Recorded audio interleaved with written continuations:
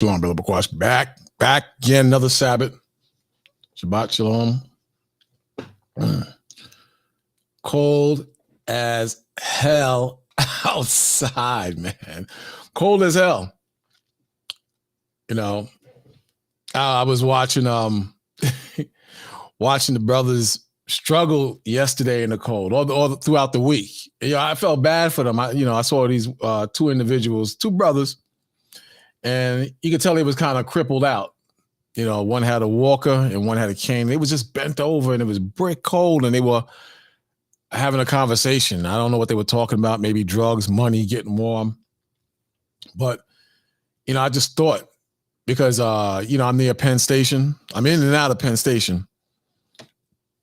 And the amount of homeless that are in the bathroom with their shirts off, pants off, trying to warm themselves up. Shalom, shalom. I was telling them about the cold, man. And the homeless in Penn Station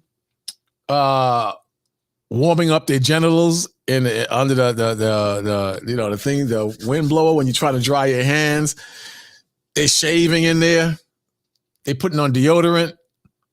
And they sitting in the stalls doing, the Most High knows what inside the stalls, man. But listen, the reason I bring that up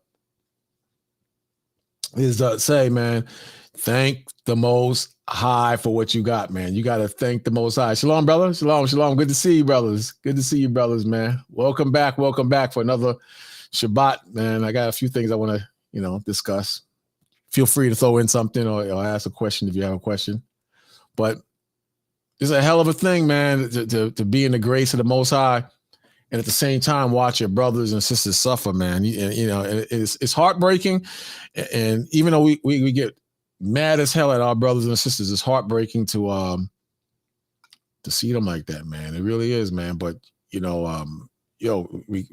Most High, He does what He does, and we got to keep it moving, man. We got to keep it moving. But shalom to you, brothers. I'm glad you're here, man. It's good to see you, brothers, man. Very good to see you. We're off the red carpet for you, brothers. Welcome back, man. It's good to see you, brothers, man, because, it's a serious thing out there. Look at this. This is in Chicago, man. They're not, I saw a thing with Tucker Carlson speaking on the migrant issue. I don't know if I want to share that because they're already starting to mess with me on YouTube. I'll think about it. But, man, this guy, they don't give two SHs about you brothers, man, or the people in this country. They don't. Hey, shalom, Lamar. Your camera's not on your face totally. You gotta bring it. No. It's like it's too high. I'm a student, brother. See with me for a minute. I'm a student, man. Now, Yeshua, you guys are the. There you go. The profession. Huh? Now you can be there, man. Trust me, it's trial and error. That's how you get it, man. Because I got different things I'm experimenting on.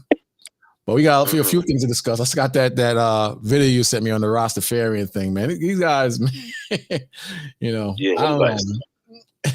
Yeah, mad as hell, but that Jamaican guy is pissed off, man. Yeah, if you see Gina, you probably try to kill him. I'm mad as hell. First thing he said, I said, I mash up East, mash up the Arab them, and no war against Jamaica. Rasta man. Say war against Rasta man. They pissed off. Those people are ignorant bad, man. Yeah, but all these I remember one time. I said all these religions got them crazy. They all got them crazy. Yeah. Man. I remember, man, Jamaica. But no, I went to Jamaica. That like in 1997 or something like that. Mm-hmm. Brother, that guy will kill us, man. We have to leave, man. This guy. Yeah, I went out there in I think around 97 too, 97 or 98, and man, them guys. Right. We have the white Jesus. We put the white Jesus and we throw the horn. Yeah. And give him like 6 fangs, and he writes 666 on his head. We did the same thing with Haile Selassie, and man, them dreadlocks got pissed, boy. They wanted to kill us, man. But but the spirit had it; they couldn't touch us, man. The spirit had it; they could not touch us, man. It's crazy. But let me throw this intro in, and speaking of that, I got a little reggae on it, but and we'll get started. Let me just throw this intro in, and I'll be right back with you, brother. All right.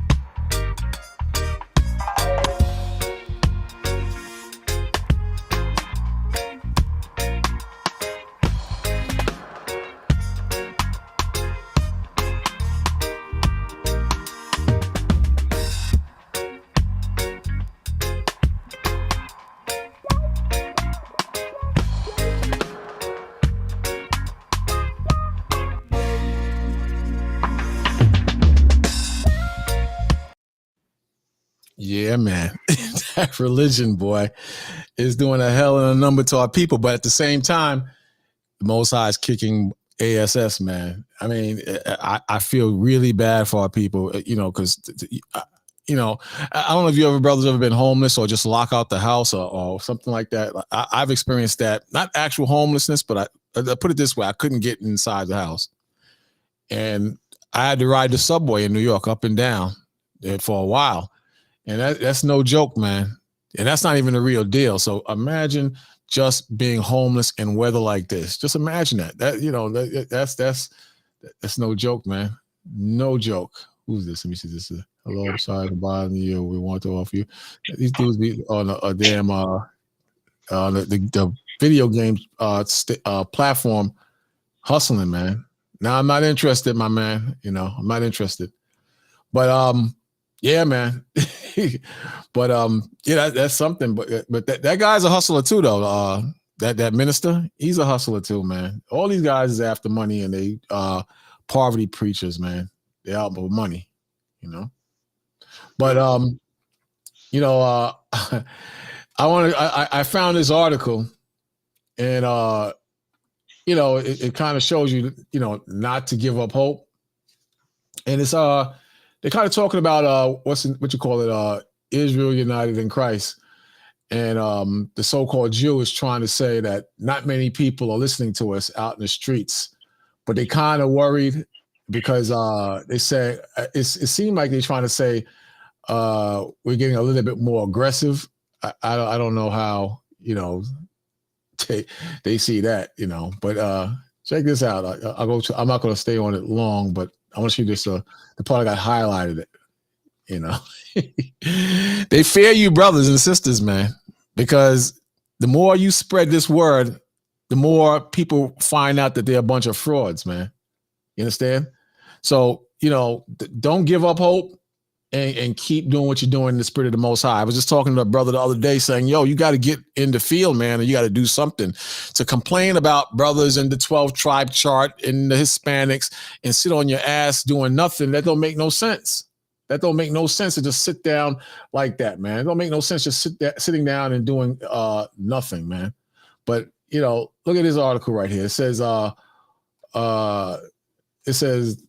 only available statistics on Israelite identification in the United States were collected as a part of a small national survey conducted by an evangelical Christian research firm in 2019.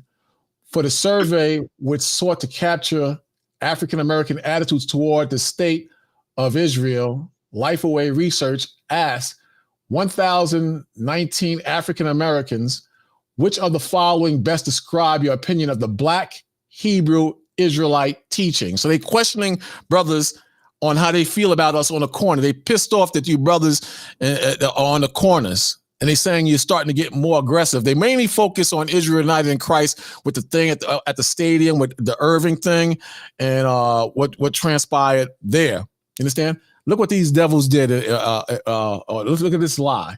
It says most respondents, 62%, they are not familiar with the teachings. They're saying 60% of the people they question are not familiar with what we teach and who we are and what we're about, which is a goddamn lie. That's a lie. It says, but 19% said they agree with most of the core ideals taught by the Black Hebrew Israelites, and 4% said they consider themselves Hebrew Israelites.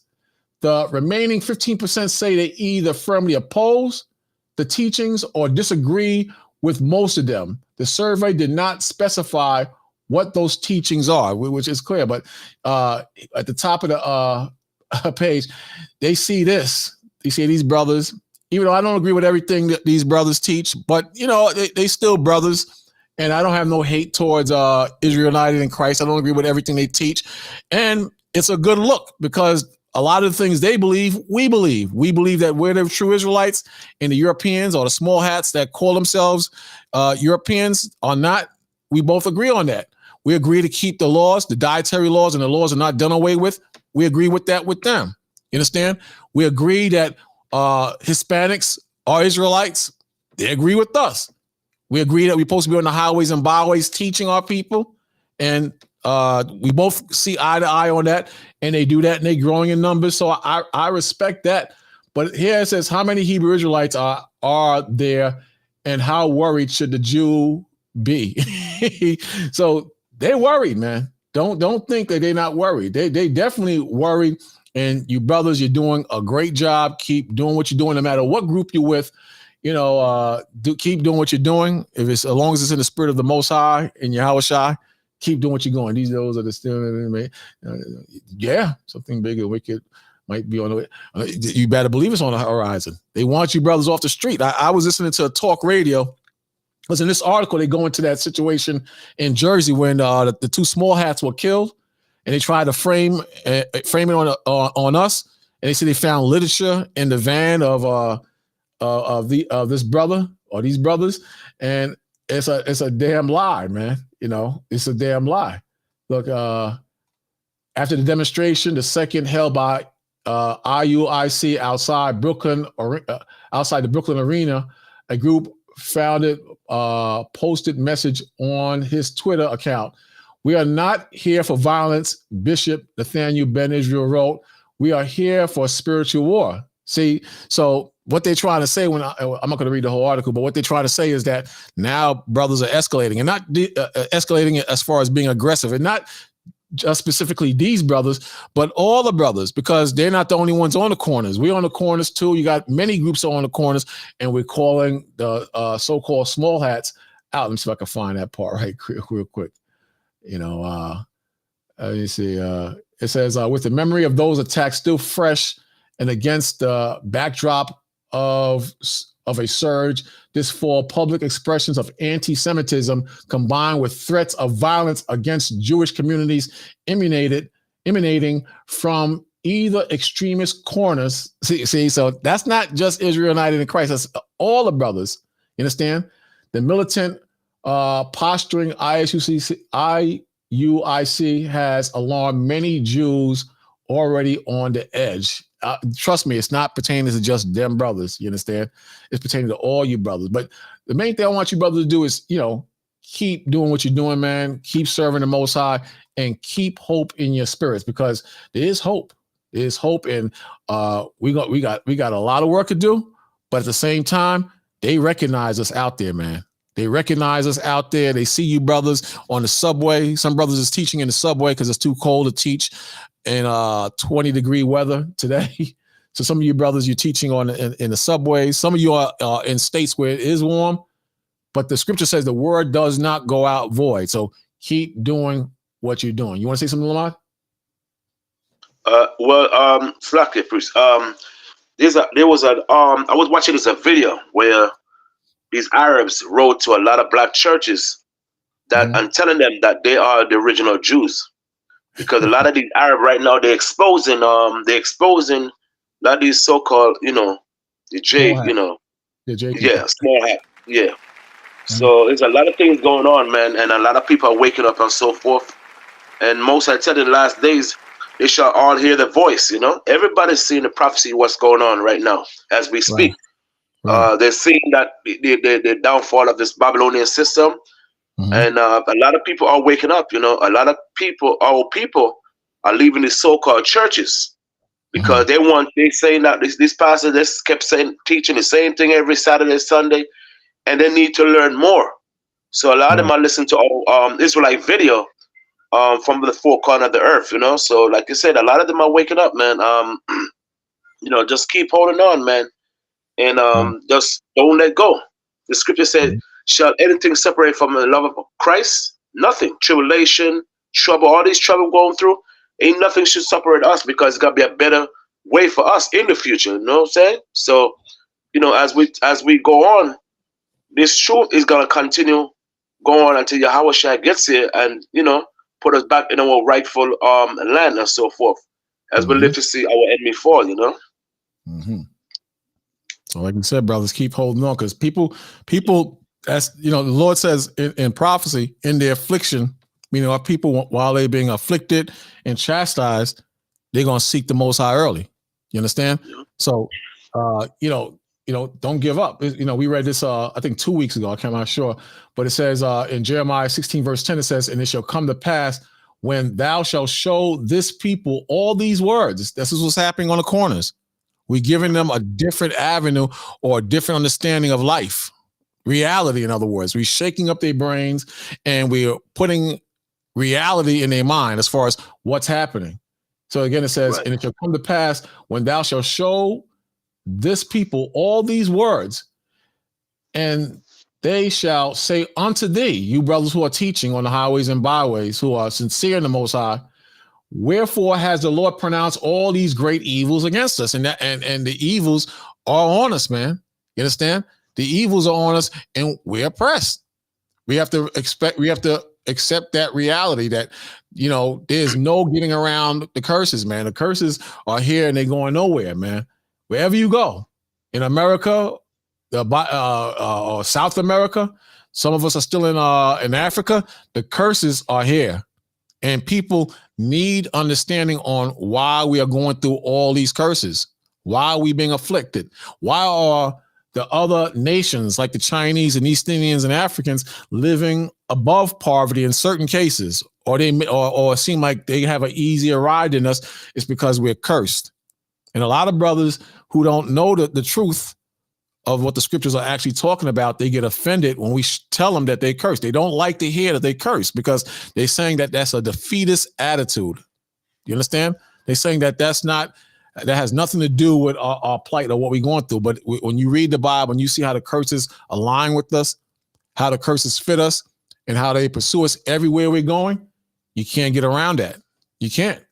But again, it says, and it shall come to pass when thou shalt show this people all these words, and they shall say unto thee, wherefore has the Lord pronounced all this great evil against us? Or what is our iniquity, meaning our sin? Or what is our sin that we have committed against the Lord Yahweh? Then thou shalt say unto them, because your fathers have forsaken me, meaning our forefathers, because our forefathers turned their back on the Most High and disrespected the Most High and blasphemed the Most High, meaning we broke the commandments. This is what we're telling the people on the streets. And now in 2024, they're starting to see it. It's starting to make sense. The Bible is like a puzzle. Once you put it together, it starts to make sense. So now you got young men, so-called Black and Hispanic, bringing their children to Shabbat service, to new moons, to Passovers, Black and Hispanics of Negro and Indian descent. Stop this nonsense about Hispanics are not Israelites. Hispanics are in the ghettos with you. Hispanics are oppressed with you. Hispanics are arrested with you. Hispanics go to school with you. Hispanics are in Rikers, Sing Sing, Elmira, Attica with you. Hispanics are Israelites too, of Negro and Indian descent. And this is why you see us growing together and coming together. That's a beautiful picture. You understand? But you got brothers who are confused and would turn their back on that. That's insane. You understand? But again, 11 verse says, thou shalt say unto them, because your fathers have have forsaken me, saith the Most High, and have walked after other gods. See that? Other gods. This is what we're doing now. Islam, Buddha, Christianity, and have served them and have worshiped them and have forsaken me and have not kept my laws. See that? So you're not keeping the Most High's law. You know, I was reading something earlier on Hispanic Heritage Month, which was it starts in September 15th, I believe, and it goes into October. And you know, when you read it, you know, it says let me get it real quick, sir, and I'll let you come in, Lamont. It says right here, because this is ridiculous with the Hispanics, so-called Northerners, so-called Latinos. It says, why does Hispanic Heritage Month start on the 15th? September 15th was picked because more than half a dozen Latin American countries celebrate their independence. The key word is independence. Celebrate their independence on or around that date. According to the Library of Congress, Costa Rica, El Salvador, Guatemala, Honduras, and Nicaragua all declared their independence from Spain on September 15th, 1821. So I looked up what is the predominant or the most favorite religion in all those countries, and that I just read. And you know what it is? Catholicism. Yep. They claim to be free from the white man and the Spaniards, but their main religion is Catholicism. How does that make sense? Then I looked up. I said, well, let me make it a broader search, and let me look up Latin America countries, period. Let me just look that up and see what comes up. And guess what? What's the main religion? The Roman Catholic Church again. So you tell me what sense this makes? How the hell are they free? Hey, Shalom, Right. Shalom. You know, it don't make no sense. So they're oppressed just like us, but the problem with a lot of Hispanics, they think they're white. You understand? But they don't remember what the damn Spaniards did to them, because a lot of the brothers say that the curses don't fit them, but this like a hell of a lot of curses to me. It's like a hell of a lot of curses. These are the Spaniards feeding so-called Latinos to dogs. And they said, cut your damn hands off if you didn't produce enough gold. They would have you as a slave dig up gold, and if you didn't produce enough gold, they would cut your damn hands off, man. Yep. Wow. Could you imagine that? And listen, I know some of the Latinos are dark features. They have dark features and woolly hair, but the majority of the historic pictures of so-called Hispanics, they always look like Juan Vega from the bodega, Mr. Manny in the bodega. They always look like this historically. You understand? Because they're Israelites, just like you so-called Negroes. Yeah, brother. You know what happened? Let's go to brought up that topic, man, that verse.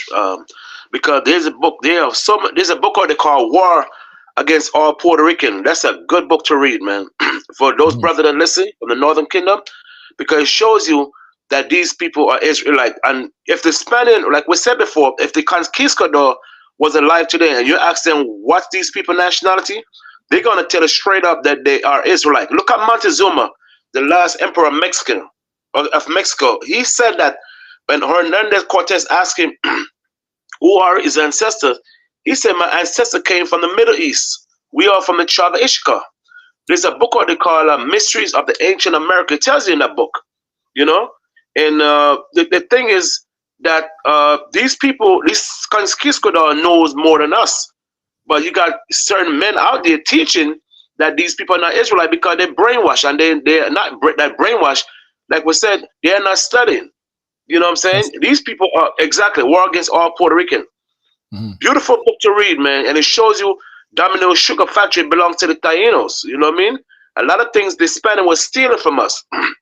Look at, for instance, there's a documentary called The Happy Pill. Esau knows there was a German doctor, I can't remember his name. He knows he was hired by the U.S. government to sterilize every Puerto Rican woman in Puerto Rico, because they know those were Ephraimite tribe. They know that because remember the scripture tells you that Ephraim is very fruitful. Because the Most High blessed the Taino woman, as mother giving birth, that she gets pregnant in no time. And I'm saying there's an old time saying, Bakwash, that if you can't get a woman can't have a children from me, my wife can't get pregnant, whatever, I'm going to get a Taino woman. That's what they used to say back in the Caribbean. Because in Jamaica, there are a lot of Puerto Rican in Jamaica, but a lot of people don't know. There's a lot of Puerto Rican in Jamaica because they were the first person that were there. But the thing is, there's so much books out there shows you that these people are Israel. So it's nothing to debate about. It's just few ignorant people out there pushing that crap because they, like we said before, they don't study and they just go by what they see is a person with a woolly hair. You got the Taino, some of them got woolly hair and some of them got straight hair. So it's very stupid for them to make such statement, and very ignorant also, and that shows you that they are not studying. And this is something they need to think about. They need to study more, and they need to realize that these brothers, whether they're Puerto Rican, Dominican, Mexican, they are their brothers. You know what I'm saying? But the truth is going to come forth eventually anyway, whether they accept it or not. You know what I'm saying? But the truth is in the scriptures. There's let's see. There's so much there's so much books. That same picture image you have here on the screen is a book they call Puerto Rico and the Flame of Resistance. If you go online, brother, right now, it's called Puerto Rico and the Flame of Resistance. And it shows you this book is like $1,500 right now, brother. $1,500. The minimum. It's called Puerto Rico and the Flame of Resistance. If you could get it on Amazon. Same image that is shown right here is in that book. What they used to do it to the Taino men and women. And if the woman, the Spaniard will rape off the women, and if the woman have a male child, what happened? They would chop up the male child or gave the male child to the dog. If it's a female child, they would let the child grow up, and then another Spaniard come and rape her to keep it to the family. You know what I'm saying? But if you could find a book, it's called Puerto Rico and the Flame of Resistance. Excellent book, man. They charge so much money to shame. I think about almost $1,500 to $2,000. They're charging for it. Let me see if I could get it, pick it up.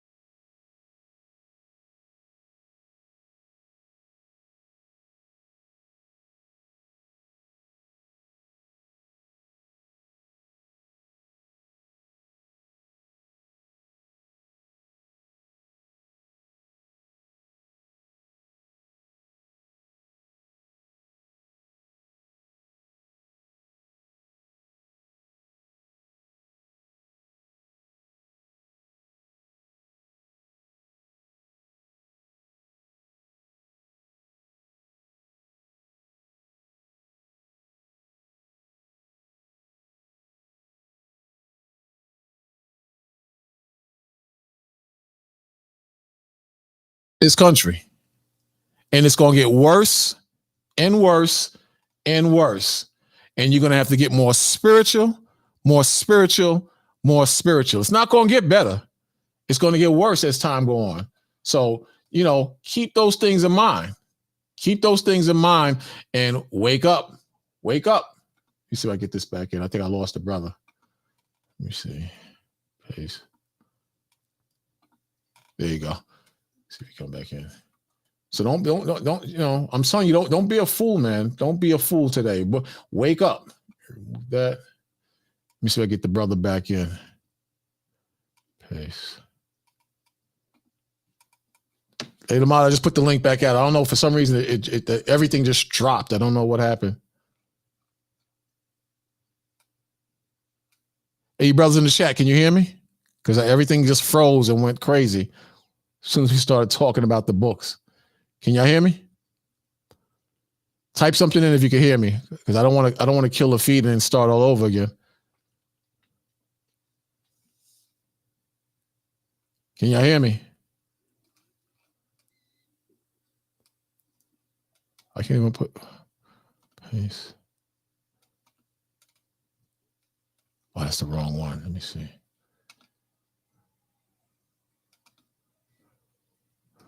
Paste. In the chat, can y'all hear me?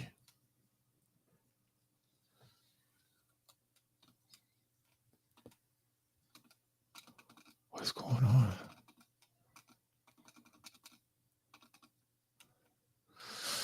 I don't know. Something going on.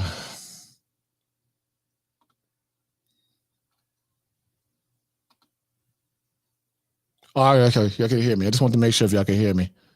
All right. So let me continue. I'll try to get the brother back in. I don't know what happened. That's Satan right there, because it just, everything went crazy. The screen went blank, and then everything started coming back slowly. Cool.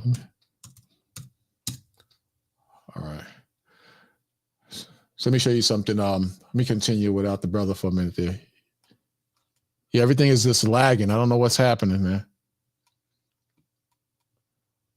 But regardless, all right. So again, you know, I was looking at this, and it just shocked me because how could you claim to be independent and your land was stolen from you?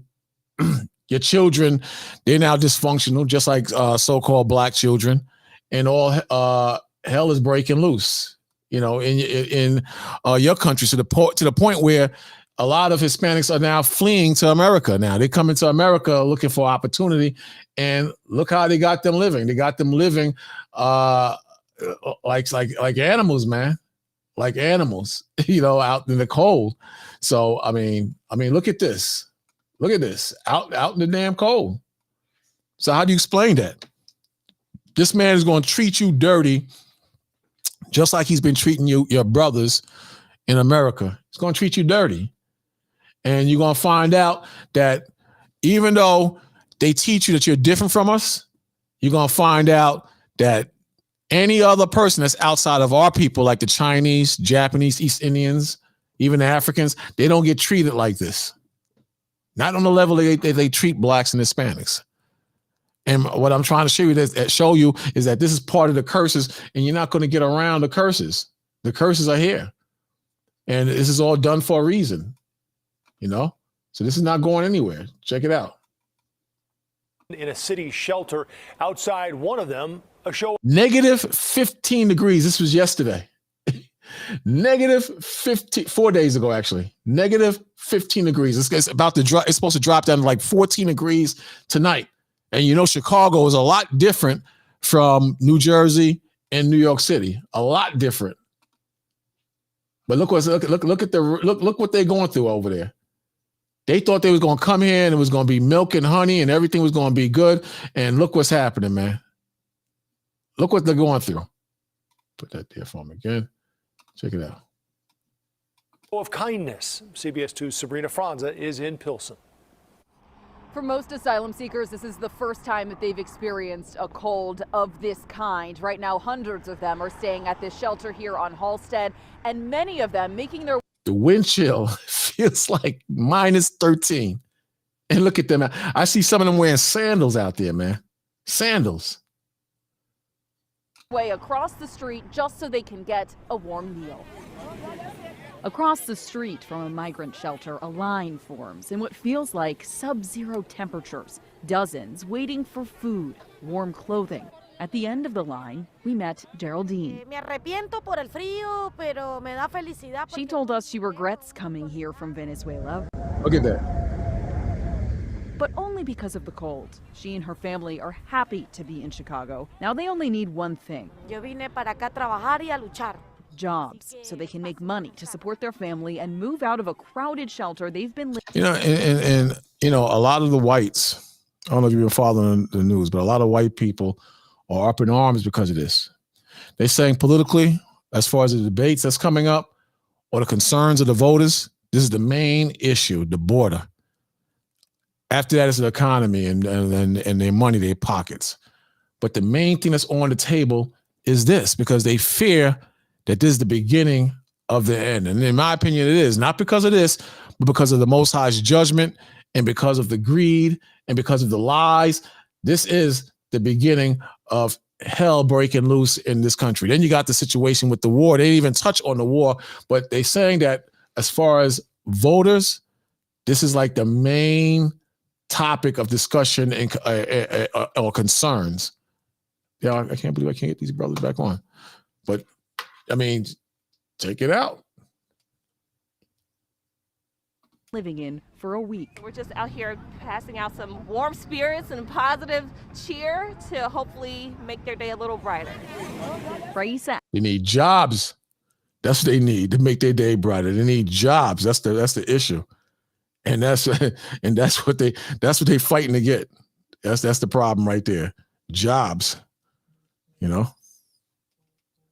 Adams is the co-founder of Something Good in Englewood. Completely important. This is what's needed. At the end of the day, we're all humans. You know, we all need shelter, food, just the basic necessities. Tomorrow, Mayor Brandon Johnson was supposed to meet with other mayors across the state to talk about providing those basic necessities. That meeting was postponed until a later date because of the cold. It's freezing in Chicago. They need the clothing. I don't know if you even look in the line. They need the clothing, man. You know, like I did a video yesterday with all the money they spending on war, all the money that's going on war, and the so-called small hats, all that money, and they doing nothing for the people in this country. Not to the degree what they should be doing, but they'll spend money on war, and they'll spend money in the so-called small hats because at the top, that's who's running the show.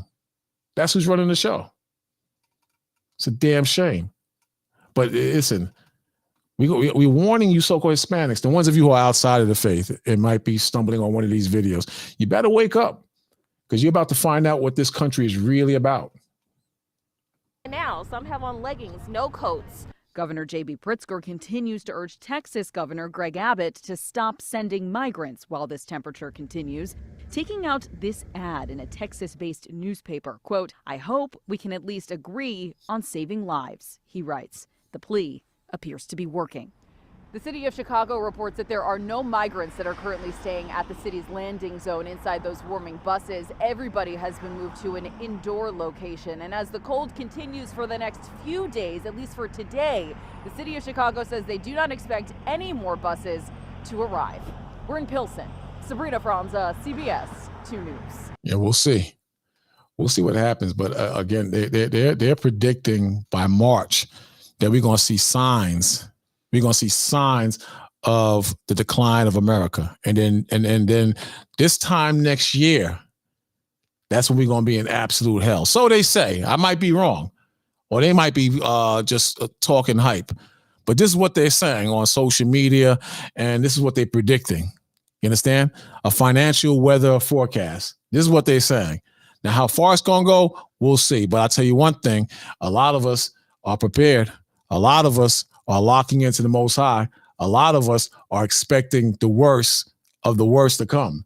And that's what I'm telling you, brothers and sisters, get more in tune with the Most High. That's what I've been saying for the last couple of Sabbaths. Get ready for the worst of the worst to hit, because it's gonna get bad. It's gonna get really bad after a while. So get ready for it, because we're seeing signs of it. Now, this is what I got over the last few days. Check this out. Now, I was shocked to see this, because a lot of the brothers, man, I don't know what you're reading. I don't know how you're thinking. This is my opinion on how to deal in a situation like what I'm about to show you. This is my opinion, man. Let me see. That it? No. Let me see this very quick. Hey, let me see if I can find this. Oh, man, I can't find it now. Hope I didn't lose it. But how many times? 20%. Damn, I lost that. All right, man. Yeah, check this out, man. Y'all gonna flip when you see this, man. Check this out. Now, this is a police stop. This was a police stop. And you're never gonna believe who was caught in the police stop. Check it out. Let me see if I can get it up there. Get that up. I can't hear it though.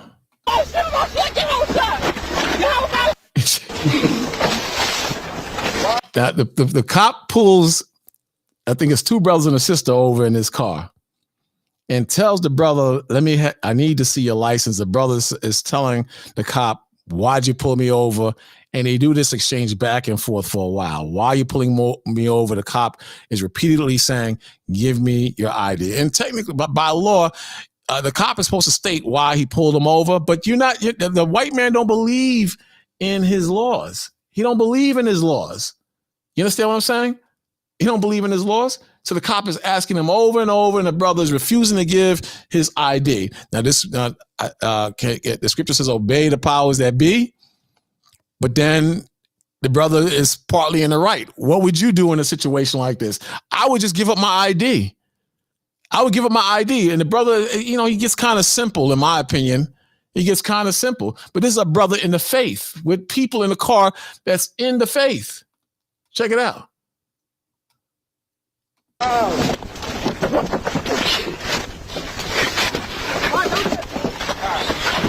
Get out of the car now.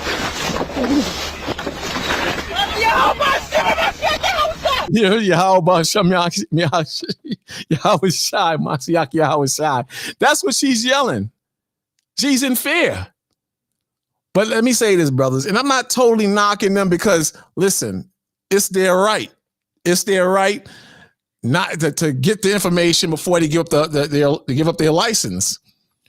But why not just comply with the cops? What's the worst that can happen if you give up your license? You know that these devils don't believe in the law. You know, and you never see anybody in a situation like this win. Why not just give up your goddamn license? It's better than going to jail. Yeah, those are brothers and sisters in the faith. This is worse. Well, I'm not going to say worse than the one in Buffalo. Remember the one in Buffalo when the sisters was being slammed around on the ground? Their fringes was flying all over the damn place. Remember that one? But this is brothers in the faith. Check it out.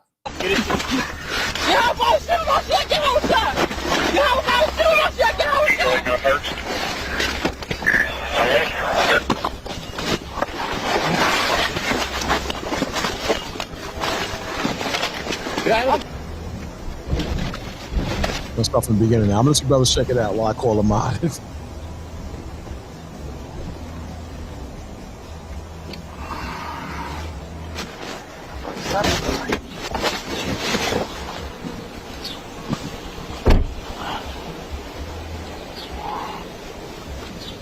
How you doing, sir? How you doing, man? You have your driver's license vehicle information on you? What's going on? I'd be happy to tell you once I see who I'm talking to, all right? I need you to let me know, like, what's going on. Like, what happened? Like I said, I'd be happy to tell you once I see information. I'm not giving you my information until you tell me what you pulled me over for. All right, sir. Failure to give me my information is an arrestable offense, okay? So you can either do this the easy way or the hard way, all right? I need to know what you're pulling me over for. I'm going to tell you once I see information, all right? I got information, but I'm not giving you my information until you tell me what you're pulling me over for. Here's the deal. You either give me your ID or you go to jail. How about that? Put this on camera, man, because you're not dealing with this. Give me your ID. I need to know. All right. You hear the sister saying, give him your ID. The cop said, you either give me your ID or you go to jail. We can do this the hard way or the easy way. Now, some brothers will say, that's all right. They can't tell me nothing. That's the law. But is it really worth it? You know they don't believe in no damn law. They don't believe in no law. Is it really worth it? That's the question. This don't make no damn sense. And you hear the sister say, give him your ID. I think at one point there's another brother in there, I'm not sure. I thought I heard a brother say the same thing, just give him the ID. I would have definitely said, yo, give these damn devils your ID. You know, I got into a discussion over the same matter with a brother years ago. He was telling me in a situation like that, I should not comply if I know I'm in the right. I told this brother, yo, I'm 6'3", 250 pounds. Them damn cops would shoot me. No, you got to let them know that they wrong. And I said, man, you tripping, man. These devils don't believe in their law. The same thing with the brothers who and the sisters who are sovereign and they try to go to court or they try to debate with the cop about sovereign law.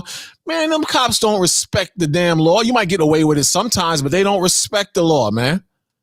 So this makes absolutely zero sense at this point.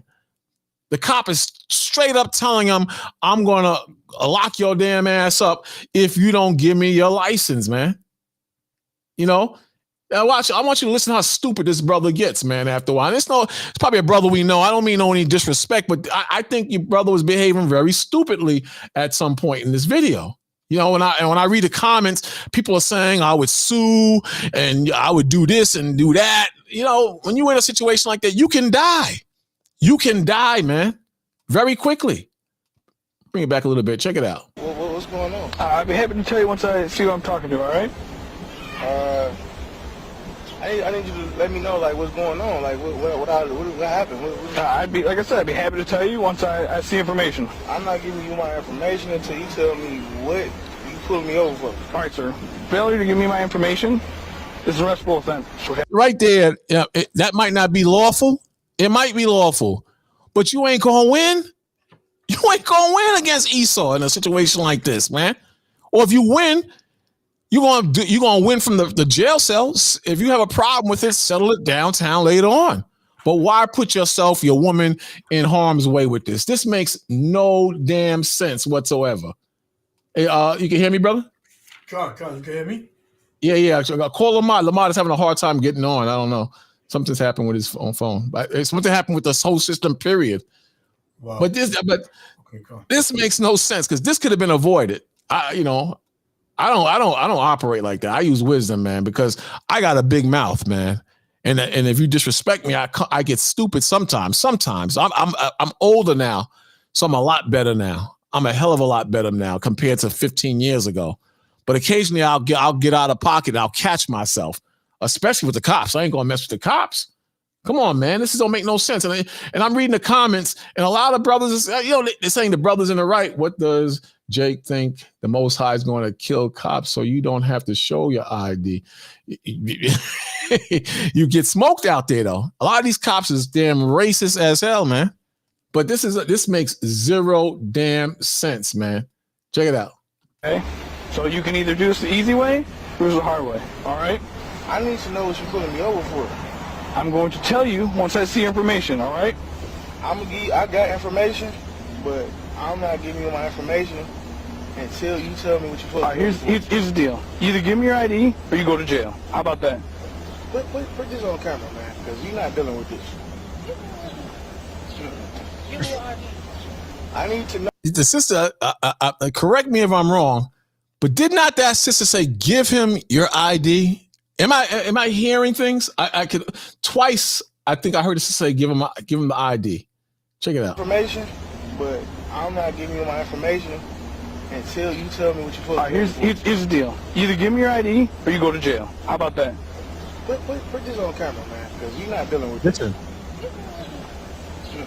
Give me your ID. Give him your ID. All right. Why are you pulling me over? Give him your ID. The sister said, give him your ID. The Most High says in scriptures, agree with your adversaries quickly. You can say Esau's law and Babylonian law. They don't respect no damn law. You're going to go to damn jail or you're going to get killed, man. Yeah. It's crazy, man. We put so you brothers can come up. Any of y'all seen this video yet? Yeah, I've seen that. That's the one where he was calling the Most High's name and the cop broke the window. Yeah. And I've seen that a while ago. Yeah, but what sense this makes? I mean, I know you want to fight for your rights and whatnot. I'm going to tell you a story. We was in camp one time in Elizabeth, New Jersey, and the cops rolled up on us and said, we can't teach out there. So normal protocol, as far as I'm concerned, is, okay, I'll keep speaking. I'll keep one reader with me, and the other men in the camp will stand to the side, and we'll just keep two signs in case they confiscate the equipment. All they got is two signs. You brothers on the side, you have all the signs and the other equipment. They just want to arrest me and the brother. So we all stand there, and they send the damn black woman over to us. And she asks, can we pack up? We don't pack up. We keep teaching. Blah, blah, blah. We go and read, whatever. Man, the paddy wagon came. The paddy wagon came. Once the paddy wagon came, it was over. There's no reason to keep going. I said, all right, you got it. We out. One brother ran. He got scared and ran. But the paddy wagon came, man. So that's it, man. What sense it make to lock everybody up? It don't make no sense. A sister got smoked in Ohio a few months ago because she wouldn't get off the car when the cops asked. She was very easily they're gonna shoot you all behind. Very easily, man. I just don't see the logic in this. And I'm reading the comments, and I agree. The brother most likely is within his rights. But I just don't. I just see it. You didn't prove nothing, but I just don't agree with it. But check it out. Detail 5 radio. I'll be on the stop. Entrance to the parks. Can you send me another car? I have a cooperative occupant. Last chance. Detail 31. I need to know why you're putting this over. Give him the ID. Where's the entrance to the parks. Can you tell me what you're putting me over for?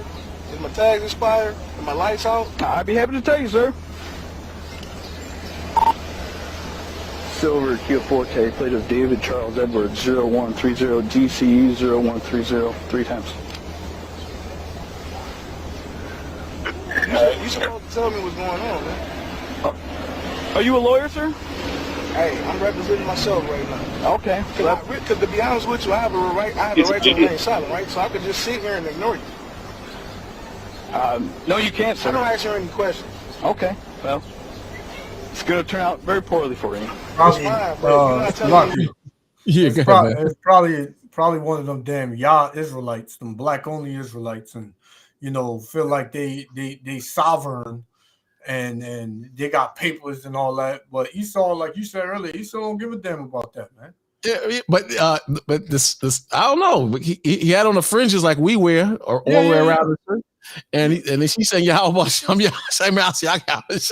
But you're right. These dudes be watching these videos and think they're gonna get away with it. I was what you call a tax protester, and we had this Moor come over to the school, and I did all the paperwork, and I didn't pay no tax. I paid like $6,000 taxes every time I got my check.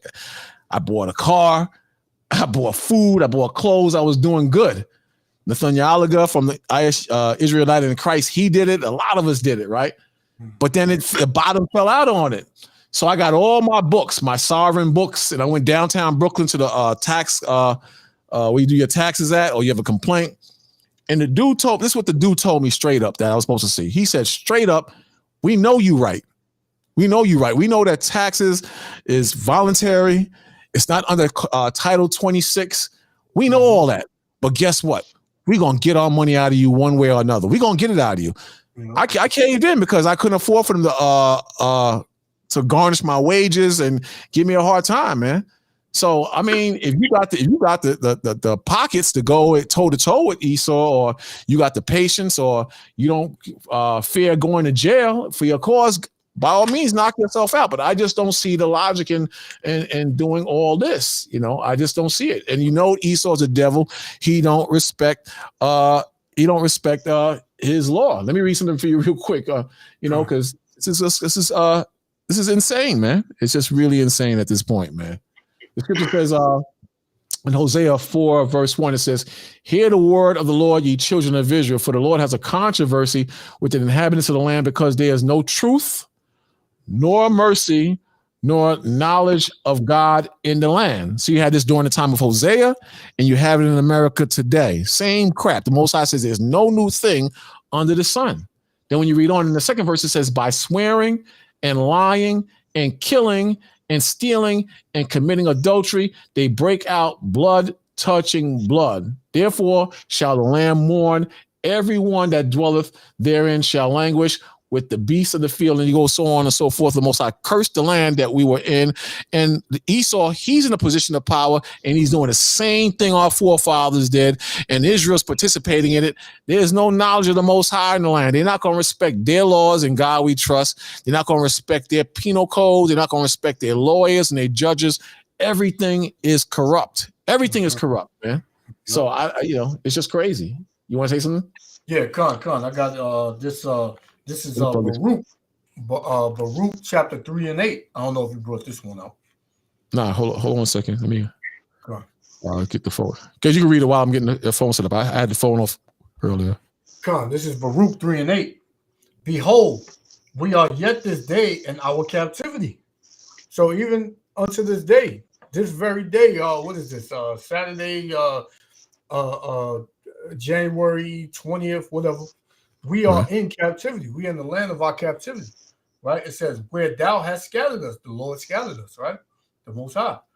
"For a reproach and a curse," because we still cursed here. Our people love to think that they're not cursed, or they can find some way to get out of the curses, to lighten up the curses. No, the only way you can do that is by coming back to the Lord, man. Not by securing a bag of some other worldly way of thinking. It says, "And to be subject to payments." You're gonna pay here. You're gonna pay taxes. If you got kids, you might end up in child support. You're gonna pay some type of money to this system, because Esau Edom is the ruler, and he's your enemy. right? It says, and to be subject to payments according to all the iniquities of our fathers, because we went off. Ultimately, our forefathers, they didn't keep the commandments. They served other gods. It tells you that in the curses, right? So we are bearing the iniquities of our fathers, right? But we coming out of that now, slowly but surely. It says, which departed from the Lord our power, man. Because we departed. We went off. We was rebellious, right? So us being rebellious, this is what we got to deal with. Yeah, you got it. Is Luke 2 verse 1. And it came to pass in those days during the time of Christ and the disciples and when the Romans occupied or had garrisons on the land, that they went out of the decree, meaning a law, an order from Caesar Augustus, white man, who had the power. He was in charge of legions of soldiers. They were oppressing the hell out of our people. You understand? So it says Caesar Augustus that all the world should be taxed. All the world that the Romans conquered should be taxed. And this taxing was first made when Cyrenius was governor of Syria, and all went to be taxed. Everyone in his own city. See? So when the scripture says the earth is given into the hand of the wicked taxes you, man. And they make the laws, and they don't even respect their own laws. That's right. This is what we dealing with, man. You know what I'm saying? Obey the powers that be. You know? And I'm not saying them brothers wasn't doing that. So for anybody to say that, I'm not saying that. I'm saying by right, it's a possibility you don't have to show your ID. Maybe it's different. Maybe it's different in different states. I don't know. But one thing we do know, this man is a devil, and he gonna do what the hell he want. He gonna do what the hell he want. They don't believe in their laws. They don't believe in what they say. They say one thing and they do another thing. This is why the so-called Jays, they get away with everything, man. They get away with everything. They have two laws in this country: one for the so-called Jay and Esau, and one for you. And one for you. This is why you're oppressed like hell. This is why you live like in the slums and in the projects, and you get the worst of the worst because they don't respect their own laws. They don't. It's a whole different thing when it comes to you. And you got to realize that you got to tread wisely. I'm not even going to say lightly. You got to tread wisely when you're dealing with this when you're dealing in this kingdom, man. When the cops pull me over, I don't give them a hard time, man. I just deal with them accordingly. I don't get smart. And in most cases, it goes well, man. It goes well. And I take my ticket if I got a ticket, and I go. I ain't gonna fight him over no ticket, man. I'll deal with that in court. You know, I ain't gonna win out there. Like he gonna say, "Oh, I'm sorry, you must be a Hebrew Israelite. I won't give you the ticket. You know, you're a man of the Lord." I'm not gonna. That's dumb, man. That's just totally dumb. James 2 verse 5.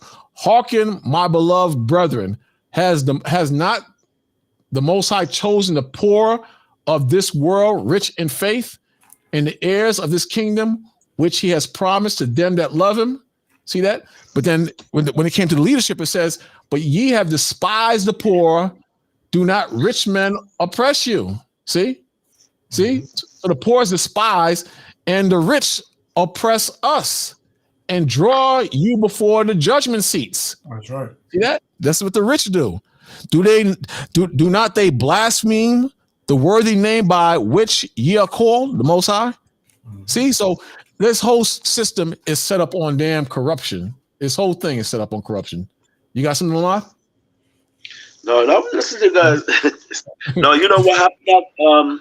When you mentioned about when the brother said put this on camera, right? He think he was gonna get away with it like some other brother, you know. That when you look at other video, when the police officer pull over other brothers, a lot of them are what they call it, those guys that claim they don't have to pay tax, sovereignty, right? Sovereignties. And a lot of times Esau let them go. They call a captain or whatever, and they come, they say, all right, let go. He figured he would be the one also that's gonna get away with it, but it shows you that nope, it's time. No. Esau don't respect that, man. You know, by right, you have to tell, as a police officer, you're supposed to tell the person that you pull over what's the purpose. You know, the brother was right, but at the same time, like you said, the scripture said, obey the power that rule over you. You know, I remember a cop pulled me over like 5 weeks ago because I have the tint on my car window. And I said, "Good morning, officer. There's a reason why you pulled me over." He said, "Well, you know, your car window is too dark." So I gave him my license, and he asked me where I'm going. You know, I said I'm going to work. He said, "Where you work?" I said, "I work for transit." He said, "All right, just have a nice day, but the car is too dark." I didn't argue with the man and said, "Get away from me, you devil." That's the purpose. A lot of Israelite brothers doing this. They see because they're in the truth, the knowledge, they figure, well, I could talk to Esau because the Most High is on my side. Nah, the Most High tell you, like I said, obey the power that rule over you. If Esau say, "Give me a license," I'm gonna give him a license. That's it. And majority of the time, Esau gonna say, "You know what? This is a cool guy," and that's it. Keep going. But he want to play like he's a tough boy in front of his wife. No, that's the best time to get the cop to your license, because when you and Eve got in an argument, Eve gonna say, "Yeah, that's why the cop pulled out the damn car." You know what I'm saying? You already know what sister mouth is. You know what I mean? Because she might throw it up her face if there's an argument in the house. That just to elaborate on that. You're with your wife Eve. Give the cop your damn license. That's it. Because if anything, you and Eve have a big argument, and she came in over you, she gonna say, "Oh, you talk to me like that. Look, what about the cop that pulled your ass out of the car?" You know what I'm saying? What are you gonna do? You know what I'm saying? But we have to use our third eyes, our brains, man, and stop that bull crap thinking because you're Israelite. The Most ain't gonna be inside all the time. No. Man, you got some of the cops they'll if you just cool with them, they just want to go home too, man. And if you aggravate the situation, you're gonna make it bad for yourself, man. Now all the cops gonna beat you behind, man. Come on, man. You put more fuel to the fire. What's that? You added more fuel to the fire. Exactly, man. Just move on, man. I cut into the wrong lane last month. Took off this guy Mirror, Northerner brother. Got out the vehicle. He mad. I said, "Listen, he ready to fight already." I said, "Listen, it was 100% my fault. It was my fault." Cops came. Cop came and said, two cops came. One for the accident and one to be a witness in case things got out of hand, I'm guessing. Cop asked me what happened. I said, "Listen, officer, it was 100% my fault. I went and sideswiped him. I didn't tell him I was riding in the wrong lane and hit him like that." Cop said, "I appreciate that, because he didn't want to go back and forth and write up a whole book of what happened. He's an honest man. I appreciate that." Left, didn't get a write-up at work. Everything went smooth. Just be cool, man. The Most High, in most cases, if you're right in the spirit of the Most High and you keeping the commandments and you doing what's right, the spirit is with you, man. The spirit is going to work with you, man. Especially with the enemy. The Most High. What's that scripture that tells you about he make it? I think it's Proverbs 11:26 about he make it the enemy go be at peace with you. Yeah, when a man's ways please the Lord, he maketh even his enemies to be at peace with him.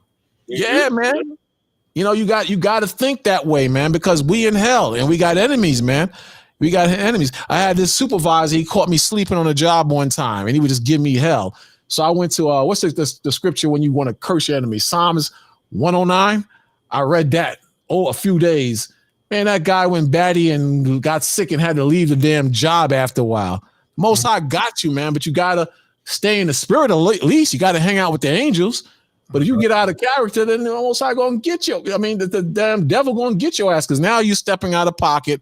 Now you're getting out of control, and now you're no longer in the spirit, and now the angels can't protect you. God, I got this is I got this precept on that, right? This is Psalms 125 and verse 3. So 125 and 3. It says, "For the rod of the wicked shall not rest upon the lot of the righteous, lest the righteous put forth their hands to iniquity."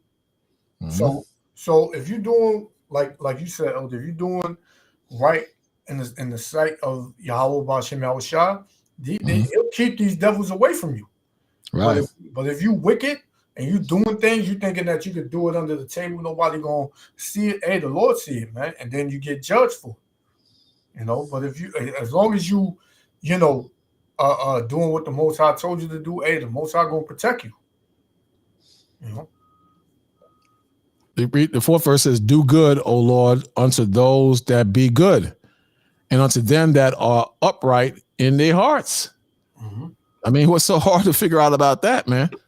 Now, if you got an enemy and he's continually persecuting you, the Lord says in Psalms 109, for my love, they are my adversaries, but I give myself unto prayer.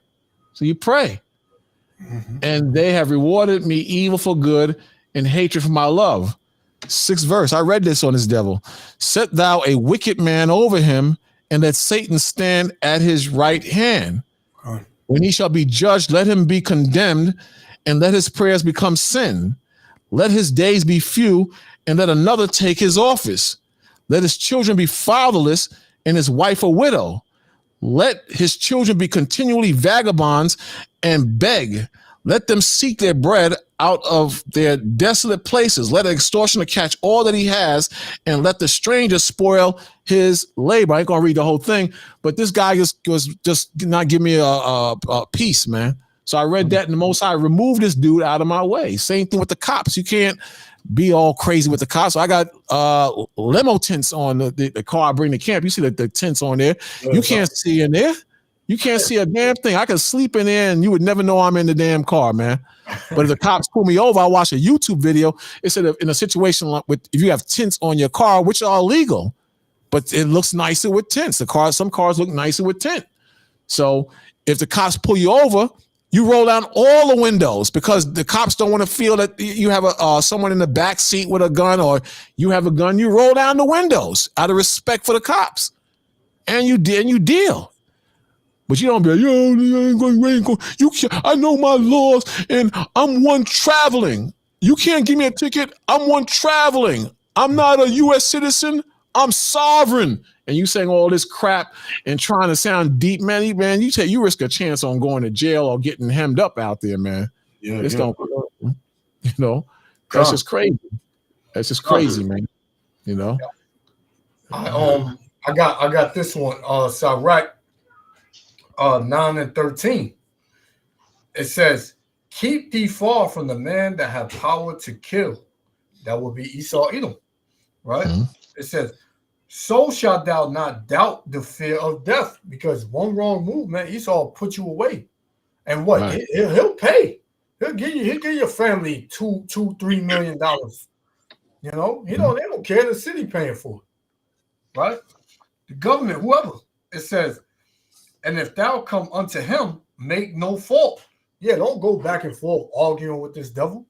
Yo, man, like you always pulling. I'm always getting pulled. This like the fourth time this week, man. You're sweating me, man. I know my rights. You got Jake with the camera, talking about, I know my rights. Get the hell out. You talking to the cop all crazy, you cursing them out and all that. The cop just like, yo, just give me your license so you can go on with your business. But Jake want to, be overboard, It says, and if thou come unto him, make no fault, lest he take away thy life presently. Yeah, next thing you know, you'll be on the t-shirt. You'll be on the t-shirt next time, right? That's a good one. Yeah, it says, remember that thou goest in the midst of snares. Yeah, there's a bunch of traps out here. Esau know all of them. Esau, you seen videos where Esau be parked.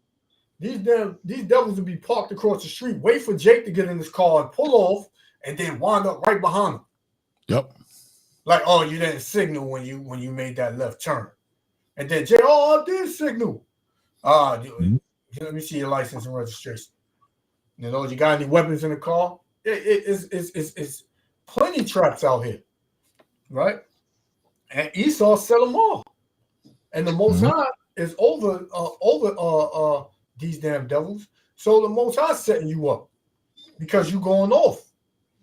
It says, and that thou walkest upon the battlements of the city. Yeah, because this is a spiritual battle. And this is a battle each and every day. Wherever you go, you can go from one state to the next.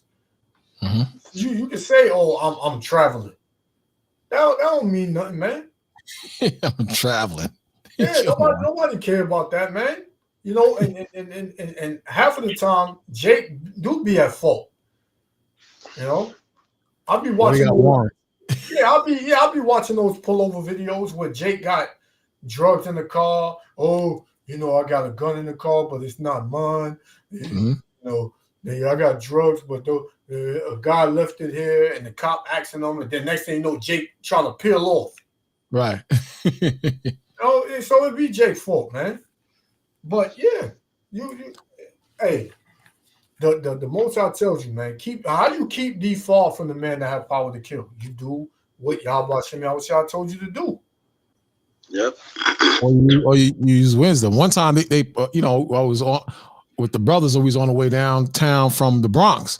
So the cops pulled some Jakes over looking for drugs and guns, and they was wrapping it up. You could tell he was finishing it up. So they got back in their car. So I'm driving, and I tell his brother Zabalan, you know they're gonna pull us over. He said, so they was way back there. He said, how you know that, brother? They're gonna come and get us. How you know that, brother? And sure enough, they pulled us over. Whoop, whoop, whoop, whoop. So I pull the car over, and he says, license and registration, please. So I give it to him. And he says, your car is registered in Albany. Why? Do you live in Albany? And I said, yeah. He said, you don't live in Albany. I said, I live in Albany. So he said, we want to search the car. So I told him no, because I had the camp equipment back there, signs, literature. He would have saw that, and he would have acted like a damn a-hole. So in that case, I told him no, and he got pissed. He got pissed only because this car that was in front of us threw him off, and them brothers came over to find out what was happening, and he let us go. But the fact that I didn't let him in the car, let him search the car. He was pissed. But you know, if he would search the back of the car, all that, the Esau's the devil and all that. That's when we had the signs as the white man, the devil, and all that. You know, that was back there. So, but luckily, the spirit, I didn't get all out of pocket. The spirit had me calm, and we got out of there. But you know, this brother, man, you know, I don't know. But you do have some of these Edomites that abuse that power and just you know, they come up all aggressive. Jake ain't doing nothing. He complying, and they still tell him get out the car, and that means because Jake going off in some way. Right. You know, but this is just crazy. Check it out, though. Check it out. What's going on? That ain't right. I'm gonna tell you what the deal is. You're probably suspended, so you don't want to give me your license. I don't have to give you my information. Okay. Tell me what's going on. You heard that? You're probably suspended. You're probably suspended, you know, and he might be. I'm not saying he is, but you know, I hope he wasn't. And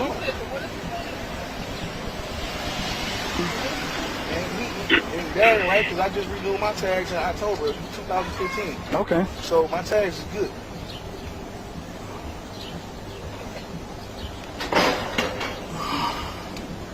So, am I free to go? No, you're not free to go. This is an investigatory stop, all right?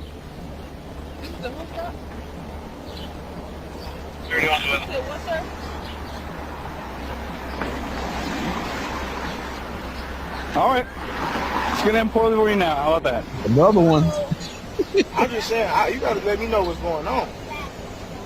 All right, here's the deal. For all I know, you could be trying to kill me right now. It is now. Come on. He might be, because you know it's a big stretch, but he might be. But come on, man, just give him the license. Absolutely ridiculous. All right. Huh? I said exactly. I don't care. All right, step out of the car. It's been 2 minutes. I'm not stepping out the car until you tell me what's going on. All right, open the door. Back up. This is on camera. You gotta let me know what's going on, man. You're not doing it. You're going to jail is what's going on. For what? You ain't on what charge? Huh? He putting them gloves on and Yeah, back. you know it's on once the gloves come on. Yeah. But watch the cop. He gonna get mad because he gonna hit his head on the top of the car and almost get ran over, and that's gonna piss him off even more. Watch. Wow.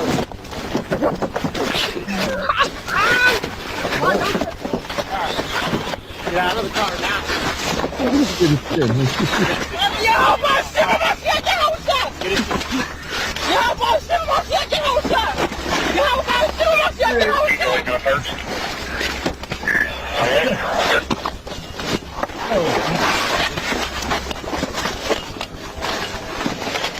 out of the car, man. Get out of the car. Get out of the car. Get out of the car. Let me get out the out! Get out of the car! You ain't getting out of the fucking car. Get out of the car now. Get out of the car. On the ground. All right. Put your hand behind your back.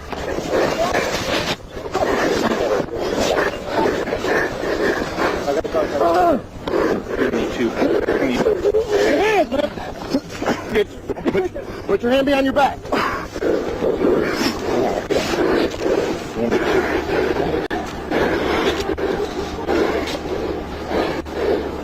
Put your other hand behind your back.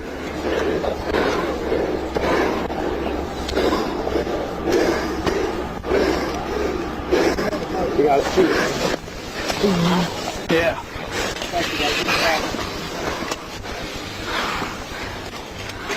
Your hands, man. Get out of the car now. Sorry? Now you look stupid. Yeah, That's stupid. All that, man. It's not even worth it, man. Come on. Unless he's dirty and he's trying to hide it, man. Yeah, Jake don't know who he's dealing with, man. We all know Esau is he's weak. We all know that, but he doesn't understand that Esau ain't playing, man.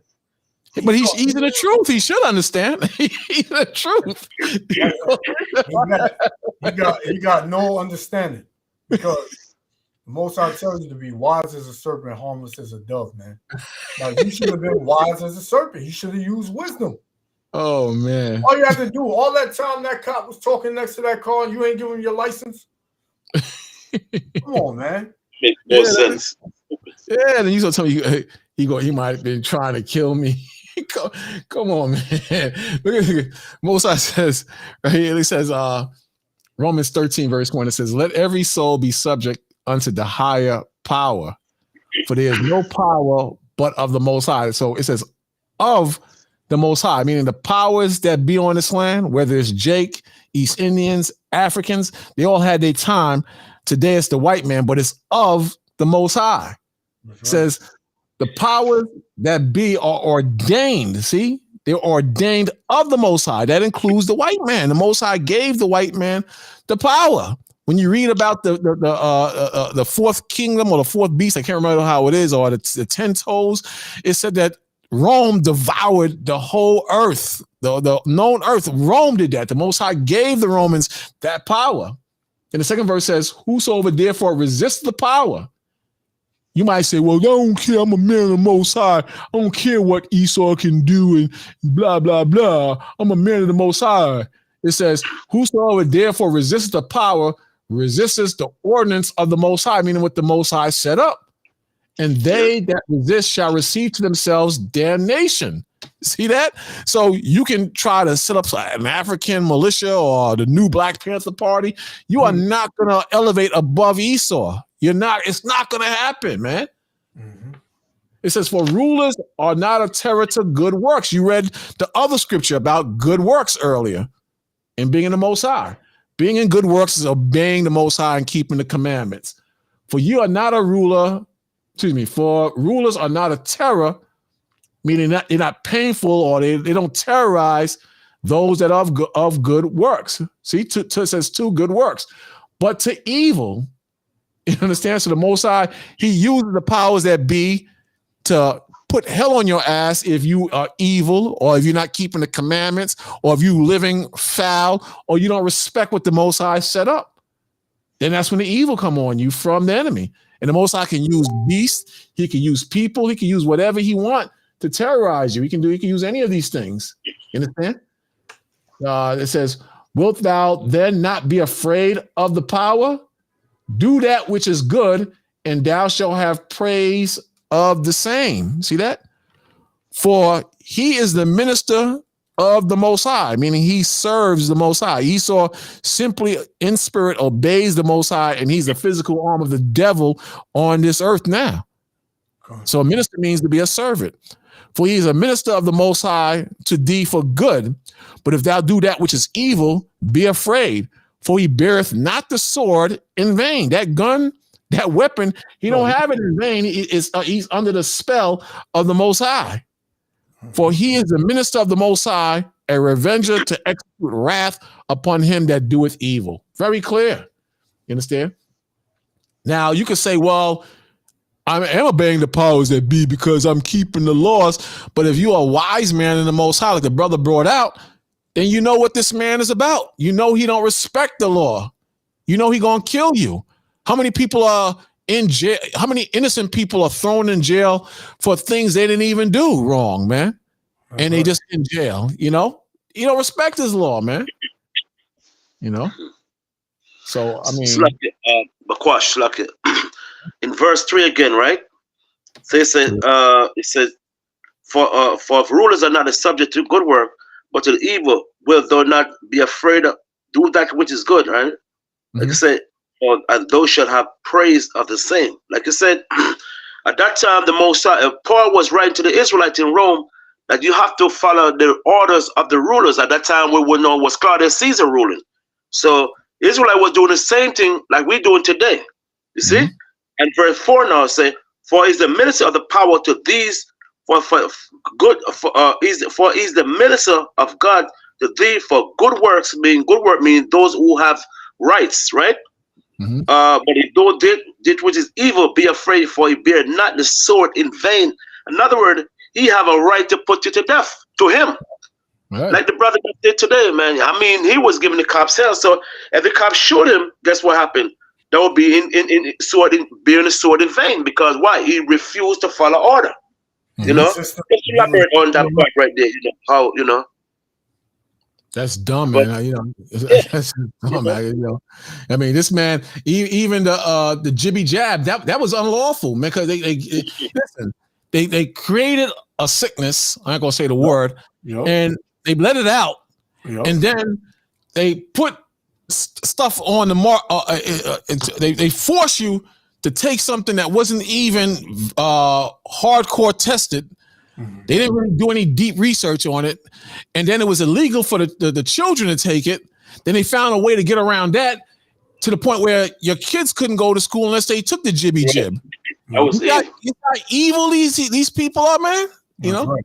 And then they had the nerve to say, well, we're not going to force you to take it, but you're going to want to take it. You are forcing them because you're telling people if they don't take it, they can't work. Right. Exactly. You know, and they know people's livelihood is their job. You know, these people, man, are a bunch of damn devils, man. In my understanding, it's not the federal government's job to force that or if to even make those moves. It's each state. They have the right to choose what they're going to do and what they're not going to do. But it's still unconstitutional to make them to do this, man. It's still unconstitutional. So they don't respect their own laws. Even then when 9/11 happened, they came out with what? The Patriot Act, where the damn Constitution suspended and they could just declare martial law and do what the hell they want. They don't believe in the law, man. That's what they're going to try to do this time. You better believe it. You better believe it. It's coming. It's coming, man. They have to get they have to find a reason to get rid of the Constitution and have everybody give up their rights. Right. So they got to make people trust them, but nobody trusts them. So you know, like that's why it says in Revelation that the devil is going to come down with great wrath. Right. Because, you know, he got a short time. All of his plans, they backfiring on him. You know, so he's just going to come out just like a flood. And when he does that, that's what, you know, when you read Isaiah 59, when the enemy coming as a flood, then shall the Lord lift up a standard against him. So when he make his move, that's when the Most High going to make his move. The Most High says, arise ye and depart, for this is not your rest. We had captivities in many different lands. But the same way those weren't your rest, and the Most High kicked us out of our rest, which was Israel, America is not your rest either, man. So you're trusting in a government and a people that's ruling over you that does not have your best interests at heart.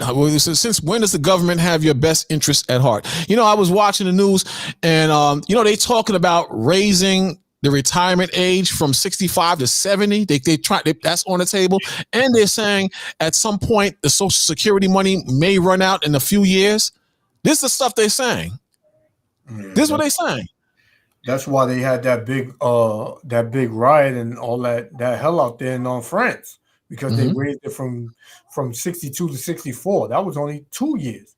So, Right. you know, they basically want you to work till you die, man. That's exactly what's happening. Even when you retire, you know how many people I see coming back to the job to work because you can't make it, man. You get your retirement. Let's say your retirement is only $4,000. You got a mortgage. You got grandkids. You got your children are struggling. You know, the cost of food is up. Gas is up. You can't even relax. You have to work till you die. That's what it's like in this country, man. You have to work till you die, man. This is what's going on, man. But this is not your right. Trying to do the same thing, you know. Yeah. Mm-hmm. Before you could get you could get your pension age 55. Now trying to say now, according to the new contract, it's gonna be age 62 now. Right. So people are pissed off in New York also. We're trying, you know, TW. Yeah, because when you come off work, depending on what you do, man, you so goddamn tired. I had a brother, I was just talking to him a little while ago, and he was like, you know, we was talking about how we feel away and, you know, you kind of frustrated here and there. And I had to explain to him what's happening is that the Most High has it that the days are going so fast. That's right. That's right. And you're doing the same thing all over. You're doing the same thing robotically every day. You get up, brush your teeth, put on your socks, put on your pants, put on this A, B, and C, kiss the wife goodbye. You go to work. You take the same route to work every day. You might put on 1010 Wins or CNBC or whatever. You go to work. You say, hey, good morning, good morning. You get your work. You start your work. You mad as hell. This person pisses you off. That person pisses you off. Then you come back home. You do the same thing in reverse. And you're so tired. You just want to eat and go to sleep. You try to stay up. And you do the same thing over and over. And the good things you used to do in life, those things is gone now.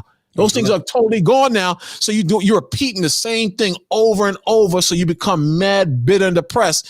And you're going to do this till you die? Nah, man. That's crazy, man. And even if you do get a chance to do something different, when you do it, it don't even feel right. It feels like it's no fun to it. There's no spirit to it no more because there's so much going on in the world. It's like, damn, you feel like you didn't even do nothing different, you know, because all that's you know, all that you're doing that's taking up the majority of your time is work, more work, and you know, house stuff and something breaking down, and it's just crazy, man. You don't get no time to do nothing that you like to do. Right, no time, and you know, and everything is crappy. The food is crappy. The fruit is crappy. What's on the TV is crappy. The music is crappy. So there's no real quality substance in your life unless you create something or you slow down. You have to, and you know, I was telling him you got to slow down.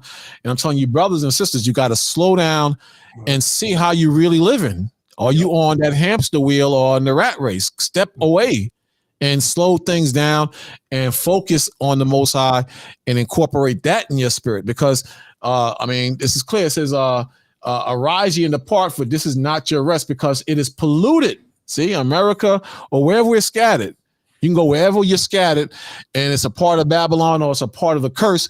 It is polluted. It's against the Most High. It says it is polluted. It shall destroy you, even with a sore destruction. And that's what's happening, man. You know, even the heathens,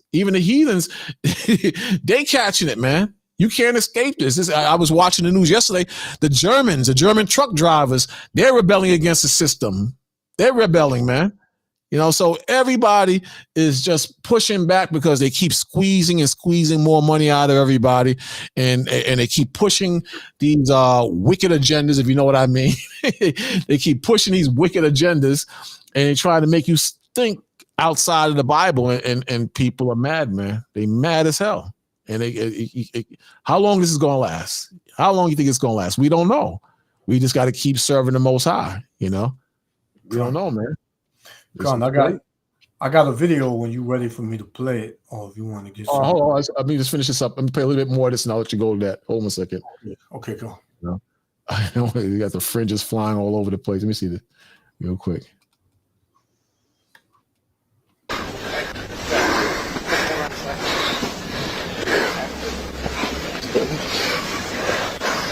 I can't even breathe.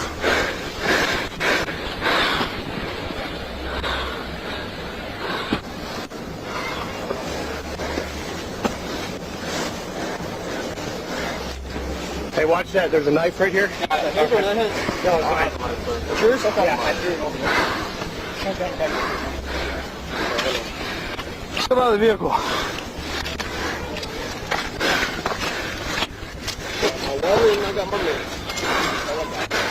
That's the same guy, or he had another dude in the car? There's another dude in the car and a sister. Oh, I didn't see it all the way through. I only seen like a little clip. I didn't see the whole thing though. She throws something. I don't know if that's her phone or what, but they get on her and she gets rambunctious and check it out. Okay. Put your hand on the car. Don't touch my phone. Get it out of your hand. We got your hand on the car. So you got the fringes right there in the t-shirt. I don't know if that says Most High or something. You got it right there. I see.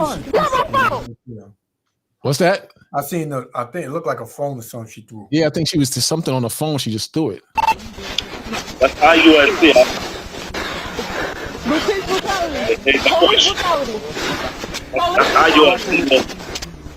That's IUSC? Yeah, come. Oh, get out of here. Yes, it is. Yeah, I'm trying to keep it purple. But they wear purple though. That look like Nah, they wear purple, man. That's not. I don't think that's them, man. That might be ISUBK or something. Nah, it's brown. They got on brown. It's like a brown shirt. Let me see. We're gonna play a little bit more and see if they can get a better look. Huh? Yeah, but not all of them wear purple when they're in camp, but not all of them wear purple when they're out there. I don't think I that's know them. some of them are camp, you know. You know. But guys, you can play the video you had because but the point is, I was trying to say, man, don't be stupid out there, man. Don't be stupid out there, man. Don't be stupid out there. Just because we're in the truth, don't mean that you can do what the hell you want to do and step out of the spirit of the Most High. That's dumb. You know, this truth is like I can tell you in Psalms 91, it's a refuge where you can go and chill with the Most High and the Most High can open your mind to different levels of understanding. But if you step outside, man, don't think that, the devil won't get you, man, because, the devil will get you. And you got some very ignorant brothers who don't understand this, man, that you can't just flaunt which you have, man, because, people will come at you. I used to wear Sheila David rings to work. And this guy at corporate, he would ride with me. And, when he saw the rings, he just started acting real different, man, real funny spirit. And then, I was driving and I saw brothers going to the Passover. They was going to they had a hotel. They rented a spot for the hotel. So I stopped. I said, yo, what y'all doing? Y'all going to Passover? Yeah, they talk Shalom. Oh, damn, what happened, man?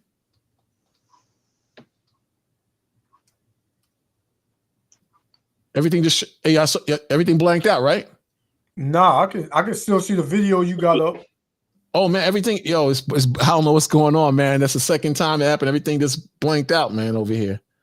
Man, it's crazy. But my point is, you got to be smart, man. You have to be smart, because some brothers just don't get that. They don't get that, man, and it's very unfortunate. Yeah, I had a situation one time where I was in an elevator at work, and a brother, he was delivering a package into the building where I work at. So he's standing outside the elevator. He said, "Oh, because you know how it is when you see a brother and y'all both in the truth." He said, "Shalom, brother." So I said, "Yo, chill, man. Just kind of chill, brother. I'm down." So he gets on the elevator. He said, "I didn't salute you." I said, "Nah, brother, chill. I'm at work, man. Chill." So we ride up to where he's supposed to get off at. So the receptionist is outside. She can't see me in the elevator. He steps out the elevator. She can see him. And I said, "Brother, don't salute me. Don't do it. I'm going to salute you anyway." I said, "Brother." So, door closed. And the receptionist, she's wondering, who is he talking to like that? Luckily, she ain't seen me. So I'm like, some brothers, man, they just don't get it, man. They just don't get it, man. Wisdom, man. What's that? Gotta use wisdom, Yeah, man. I was so heated at that brother, man. You can't do that, man. Come on, man. That's how. Come on. Yeah, I used to wear fringes to work too until I had to go in the office, one day because I kind of got into a little fight or something at work, and they called me upstairs to the big boss office or whatever, and I had it on, and he was talking to me, and he's an Edomite. He just looked down, and he's looking at my fringes, and right there at that moment, I knew I ain't wearing them no more to work, because he was just looking at me, and he kind of paused for a minute, and he was like, well, we gotta, do an investigation, but the Most High, have mercy on me, ain't nothing happened. But I stopped wearing it from that point on, because now when I see him, he just give me a little look. He'll say, good morning, but you can tell that's stuck in his head. Like he knows whenever brothers or sisters wear fringes to work, everybody, trust me, people at your job, they know what you're about. They know what's going on. So don't think that nobody knows nothing. They what's that? What's that? Yeah, some, your coworkers, some people may not know, or they probably seen it but don't know what it represents. But everybody done seen it, so you gotta use wisdom, at work. Yep, you gotta be smart, man, because one brother told me, we got to a big thing. It was an Old Testament brother. He said how it shouldn't matter, and New Testament brothers have told me this. It shouldn't matter if you have faith. You should wear the fringes on the job. I said, man, I'm not doing that. And I said, so what if I wear the fringes and tuck them in? No, you got to wear them out. Show your faith, brother. I said, man, come on, brother. That's my face, man. That's not showing. Going out to teach, because half of them brothers don't even be teaching. That's showing your faith, doing the work, not going to work with your fringes on. Brothers got everything all twisted, and so many other camps out here teaching just whatever they want to teach, and getting the people confused. Like whoever this brother and whoever them brothers and that sister learned from under, they didn't tell them, Romans 13 and Sirach 9:13 and Sirach 8. Oh, matter of fact, I wanted to get that. While you get it, when I was sitting at my desk, and a brother came with a magazine, and on the front cover of the magazine, it had me and Bun Lawyer teaching on 125th Street. It was what magazine? One of those rap magazines that used to be out back in the days, Vibe magazine. So I grabbed it from them and I put it in my desk. I said, I'll give it to you when you leave, man. He said, was that you? I said, nah, it wasn't me. I'm just going to hold this. And I gave it to him afterwards. I don't know if he went and told everybody that it was me, but it had in big bold print color, me on the cover, but I couldn't have him show that around the firm, man. I was mad as hell at this brother, but he just happened to buy the magazine and I was on the cover, Yeah, they don't understand. Jake in the world, even if you know a little bit about the truth, they still don't get it. They don't understand. Like, they can't say certain things that where they just feel like, I know I'm an Israelite. Oh, y'all not the real Jews, we the real Jews, and they want to, tell everybody at work. And I was trying to tell this Simeonite brother that, and this dude went around saying, we the real Jews, we the Israelites, and everybody else don't matter. And I'm like, brother, what are you doing, brother? Yeah, man. Come on, man. But you ain't got to do all that right now. What did you want? What chapter you want? Sirach chapter 8 and 16. 16. Jake is just crazy, man. Yeah. 8:16, right? Yeah, come on. Sirach 8 and 16. It says, strive not with an angry man, because Esau, Edom, along with all these other nations, right about now, they angry, man. They angry that this truth is coming out. They being found out. They see, the Israelites waking up, so they know that means destruction is not too far behind. And their high position that they have over us is about to be done away with. It says, strive not with an angry man, and go not with him to a solitary place. Yeah, it was just that Jake, and Esau, but it was basically you and him, and whoever was in your car. But you see backup arrive, and that's when he got bold. It says, "For blood is as nothing in his sight." Yeah, he don't care. He'll spread he'll splatter your blood. He'll put two or three slugs in you, and then say, pay the family off. Yep. Just that simple. I'll get my ink. Because a lot of these cops, they in these gangs, and they get these tattoos after they kill so-called Negroes. That's the initiation process, right? It says, "For blood is as nothing in his sight, and where there is no help," which he had no help. Nobody could come to his aid. He called on the name of the Lord, but he was out of order. Mm-hmm. It says, "And where there is no help, he will overthrow the end." You see what happened to him. He wound up face flat on the ground. Mm-hmm. They know. They know what they know about us, and they know what the hell is up. Again, I'm gonna read this again. We read this early when you wasn't here. I'm gonna read this again, man, because this is a article on Israel United in Christ, and it says, let me see if I get that up. It says, so this is them up there, and they said they were cool at first. They was teaching, and I don't think it's just talking about them brothers though, because they see a lot of us on the corners. But it says Rabbi Mordecai Lightstone of Crown Heights observed on Twitter that the Israelites who regularly preach near his home on Shabbat have been particularly aggressive. See, so one time they didn't recognize us as aggressive, but lately they saying we have become aggressive. They saying Israel United in Christ. He's talking about here though. Of late, heaping verbal abuse on both him and his children. See that? But that's not just Israel United in Christ. That's all the brothers out there in New York, man. Lightstone posted a video of IUIC members assembling for their march, rehearsing their chants in Grand Army Plaza. Terrifying, commented Elishiv Rishon, a Black and Jewish fashion designer who blames Hebrew Israelites for inflaming tensions between the two communities to which she belongs. A few Twitter users compared the march to the 2017 far-right rally in Charlottesville, at which participants chanted, "Jays will not replace us." So, I mean, you can't.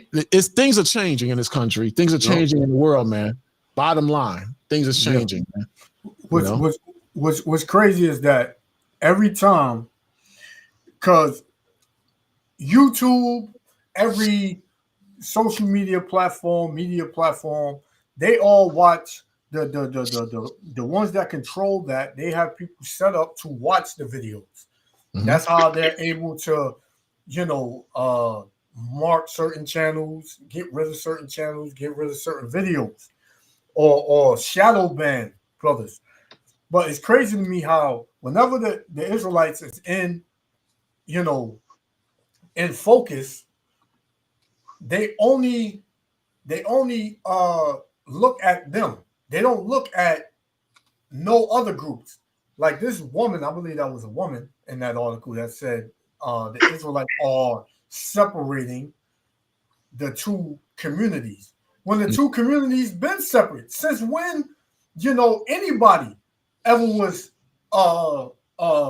in league with the black coats, I'm gonna say. Yeah. When was any other community in league with the black coats? Nobody. Only time you can deal with them is during business. They don't deal with nobody. But it's funny to me how the Israelites now they're aggressive. Now, they were saying some very threatening and terrifying comments. When you got these people in charge of everything, and everybody's oppressed but them.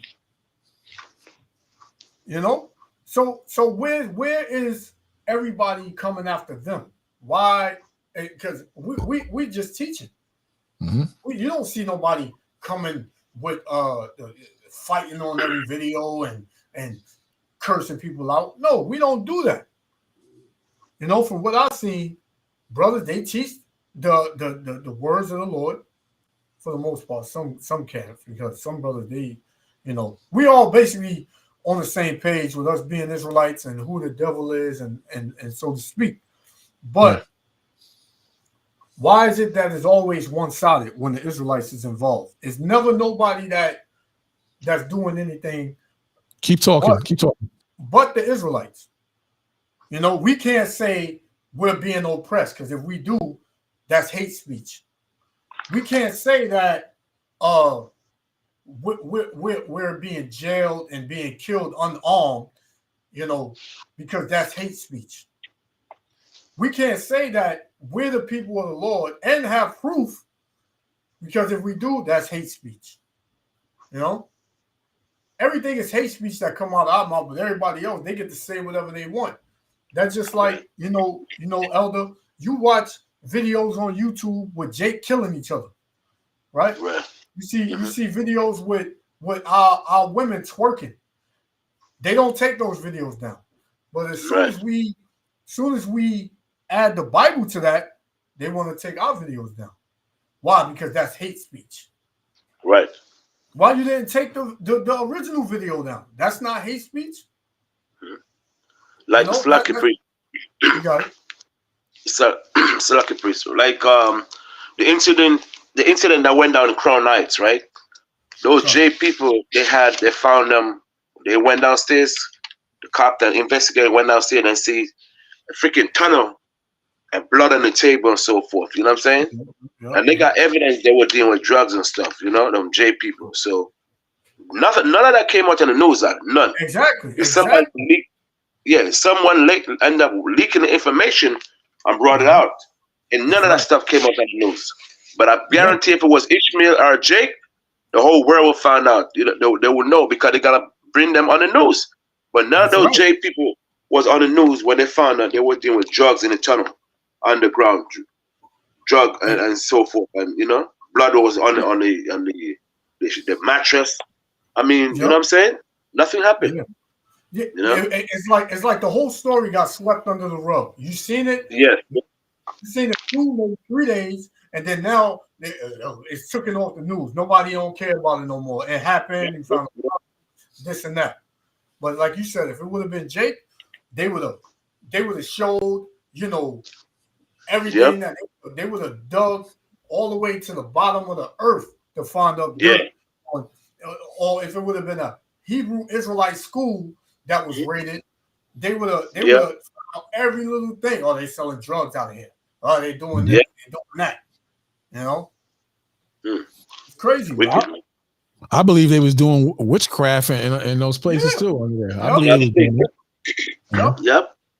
Rituals. They was doing sacrifice. You asked me, they was doing, the P word. Where they do that. I forgot what it's called in their Talmud, where they circumcise.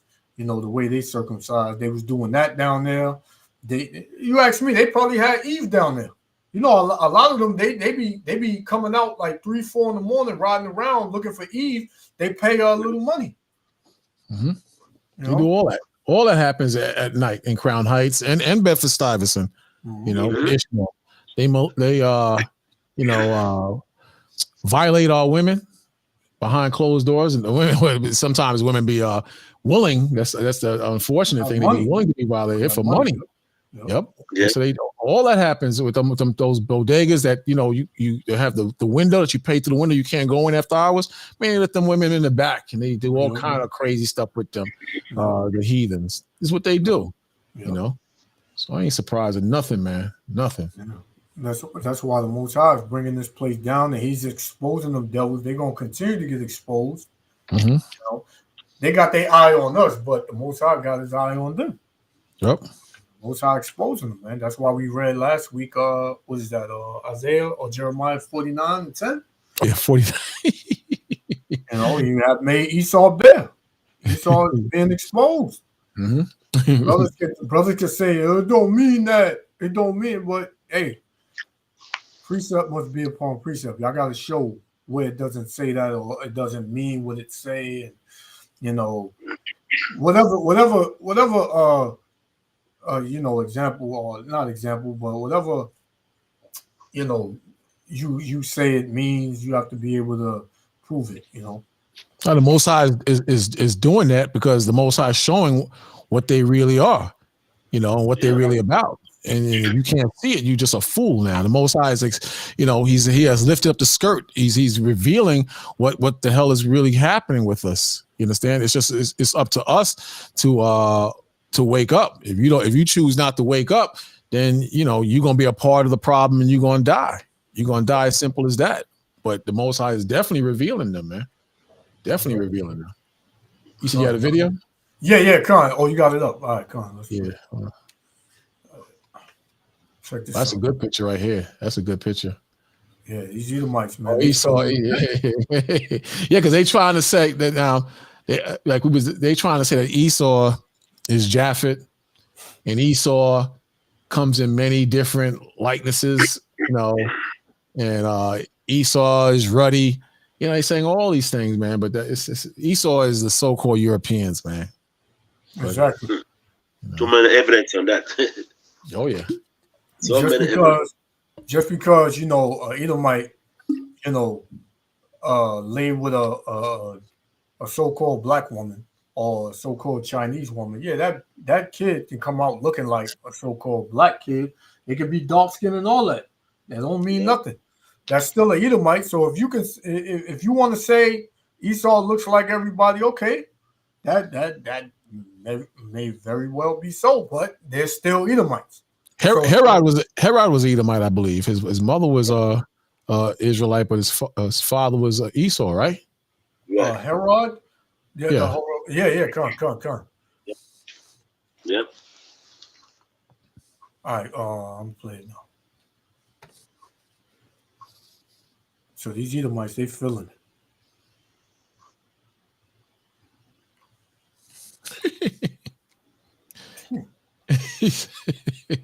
I'm fucking tired, man. I am tired of the shit. And I hope you guys are too. I mean, because that's what it's going to take. It's really going to take people just being fed up with the way things are. I mean, the whole world's full of fucking poison by design. They poison our fucking water. They poison our food on purpose. They poison our fucking skies even, man. We can't even have a clear day anymore because they spray the sky full of this shit. I mean, it's all over the place. Everywhere. Are you fucking tired of it yet? Are you tired of them making you sick? A fucking medical system that keeps people sick? Are you tired of a system that allows full-grown men to say they're women so that they can shower with little girls? I mean, is this really the legacy we want to leave for our children? God, if you would have asked me 10 years ago if this shit would be going on, if they would be reducing, like, pedophiles' sentences and stuff and letting them out of prison and letting them out of jail and everything, I would have told you you're fucking crazy. Because the one thing America used to stand on was don't fuck with our kids. But now they've infiltrated our schools with all these left-leaning fucking crazy-ass teachers. It's lucky for the language. Yeah, don't worry about it. Understand.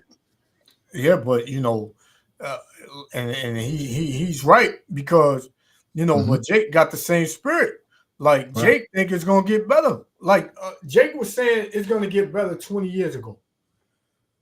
Because it was bad 20 years ago, but they would tell you, nah, you know, I don't see that happen. I believe it's gonna bounce back. I believe it's gonna get better. And now we're 20 years later, and it's even worse. It's worse. So when is it gonna get better? You know, and they have no choice but to admit what we're teaching is the truth. And like we're like the last man standing. You know, at one time, you know, you'd see us out there, but you see the Nation of Islam out there. You don't even see the Nation of Islam anymore. You don't see them guys at all now. You know, and so we're like the last ones out there, 10 toes on the ground out there. I know we all have different beliefs and understandings, but look, we're the last ones out there, man. And they have no choice but to admit them brothers is teaching the truth, man. Them brothers for years been saying that A, B, and C is going to happen. And look what's happening. You know, even though there's some nonsense with us, they got to admit that that a lot of what we're saying is the truth, and they're gonna have to at some point confront us and learn and go and do the same thing we're doing, man. It don't make no sense to be that stupid at the same time, you know. Because when we be out teaching, we never know these dudes is Muslims or in the Nation of Islam until they come up and start talking. Oh, I'm what is it? 5%er. You know, I'm a Muslim. You know, you don't never know. It's not like they out there on the corners saying, "Oh, come and join Islam." They're not doing that.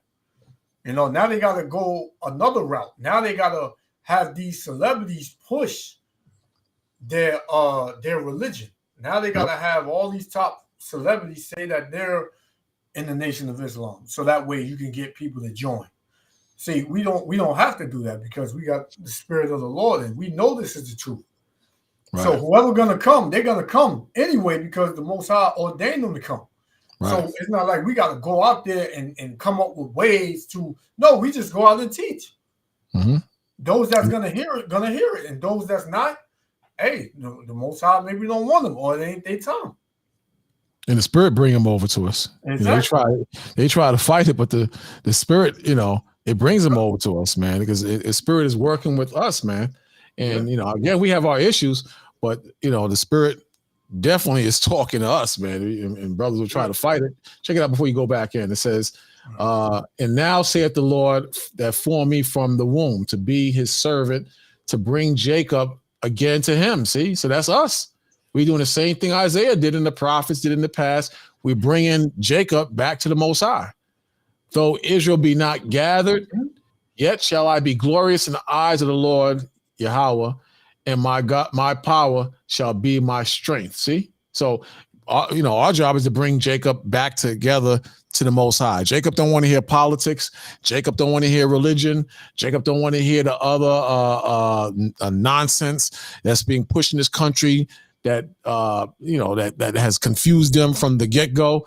They want to know the truth, and they want to find reasons why they're going through what they're going through, bottom line. And that's what's happening, man.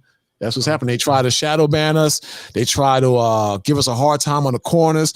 At one point, they even trying to say that the Bible is racist, not racist. It goes against woke culture. They even saying that now, you know. So they trying everything they can to get people away from the Bible, or just try to have them follow religion. Bottom line, but it's not working, man. It's not working. That's why this Edomite is so mad, because you know the whole country is upside down, man, and it's going to get worse. And they saying it every day. They keep saying it. You know, Sports Illustrated just folded. Sports Illustrated, wow, you know, folded.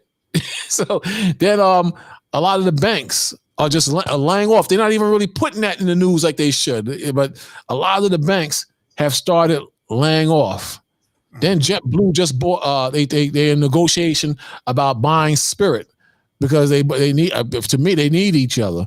So there's things happening around the world that they're just not really expounding on. But there's going to be a reckoning from the Most High that people, they're going to be in total shock and fear. And you brothers and sisters who are out there on the highways and byways doing the sit downs, you're doing a good job. Don't let nobody deter you from doing the will of the Most High. Let these dudes hate, and you keep doing what you're doing, because it's making a difference. And don't say it don't make a difference, because you got to remember, this all started in that little school on 125th, 1 West 125th, that little school with 2 rooms in it. And look what happened from that little mustard seed of a school to the whole country and the world, even the UK. Now today in 2024, now the truth is being taught, not just in America, but all throughout the world. So don't say it can't happen, man. Keep doing what you're doing. Don't let the haters get the best of you, man. That's right.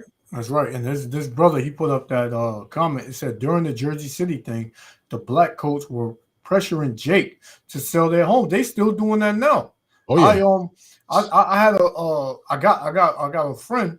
He's from Grenada, right? A Benjamite. So his parents, you know, they bought a house and they paid it off. And when they paid it off, you know, the long coats came over and offered her $1 million for the house. Mm-hmm. So she told them, "Oh, that's you know, my house is paid for. If you you know, she said her dad always told her never take the first offer. So she said, if you can get 2 million, I'll sell it to you. The devils never showed up, man. Never showed back up. You know. So what they do is, if you don't sell to them, they'll go into courts and come up with ways to where they can raise your taxes, your property tax or whatever, and it'll be too much for you to bear, and you'll wind up selling. They are some wicked, sleazy bastards. I'm dealing with them now. I had to like get with a group of owners to take their asses to court. They are the wicked, wicked, wicked of the world, man. I don't care what nobody say, because these guys, and you're right. They work with the city, and they do all types of plots to get to get around to kind of put pressure on you to fall over, and they take over what you leave behind. They are some wicked, wicked people, man. And they very shisty, very shisty. And you know what? And I don't blame it all on them. I blame it on our people, because there are so many other people that could have made it a lot easier for us to get legal help. And these brothers and sisters will sit on their damn hands and won't help. Just a few of us did sparked it off, and they're going to benefit off of what we're doing. And it's a goddamn shame. It's a goddamn shame. You know, Jake is the worst. Jake is the worst, and they divide it, man. There's just something wrong with us, but we know what it is. It's the curses. It's the curses, man. You know. And then you got Jake getting paid under the table, so he don't do nothing. Oh yeah, you know, a lot of them Jakes is bought and paid for, and they working with these devils hand in hand, sitting next to them, you know, giving them ideas on how they can overthrow, you know, Jake. And these devils, they going along with it, you know. They using Jake to further oppress Jake. But the Lord got something for them too. You know, so hey, it's all gonna work out, because like the Most High said, they shall build, but I will throw down. So it's only a matter of time, man. It's only a matter of time. Yeah, you should see. I mean, you know, I see the Jehovah's Witness out there, and I do the same thing to them every time. I do it to the bow tie Muslims too. I run up on them and say, "You ready? You ready for it? You ready for it? Ready for what?" They say, "Yeah, we ready for it." They think I'm talking about Jesus coming back. I said, "The fall of America," and they're burning, and man, they just the look of fear be on their face, man. Fear, because they don't expect me to say that, and like you know how the scripture says, "Woe to them that long or want the dreadful day of the Lord." I don't think they're ready for it. I think they just religified, but they're not ready for America to burn and fall, man. That's what I think. Yep, gone, and it's gonna fall. You know, Lamar, you still there? Yeah, just roll it. Okay, go. That tell your kids it's okay to transition, and tell them it's okay. Okay, he's there. Go ahead. Yeah, was to be confused and confuse them further by, oh, what are your pronouns? My pronouns are blah blah blah. I mean, you see the scripture down there. That's how you know who's in power. That's how you know who's in power. This scripture right here tells you who's in power. We really fucking stand for this shit. We tolerate it, and we wonder why the world is so fucked up. We wonder why the world is so fucked up when we don't do a fucking thing about it.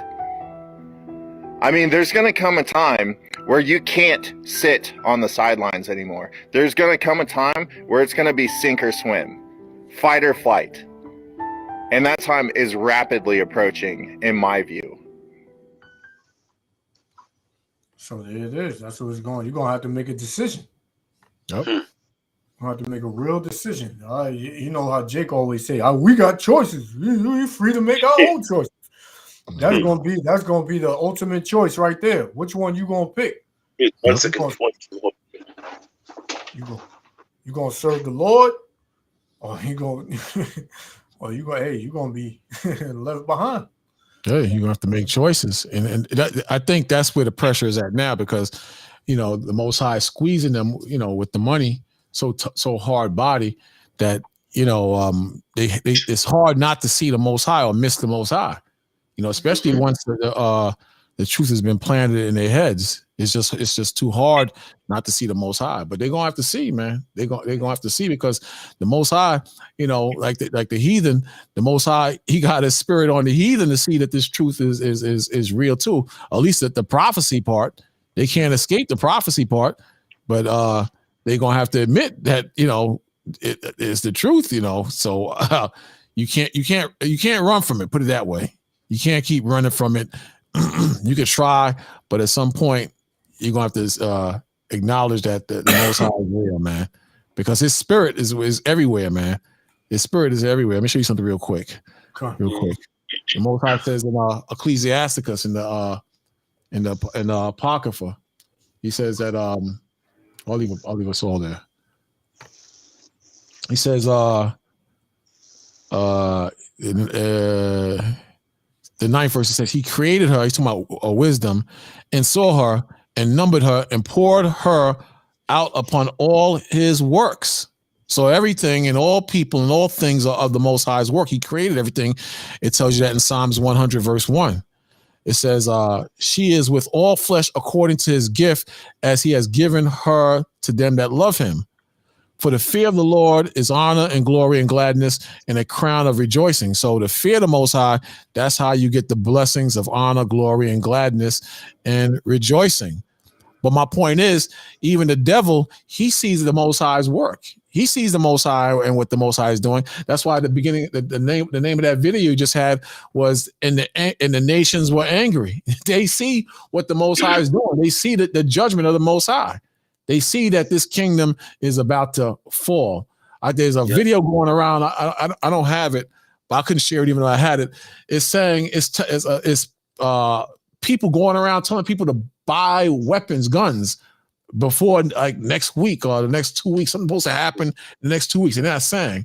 So I don't know if that's a hoax or what, but it's not to be taken lightly. It shouldn't be taken lightly, So things is definitely going down, but don't be a damn idiot and run around out there, because don't be an idiot. Look at this mess, because you're only as good as your name. You're only as good as your name, and people have a tendency to cash out. They want to be like the Edomites so bad that they sell their own people out. And that's not cool, man. Yeah, another video, or the same video you have up there? No, that's a different one. Hold on one second. I'm just going to show you something real quick. I want to do this real quick. The document. So don't be like these Negroes that's out there, man. Be like the Most High and his prophets, man. Check this out real quick. This is Steve Harvey, that's sellout, and Monique going at it. Look how Monique getting his ass though. Check this out real quick. When all of y'all said privately, to include Oprah, all of y'all said privately, I've done nothing wrong. When you tell the truth, you have to deal with the repercussions of the truth. We black out here. We can't come out here and do it any kind of way we want to. Listen to this raccoon. Listen to him, man, and listen to Monique. Monique keeps it real most of the time, man. I got to give it to her though. But look how she cuts it. Listen closely. Listen to me. Your husband can't be the Sydney that he really is out here. Let me tell you something. That flexing. We got to flex a different way. We out here in a game. This the money game. This ain't the black man's game. This ain't the white man's game. This the money game. But the money game. See, boy, I'm telling you that money is going to be a major factor to brothers in the truth and out of the truth. But listen to this guy, man.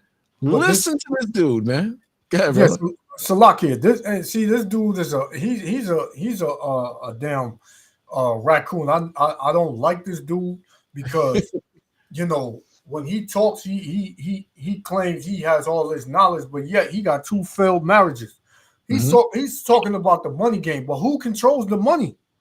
Right. Who gives the so-called black man the money? Whose face is on the money, like the brother said? Yep, that's right. You know, these guys these guys are in the small hats or Esau in general pocket, man. These guys will never help Jake get out of his position or his condition. She's showing it right here. These guys got millions of dollars. They're worth millions. They will never help Jake get out of his position because they scared. They scared. Listen again. Can't be the Sydney that he really is out here. Let me tell you something. That flexing, we got to flex a different way. We out here in a game. This the money game. This ain't the black man's game. This ain't the white man's game. This the money game. But we in the money game. And you cannot sacrifice yourself. The best thing you can do for poor people is not be one of them. You cannot help. You heard that. Money game. But let me tell you what the game is before the money game. Like before the money game, it's called the integrity game. And we've lost the integrity worrying about the money. But Mo, and wait a minute. if I crumble, so he's getting flustered because he's making him look stupid in front of everybody. Yeah. It's called the integrity game. And we've lost the integrity worrying about the money. But Mo, and wait a minute. If I crumble, if you my children crumble, my grandchildren crumble. I can. Huh? She don't want it for it to start. That's why I kept interrupting her. She's dropping too much money. I noticed that. He's very smart. That's exactly what's happening. He keeps cutting her off. Check it out. About the money. But Mo, and wait a minute. If I crumble, my children crumble, my grandchildren crumble. I cannot, for the sake of my integrity, stand up here and let everybody that's counting on me crumble so I can make a statement. I mean, this is the exact reason black people on the bottom of society. I mean, if anything illustrates that point, this shit right here does it to a T. What you mean your integrity won't let you do it? Actually, it's your selfishness that won't let you do it. Every other race in the world is for their people first. We the only people that's for us first. Only us and our family. We put us and our family above our people, our race, all the time. Straight up house Negro mentality. There you go. Right. He want the extra biscuits at the table. He don't want to be outside in the cold in a little hut. He rather, as long as I can sit at the master's table, I'm good. Hey, master, they thinking about getting away. They think about over thanking you. That's what type of dude Steve Harvey is. Mm-hmm. Everybody gets shook when it comes to the small hats, man, and the powers that be, man. Even Alex Jones, man, he had this dude, Stu Peters, and this guy was dropping it on about the small hats and the money and the war. Yeah, I did it yesterday. You saw it? That was crazy. Oh, yeah. And Alex just kept cutting them off. And I'm like, what the hell is going on with Alex, man? Alex Jones don't want to smoke. And I saw this, they mentioned that on the show. In Canada, they have passed a law legalizing assisted suicide. Shake my damn head. That was on the show too. Not that particular show, but on his show. He's on a roll, but you could tell he's shook because of how they came at him, You could tell, man. Suicide, that's crazy. Yeah, I was talking about that. So what kind of laws are these people thinking of? They just want assisted suicide. Wow. Yeah, that's what it's That's about. the law you could think of. That's gonna help society. That's crazy. Well, they had, back in the days, they had Dr. Kevorkian. Remember him? I don't know. That's Yep. I know about him. Yep. They were trying to, so they arrested him, but people who are in extreme pain, they had a machine where you could just delete yourself. Yeah. Yeah, and this is why this title says recompense her according to her work. And we all know the works of America, Babylon the Great. Is nothing but wickedness, evil. So she got to be paid back. And the ones that control her on this earth, which is the wicked. Yep. Right? So, let's play it.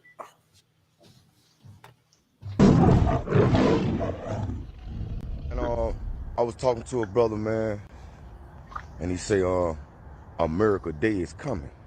And he was talking about how America done bombed and done did a lot of things to a lot of countries, to a lot of people. and America has never been hit on its own soil. But I said this, man, all bullies get stopped. And the country that we live in, America, I love my country.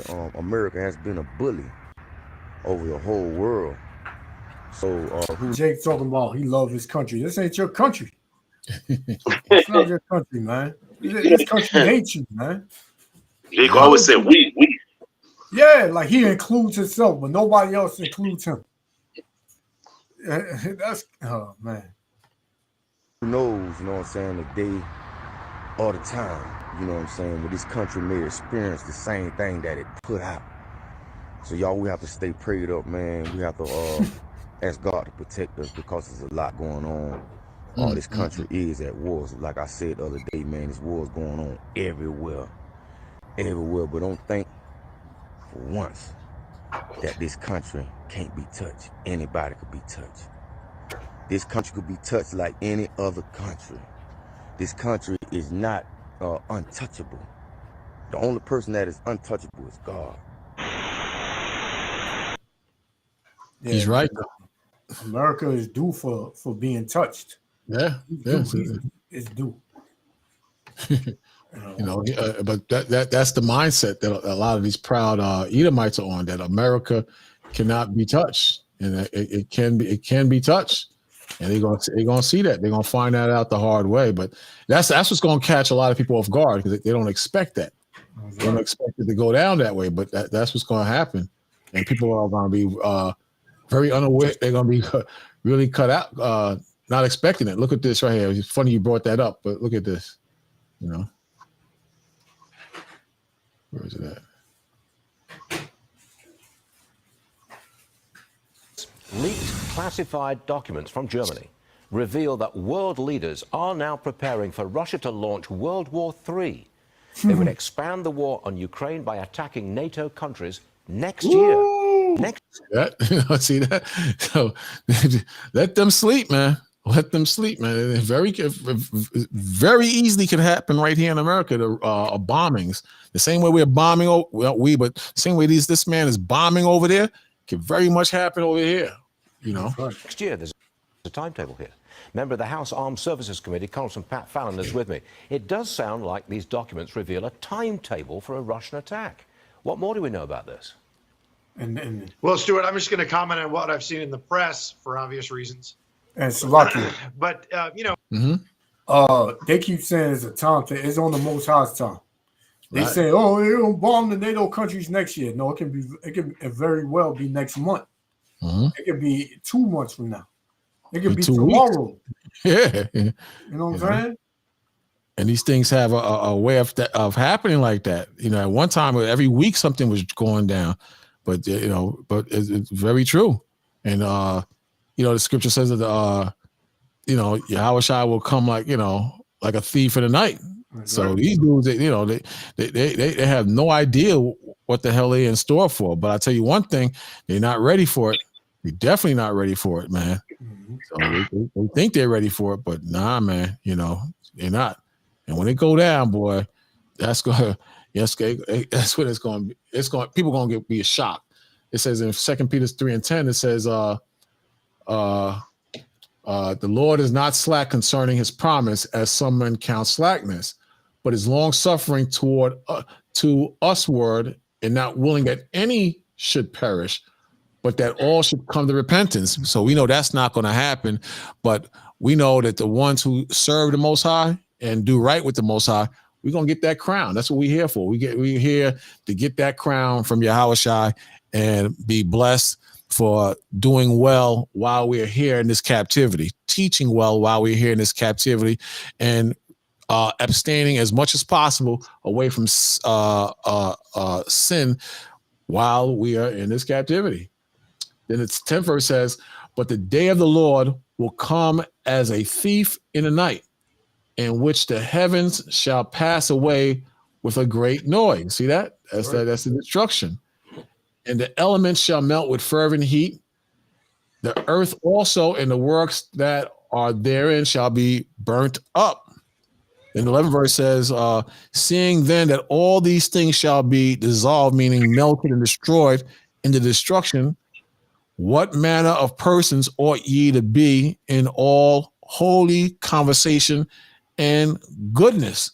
So we know that the bomb is coming. We know that Russia is going to unleash all hell on America and various countries, and then America probably is going to try to shoot back at other countries.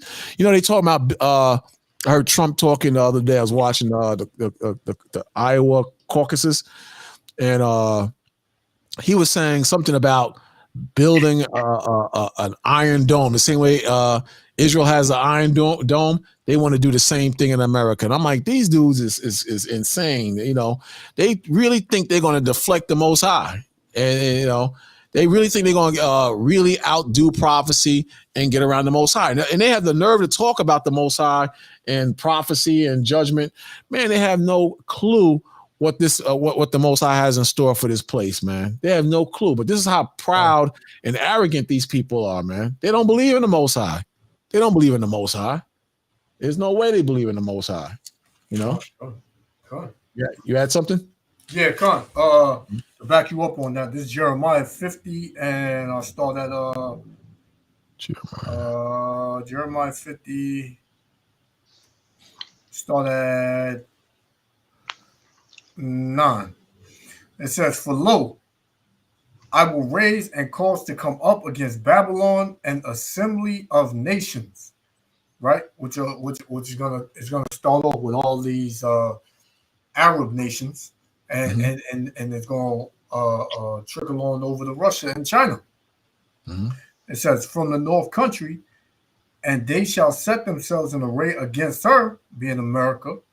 "From thence she shall be taken, their arrows shall be as of a mighty expert man." Them arrows, those are the missiles, the ICBM missiles, man, the nuclear missiles. "None shall return in vain," meaning they all gonna hit their mark, right? They're all gonna hit their mark, man. I was looking at a video on, you know, the missiles in detail. The missiles are set at 1,000,000 degrees Fahrenheit, right? And they reach their targets in 30 minutes. That's right. Right? It says the Chaldees and Chaldea, which is America, shall be a spoil. All that spoil her shall be satisfied. Right? All that spoil shall be satisfied. So these nations, they waiting on the get back, right? They're gonna be satisfied with what's about to happen to America. It says, "Because ye were glad, because ye rejoiced, O ye destroyers of my heritage." Yeah, for what America, Esau, Edom has done, along with the other nations, have done to the so-called Negroes, Latinos, and Native Americans, the Israelites. "Because ye are grown fat as the heifer at grass." You know how a cow, you know, they eat the grass, they get real fat. That's how the nations have become. They become rich and wealthy off of the backs of the Israelites. It says, "And bellow as bulls. Your mother shall be sore confounded. She that bare you shall be ashamed," because this is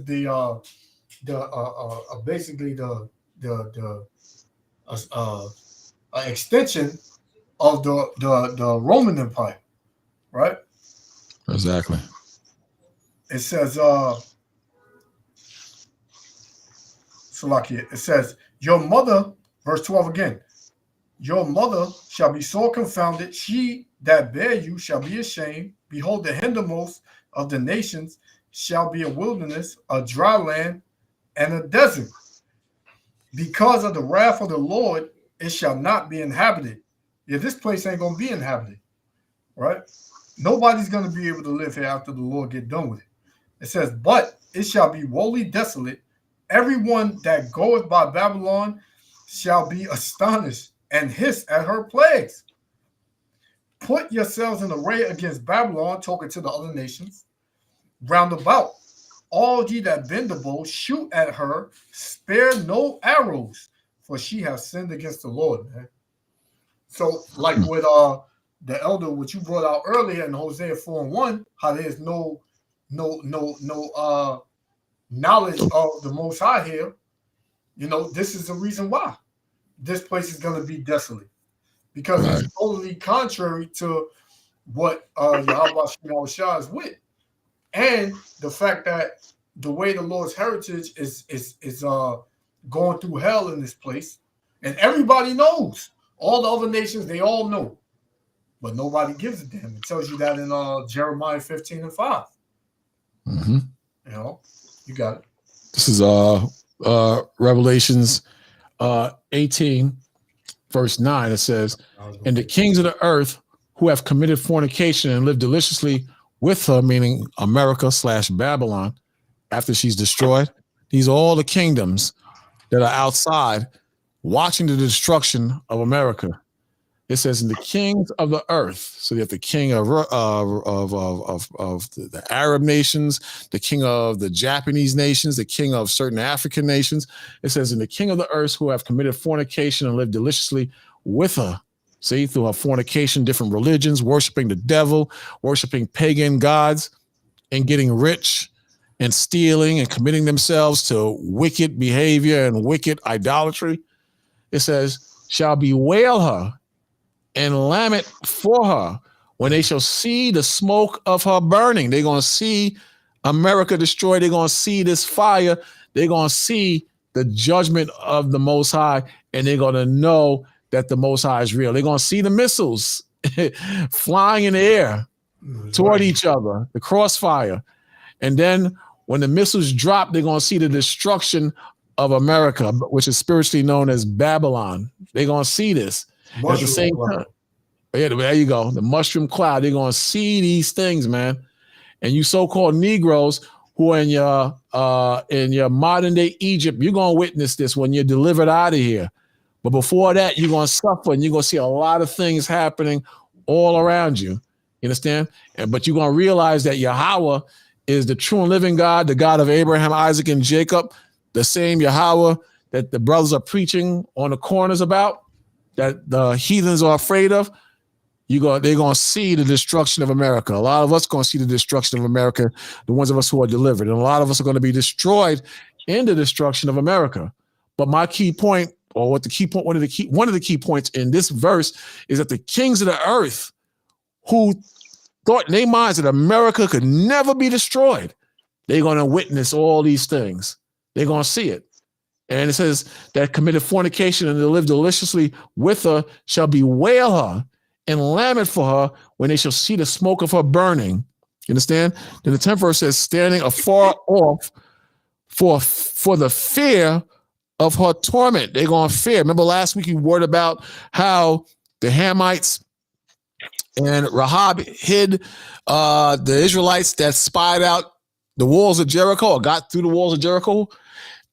You understand? And how the Hamites, they feared when they saw the judgment of the Most High, and how the Most High destroyed our enemies. You're going to have the same thing here, but on a level 1,000 times more than what was happening when we came out of Egypt. More, the fear is going to be 10,000 times the level of what they saw in Egypt, because the Most High is going to destroy modern day Babylon, which everyone thinks cannot be destroyed, which everyone thinks cannot fall. They're going to see this. So the 10th verse says, standing afar off, fearing of her torment, saying, alas, alas, that great city Babylon, that mighty city, for in 1 hour is her judgment come. 11th verse, and the merchants of the earth shall weep and mourn over her, for no man buyeth their merchandise anymore. See? So they can't do their legal trades, and Saudis can't get down with America the way they used to when this comes to pass. You understand? China and Japan and Korea, they're not going to be able to do the shady deals like the Bidens and so many other presidents have been doing over the years. The Most High is going to burn it down. He's going to burn out America, and they're not going to get the riches from Babylon anymore.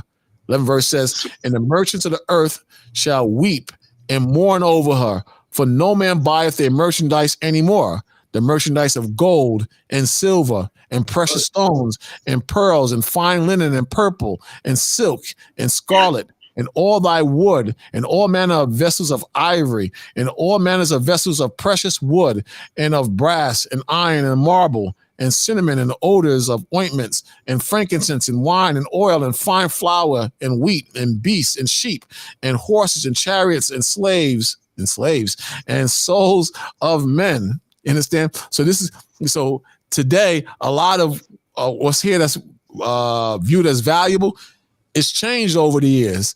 The nations, they trade weapons, they trade planes, they trade currencies completely on a different level than back in the days. You understand? So we gonna see this, man. We gonna see it. Hopefully we'll see it in our lifetime, but people are gonna be in fear when they see the judgment of the Most High. The scriptures tell you that men are gonna pray that the rocks cover them, and their hearts are gonna fail them when they see the judgment of the Most High. You understand? So it's very, very important to focus, man. It's very important to focus, brothers and sisters. Very important. My brother. Sorry, brother. Sorry. I've seen some people say that the Pope and the Vatican is really the Antichrist and Babylon the Great. What say you all, brother?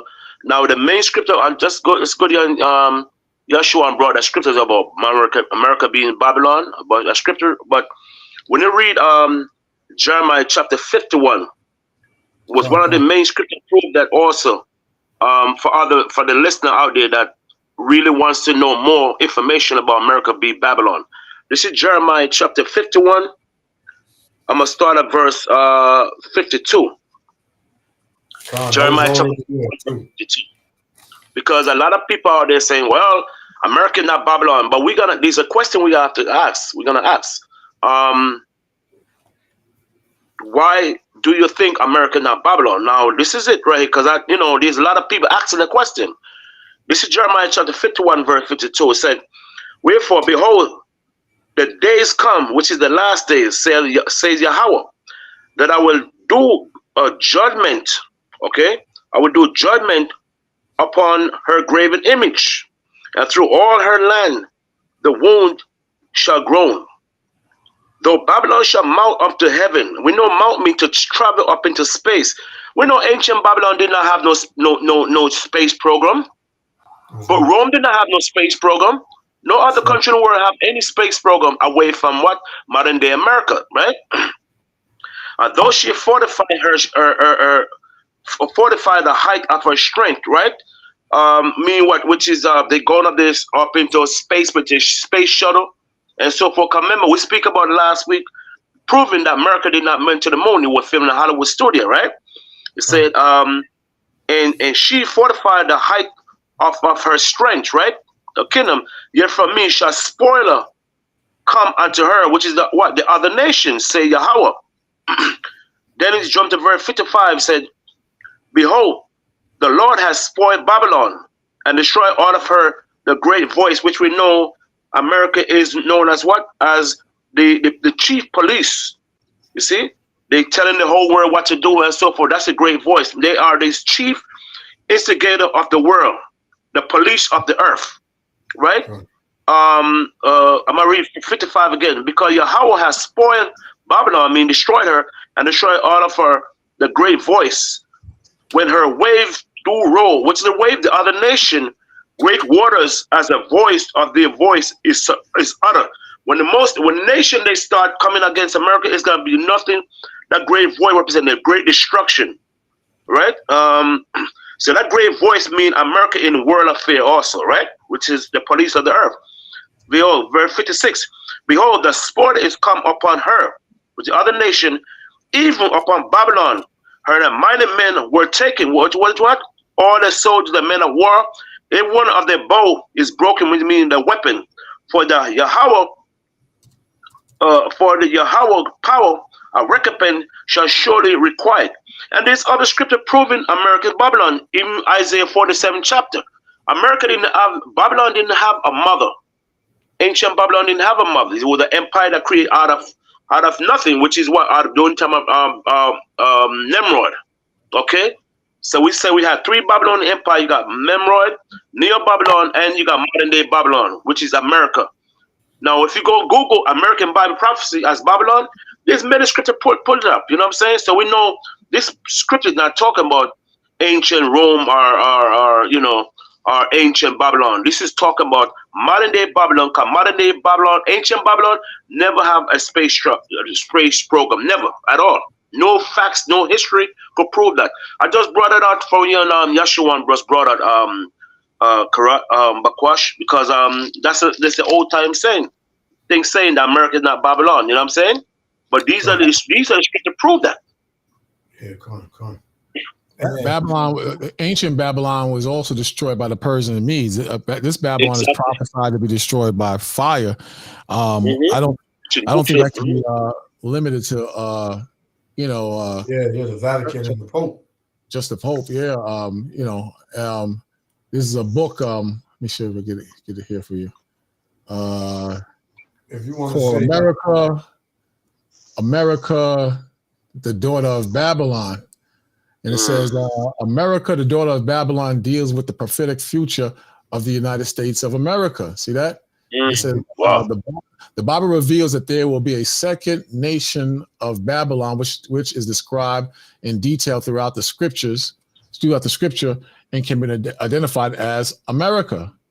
The Bible not only identifies America, but also gives detailed accounts of future events concerning her, like you just the space program, and like you just mentioned, and the nations all seem like they're reverencing and doing big deals with America, and you see that current today. You know, it says God has much to say to us today about our relationship with Babylon and the Babylonian religion. You understand? Ancient Babylon was also into many different gods and beliefs. You got the same thing happening in America as well. You could be you have freedom of religion in America, and then with this whole woke thing, you see what's happening here, straight up wickedness. It says this book reveals the many symbols of the Babylonian religion that was created by Lucifer himself. King of Babylon are displayed as American symbols throughout her capital. The American capital itself is linked directly to the founding of Babel by its cornerstone. That's worth looking into. But I mean, there's a lot of information that you could connect that America is Babylon. I mean, especially in Revelations, because the Vatican, don't get me wrong, the Vatican has power, but not on the level of America, as far as what the scriptures are saying. You know, the beast and the devil do operate through the Vatican, but you can't. In Revelations is a whole different animal, because in Revelations, again, in the 7th verse, it says that it says how much has she glorified herself and lived deliciously? So much torment and sorrow give her. For she saith in her heart, I sit a queen, and I am no widow, and I shall see no sorrow. That doesn't fit the Vatican. To me, that fits America. She's in that position now. And in the book of Obadiah, it tells you that Esau shall be brought down to the ground. Then it says, therefore shall a place come in one day, death, mourning, and famine, and she shall be utterly burned with fire. Man, but remember, ancient Babylon was destroyed by the Persians and Medes. Then it says, for strong is the Lord Yahweh who judges her. And this is the key, one of the key points to me. It says, and the kings of the earth who have committed fornication and lived deliciously with her shall bewail her and lament for her when they shall see the smoke of her burning, standing afar off for the fear of her torment. That doesn't fit, the Vatican. Exactly. It doesn't fit anything but America. It has to be America, because look what's happening now. America is trying to fend off China from going into Taiwan, because that affects America's business. Then the other groups are trying to create petrodollars of their own, or the BRICS movement is trying to create a currency that would offset the American dollar. That doesn't fit the Vatican or any other entity. It fits America. That's a threat to America, and it has to be dealt with. And as far as the Pope and the Vatican goes, you could, like the elder says, you could add that in, because all of these religions and these, whether you Baptist, Christianity, all that came out of the Vatican and, you know, out of the Roman Catholic Church. So, you know, it is in the spirit of the Antichrist, because all of those religions, they don't, you know, they don't teach what the Bible actually says, you know. So, excuse me, you know, you can wrap that into it as well. Yeah, so I mean, it just makes more sense to me. Like, here's another one. You know, let me check this out real quick. You know, let me see if I can blow it up so you can see it better. I got a precept after you read it. Okay, it says the Book of Revelations give more attention to the entity called Babylon the Great to any other single subject, with more than 2 chapters, 17 verse 1 through 19, 17 1 through 19. I don't know what the 4 is, dedicated to the discussion of this entity as it is presented, in that section. Babylon the Great is clearly the most significant player in the world, which we agree, right? You know, but America is one of the heavy players with a horse in the race too, of the end of time, its identification ought to be obvious to anyone living in the end times. However, at present tribulation, dispensationalists badly divided as to the interpretation of these chapters. You know, the commentators who do not follow strictly futuristic views of Revelations 4:22, I think he's saying, add even the interpretation to the mix. But let me go to the next verse. This article will argue that Babylon the Great is the United States, and that that this identification is definitive and excludes all other possibilities. You know, but I mean, you can research it for yourself, brother. But you know, to me, that makes more sense. We ain't attacking you. Don't think that, because you know, we know you're just asking a question. But to me, that makes more sense. But you know, do some research for yourself, or look up those 2 pieces and see what you come up with. If you guys come up with something stronger, then we'll read into it. If you say it's the Pope, we'll read into it. You know. But slack your priest. I think what's it? No. Okay, that's what you read that part already. Yeshua one have a verse to bring out. I have 2 verses for them bring after Yeshua bring out his verse. 2 more points, you know. Come on. Yeah. Oh, you want to get it now? Elder, yeah. You get it now. Yeah, I'm waiting for you. Oh, I don't know. Wait for you. Oh, okay, Con. I got Jeremiah 51. The elder was just in this chapter. Oh, you was there already. Okay. All right. Hold on a second. Jeremiah 51 and 6. 6. I'll start at 6. Jeremiah 51 and 6. It says, "Flee out of the midst of Babylon and deliver every man his soul." Because, you know, if you're here, you're going to be cut off, man. You're going to be destroyed. And that's not saying, if you just leave America, you ain't nothing going to happen to you, because the judgment is going to come throughout the earth. You know, this is talking to the Israelites, you know, meaning like spiritually come out of Babylon and you know, come out of the ways of America, right? It says, "Flee out of the midst of Babylon and deliver every man his soul. Be not cut off in her iniquity," as we was reading in, the elder was reading in Revelation 18. It said, "For this is the time of the Lord's vengeance. He will render unto her a recompense," meaning a payback.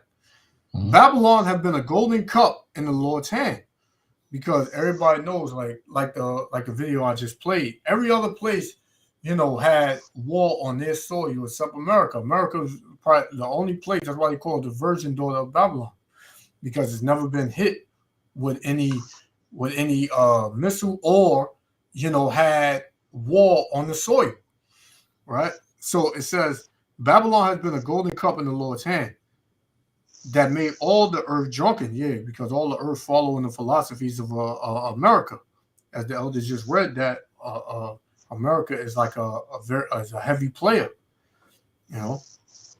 in all the world. The nations have drunk enough of wine, therefore the nations are mad. Now the nations are mad because they realizing that America, is a backstabber.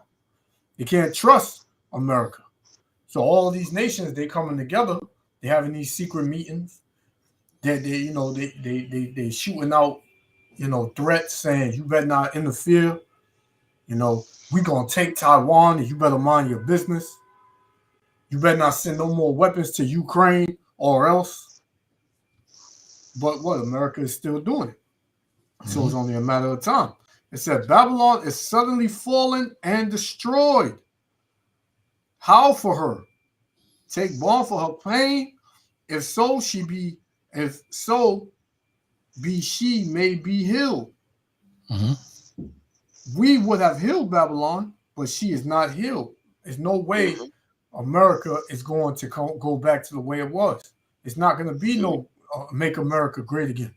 This place is going to get worse and worse till the Lord destroy it.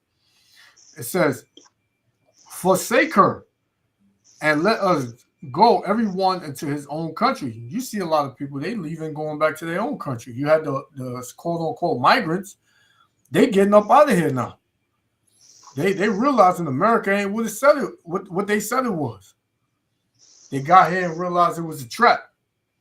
Along with these other nations, they going back to their country too because they see it's too hard to live out here now. Everything is hard now. Everything is hard now. You see the East Indians saying ain't no more IT jobs. I don't went to school for 4 years. I can't get an IT. And IT jobs was always on the market. You can always find an IT job. But now those jobs is running dry. The food is too much. The rent is too much. Right? You seen the video I played with the Edomite cursing all over the place. Using that. That's how you know Edomite mad when they curse more than they talk. It says, and let us go, everyone into his own country, for her judgment reacheth unto heaven and is lifted up even to the skies. Because now, the Lord knows everything that this whore, this great whore has done.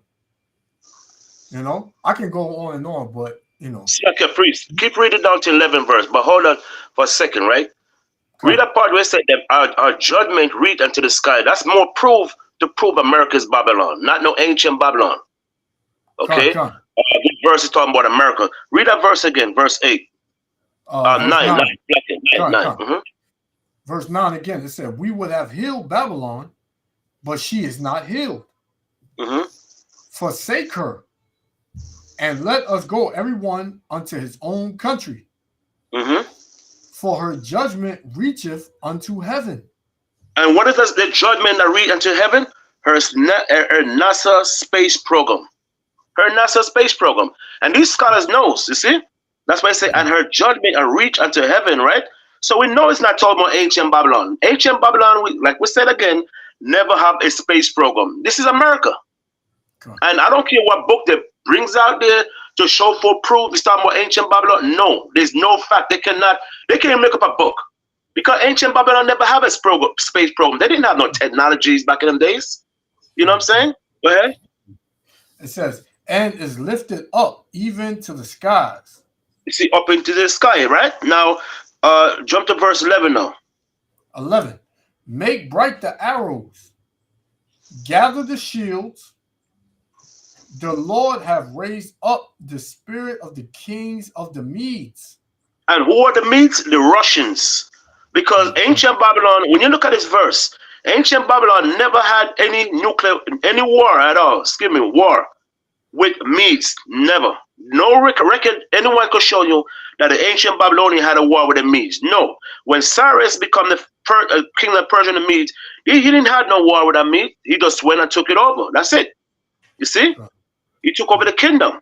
You see what I'm saying? So this Mede is talking about, he said, you raise up the spirit of the king of the Mede. I talk about the Russian, because Russia is in the land of the Medes. The Medes, which are the children of Japhet, the grandchildren of Japhet, went and occupied the land known today as Russia. So the Moses said, yeah, raise up the spirit of the king of the Mede. Go ahead. For this device is against Babylon. See, this device is against Babylon. See, to destroy it, because it is the vengeance of the Lord, the vengeance of His temple. See, the vengeance of His temple. So we know this is not talk about no ancient Medes, no ancient Babylon. We know it's America. So you know, every time a verse speaking about Babylon, the first thing this scholar try to do, see, it's talking about ancient Babylon. No, it's talking about America. They cannot show you one history book. They just tell it to people that may not know a little about history, and they might believe it. You know what I'm saying? We're talking about like the outsider that don't understand, like the churches. They're gonna say stuff about Satan, whatever, having war against ancient Babylon. No, we know it's talking about America, because America never have a space program. You see? Now let's get Jeremiah 50 and 9 now, right? Jeremiah chapter 50, verse 9, and let you come back in. Another proof right here. This is Jeremiah 50 and 9. For lo, I raise and cause to come up against Babylon an assembly of great nations. From the north country. From the north country. North country like China and other country from the north side, right? A great country from the north side. Ancient Babylon, this never happened. Never at all. See? Read that verse again. For lo, I raise and cause to come up against Babylon an assembly of great nations from the north country. And we know that's not talking about ancient Babylon. It's America. The north country is other country like China, all those other countries from the north. Russia. Okay, Russia. Excuse me, because China is not in the north. I'm sorry. Russia, main country, Russian and other nation from the north country, right? China, all those countries from the east, all those countries is gonna raise up. They're gonna come against Babylon, because we know back in the right we speak now, all them nation, they are preparing little by little, like brother said earlier, that these nations they're watching America. They're watching the empire, the economic fall and so forth, and that's when they're gonna start attacking the U.S. when they're weakened, military weakened, because they're gonna get weakened, because like the brother said earlier, the brother was the guy that you mentioned earlier, Bakwash. We say Scott Peter. Oh yeah. Stu Peter. Sorry, he keeps saying Stu Peter said that there's no way America's gonna ever win this war. It's impossible, because they're gonna be in the Middle East. They're gonna surrounded by the enemies, man. They're gonna surrounded by the enemies. So there's no way this man gonna win the war. There's another scripture in Joel chapter 2 and 20. I could get it for me. Yeshua. Now let's finish this one first, right? Okay, come on. It says, and they shall set themselves in array against her. You see? From thence she shall be taken.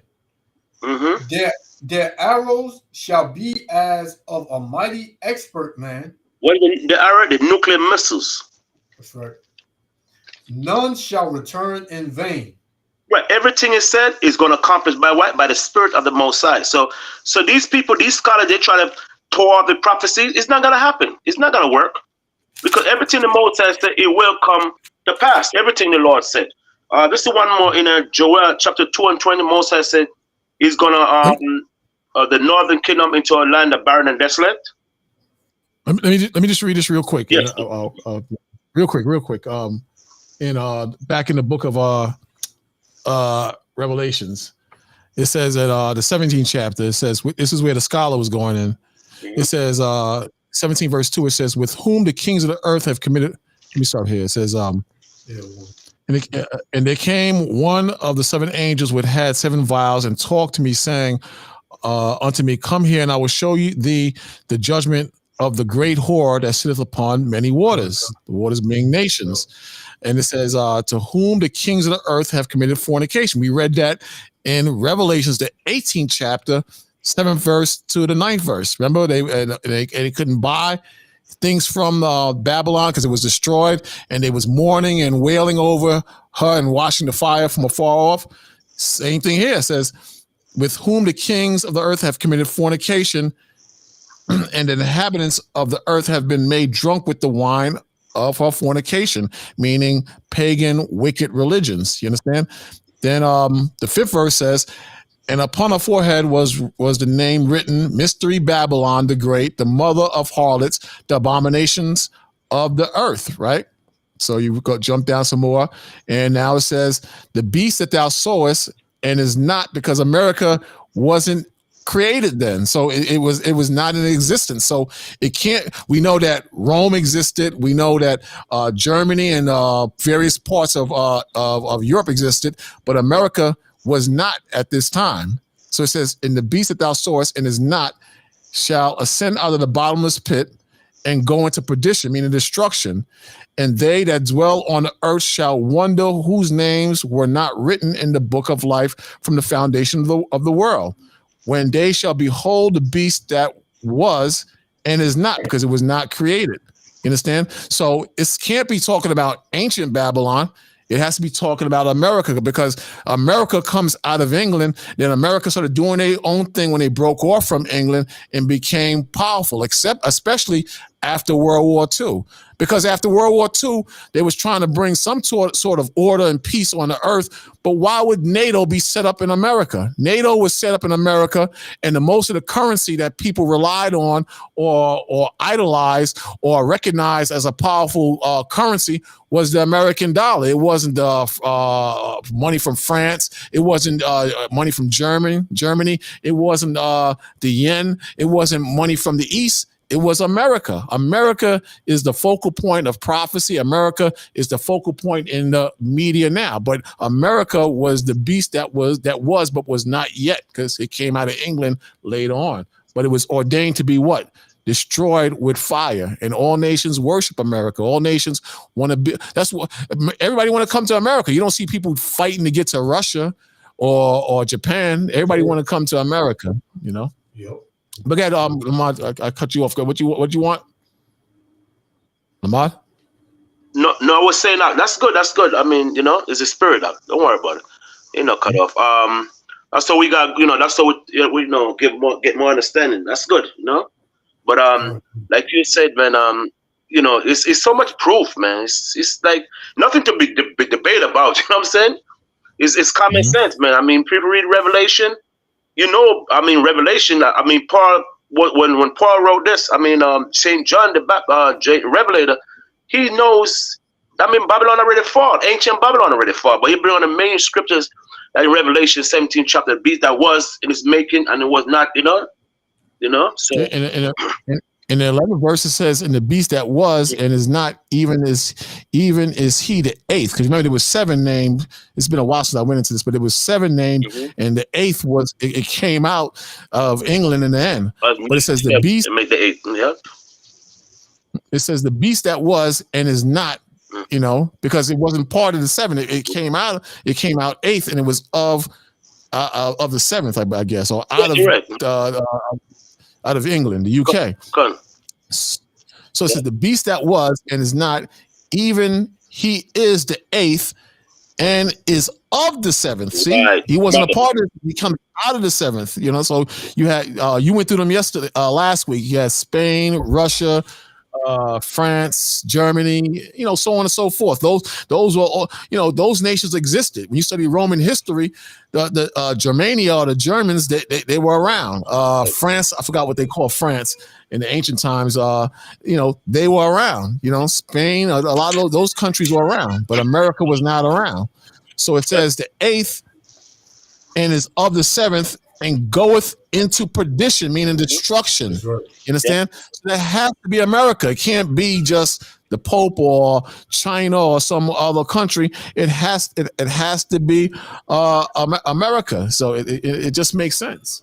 Yeah, but the brother Yashawan brought out earlier, Jeremiah 50 from verse 11, Jeremiah 50 verse for Revelation 17:11 links up with Jeremiah 50 and 10, where the brother earlier brought out, showed that they said that mother shall be confounded. The mother is Britain, and these scholars know that. You know what is a good book to read also for the audience out there? There's a book called Satan Angel Exposed. Read up. I remember that. That's an old. That's an old book. Remember that book? Satan Angel Exposed. That guy, Salim Kerben, explained the whole breakdown, man, proving it's America, because America came out of the Britain. It's called Satan Angel, exposed by Salim Kerben. Okay. Yeah. Yeah. Okay. So let's see. It was it was Jeremiah Brother Yashua, that what you brought it was Jeremiah 15 what? 50 what verse again? I started at 9, I ended at 12. Okay, Jeremiah 15:12 links up with Revelation 17:11, links up with Jeremiah 15:12. Yes, Con, that's the book right there. Satan Angel Exposed. And they show you a lot of proof America's Babylon. America came out of British. By now. That's the price? They gotta be joking. What? Oh, come on. We buy that for like $12 back then in the days, man. Come on. I think I might even have that book still, man. That'd be crazy. God damn. That's a wicked. Them people are evil, man. that was some wicked. That was something else. Yeah, the brother got it. The brother put up Gaul. Gaul is the ancient name of France. You're right. You know. Yeah. Yep. You know. Wow, I didn't know that book was $104. Man, that book, man, you get that. We used to buy that book for like $10, something like that. If that, man, come on, man, they crazy. Yep, dude, it's crazy, man. I don't want them having this book. They see the price, they ain't gonna pay for it. Not no nigger. He not gonna. Remember we used to go to Strands and and we buy the Tanakhs, and they after a while the Tanakh and various books would just disappear. You couldn't get but that's what you want. You want 50 verse 12, or you just was commenting on it? No, just a link up for Jeremiah, for Revelation 17. I think you want me to get it. Yeah, 50 verse 12. The precept proving the America came out of 7, which is British. Right. Con, you want to finish the Joel 2:20? I ain't waiting for yes. Oh yeah, that's what you want to do. Con, all right. Joel chapter 2 verse 20. But I will remove far off from you the northern army. And the northern army is America. Okay. Con. And will drive him into a land barren and desolate. And that barren and desolate land is talk about the Persian Gulf. It's a desolate land. That's why it's known as the Arabian Desert. Okay. Con. Con. With his face toward the East Sea. The East Sea mean the Persian Arabian Gulf. They call it also. Okay. Con. It says, and his hinder part toward the utmost sea, which is what the Mediterranean Sea. So you got the East Sea, and you got the utmost sea, the Mediterranean, and the Arabian Desert. Also, they call it. All right. It says, with his face toward the East Sea, and his hinder part toward the utmost sea, and his stink shall come up, and his ill savor shall come up, because he has done great things. Right. See, so the thing, the Most High, after Most High things with them dead body, them the nation, you got nothing but dead bodies for the bird, man. You know. So that's why we brought that in Jeremiah chapter 2, Joel 2:20. We know he's talking about America because Moses said the northern army, because America had the most powerful army in the north side. Okay, so we know it's America. You see, for now, you know, not as they're not powerful as now, because Russia, you know, go beyond them now. Because Moses is raising up the king of the Medes now. See, so you know, it's some scriptures show more evidence. You know what I'm saying? About, you know, America being Babylon. So many. Okay. Yeah, that's it on that. Yeah. I'm trying to find this video I seen earlier. Yeah, but that makes sense, though. You know, America, is one of the most powerfulest countries in the world, and America broke off from Europe. You know, these bastards that built this place up. These were dudes running away from the UK, and then you had the servants that was brought here from Australia, they were like the worst of the worst of Esau. They were brought here, and just the scumbags of the earth, they were just plopped here. Mm-hmm. And they did horrible things to our brothers, the North American Indians. They did horrible things, you understand? But as time went on, Esau, he expanded. He expanded and just butchered his way around the world. Even Hawaii. A lot of people don't know that Hawaii was damn conquered by the Europeans as well, man. People don't know that, Then they said how, I'm not saying it's true or not, YouTube, but the fires that was there, they were saying that, through the HARP program, that fire, that's what they're saying. I'm not saying it. That's what they're saying. You understand? Even the snowstorm they had recently over there in Iowa, they saying that, and I'm not saying it. I heard this on Rumble. They were saying that even the storm is created today, not taken away from the Most High. The Most High, he brings the storms too, and he brings hell. But this guy is a mad scientist. This guy wants to be God. He wants to rule. He wants to be God, man. Con. I got this video because what you see a lot now going on is a lot of people having dreams of the destruction on this place, and it's a real thing. Like, the Most High tells you what scriptures that was. Most High said, "Your young men shall see visions." Joel, right? Let me see. Joel. Yeah, let me find. And people are dreaming, and they seeing things, But I tend to be careful with them. But some people are going to, it's prophesied that children and women and men, they're going to see dreams. A lot of women try to use that scripture to justify preaching, but that's a whole different thing. You can't justify. It's 228. 228. I know I was right. I know I was close. This is Joel chapter 2, verse 28. I was already there. I ain't read that one in a minute. It says, "And it shall come to pass afterwards that I will pour out my spirit upon all flesh." So you're going to have the Most High Spirit on these Edomites. You're going to have them on all these other nations. You're going to have when they're going to give testimony on dreams they had and visions they seen and all that. Right? That don't mean that the nations can be saved because they got a vision. Yeah, it's bad. You got to say that though. It's bad. You got to say that because the scripture. I read the scripture earlier, and brothers used to get mad if I pull that scripture that the Most High he could put his spirit in. He put his spirit in all flesh, and then I don't know. I think was it Nebuchadnezzar that had the who was it that had the dream that Daniel had to interpret? That was But you get the just the way I'm going. You had heathens that had dreams, and you're gonna have heathens that's gonna have dreams now. It don't mean that they could be saved. Most High is just doing that, man. But brothers, they get like crazy, like you trying to say the nations could be saved when you expound on that, man. And that's insane. But, the heathens, they had visions and dreams. It's like it's in Daniel chapter 4. About Nebuchadnezzar's dream of a great tree shelter the world. It was okay. It was him then. It was him, man. But that's proof the Most High did that, man. I mean, brothers get all crazy, man. Oh, see, the Lord is dealing with the nations.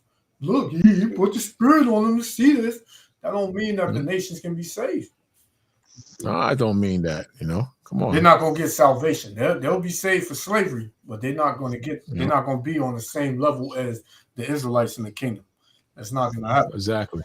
Joel 2:28 again. "And it shall come to pass afterward that I will pour out my spirit upon all flesh, and your sons and your daughters shall prophesy. Your old men shall dream dreams, and your young men shall see visions." Why? Because the Most High is the Father of spirits. He controls all spirits. So he can put in your spirit to see things, do things, reenact things, whatever the Lord's purpose is. He'll pick who he wants to to act out on in his purpose and his what's the word and whatever he wants. His right. You know. So same thing with David. The Most High, he chose David. He could have picked one of David's brothers, and he picked the smallest out of all his siblings. But he picked David. Then the situation with Saul, he took Saul's place after a while. So the Most High, he does what he wants. Yeah. Man. Yeah, man. Come on. It's as simple as that. Brothers take. I was looking at a video where this brother said Esau can be saved because Esau and Jacob had hugged and embraced each other back in what was it? I believe Deuteronomy. I know what you're talking 33, or was it Genesis 33? I got it mixed up. It's like Genesis. Like I think he was traveling and he just ran into him. Like, they got brother right there. Yeah. He ran into him, but that's stupid, man. Because what about the prophecy? Exactly. The prophecy don't change, man. Exactly. Just because they embraced and they had a moment, that means now Esau was forgiven. The Most High, he forgave Esau now. No, that don't, man. That don't mean that. But right. Yeah, let me get this real quick. You got it up? Oh, you got something else up? Okay. Oh, you got the video up? Oh no, I think you didn't want to finish. You finished with Joe. Yeah, you I'll finished finish with that one. Okay, all right. Come on, check this out.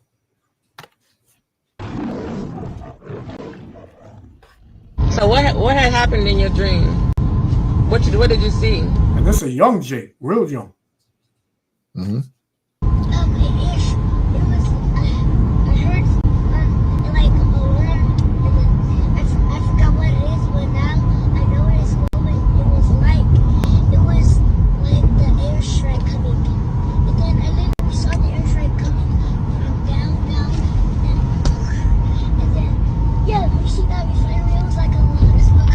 A lot of smoke like that over there at the refinery? Really? Interesting. So basically, the young Jake said he's seen an airstrike and a lot of, he's seen fire and he's seen, it looked like all the lights that's over there to his left. Mm-hmm. So it was a lot of smoke. Okay, and so you said it was up and then it came. And what happened when it came? What happened when it came down?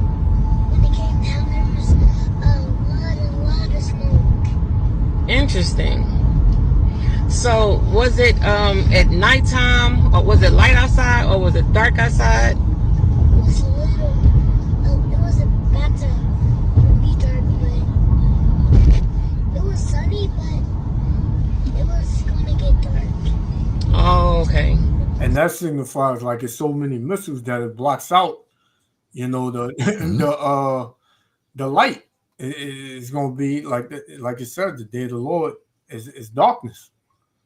I don't think Okay. I don't think brothers and sisters really have a concept of how that day is going to be, man. Yeah. Could you imagine, man? Yeah, come on, man. It should put fear in you just when you meditate, because sometimes I meditate on it, and man, that thing, you start getting goosebumps, and you start thinking like, man, this thing can jump off at any moment. Like we understand we got more prophecy to come to pass, but you never know how the Most High gonna move this thing. Right. You see what happened back in the 2020. 1 minute everything is normal, the next minute everything shut down. And that came fast. The way that just came out of nowhere. First, people heard some stuff. People was getting sick. Yeah. Then all of a sudden we got to lock it down, and they just locked us up, man. And we was like just communicating them by YouTube or whatever. Yeah. It just was crazy, man. Everything was empty. You walked outside, man. You'd be lucky to see somebody. Yeah. Crazy. Times Square, ghost town in Times Square. Ghost town. Yeah. When I seen that, man, I knew.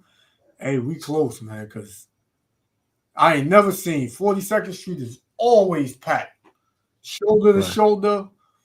It take you take you down there 15 minutes to get through one block in 42nd Street. And when I seen that thing completely empty, I was like, wow, that's crazy, man. Yeah, but it just shows that, you know, how fast something can happen. Like, you know, I've been saying for a while, I've been buying batteries and flashlights and knives because you know, they keep talking about power grids going out. You know, I don't know if that's going to happen, but it's a strong possibility. Right. So, you know, you see that. And as far as dreams, you know, I you know, if somebody tell me a dream, I don't totally dismiss it. Exactly. I keep it locked and I just put it on the shelf because, you know, it could happen, you know. Especially when you know,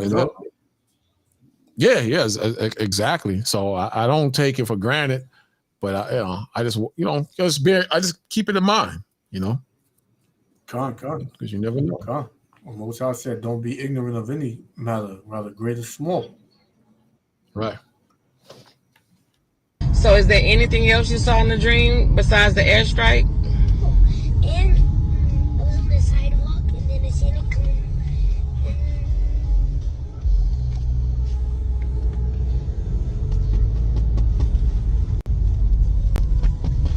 Yeah, I think that's it. That's it. Okay. Well, that was a really good dream. That was really, really interesting. I'm glad you told me about it. Okay. And knowing Eve, she's not gonna regard it. She's gonna just throw it behind him. Oh, he had a real, you know, he had a dream. He had a real serious dream, and he was talking about airstrikes and all that, and you know. Like you said earlier, people don't believe that it's going to come to America. They don't believe because this place, like it said, like the brother said in the video, America has never been touched. You know, nobody knows what it's like. Even though we had that happened in 2020, then you had a couple of blackouts out here.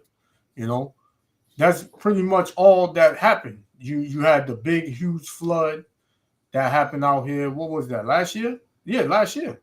We had the big flood that happened out here, and you know, a whole bunch of cars got flooded and things like that. You had hurricanes, a couple of hurricanes, but nothing of a war, complete and total desolation and annihilation here on American soil. You never had that. So people can't fathom to think that. They can't, like, oh, that can't happen here. We got the greatest army in the world. You know, can't nobody touch America. Why you think ain't nothing going on? And, you know, if it did happen, we'll just bounce back. You know, people not really, they thinking like that. They're not thinking about this place being something totally different. You know, but if they're paying attention, why all of these movies coming out with the world ending and it's America? Exactly. You know, New York looking crazy. You got LA looking crazy. You know, they think this thing is just for entertainment and just you know, fiction. No, but this is a real reality. Yep. And they think it can't happen because this man, he's made America like it can't be touched, but it can be touched. You know, check this out real quick. Go. This is Revelations 6 verse 14. It says, "And the heaven departed as a scroll." What's that? The mushroom clouds. That's right. That's what it is. So back in the days, they didn't know exactly what this is, but I'm sure they recognize it as you know, something extremely powerful, man. But that's what he's describing, a mushroom cloud. See that right there? And the heavens departed as a mushroom. I'm sorry, as a scroll when it is rolled together, and every mountain and island were moved out of their place. What is that talking about? The destruction, man. The destruction, the thermonuclear destruction. And the kings of the earth, the same kings that was mourning over Babylon being destroyed. Remember we read about that? And the same kings that drank the wine of fornication in the 17th chapter of Revelation, and the same kings in the 18th chapter of Revelations that bought the stuff, the valuables and the jewelry and the ivory and the precious things, and then we equated it to today's standard and as far as what's valuable. and them purchasing and mourning and wailing because they couldn't buy from America anymore because it was destroyed by fire. Check it out.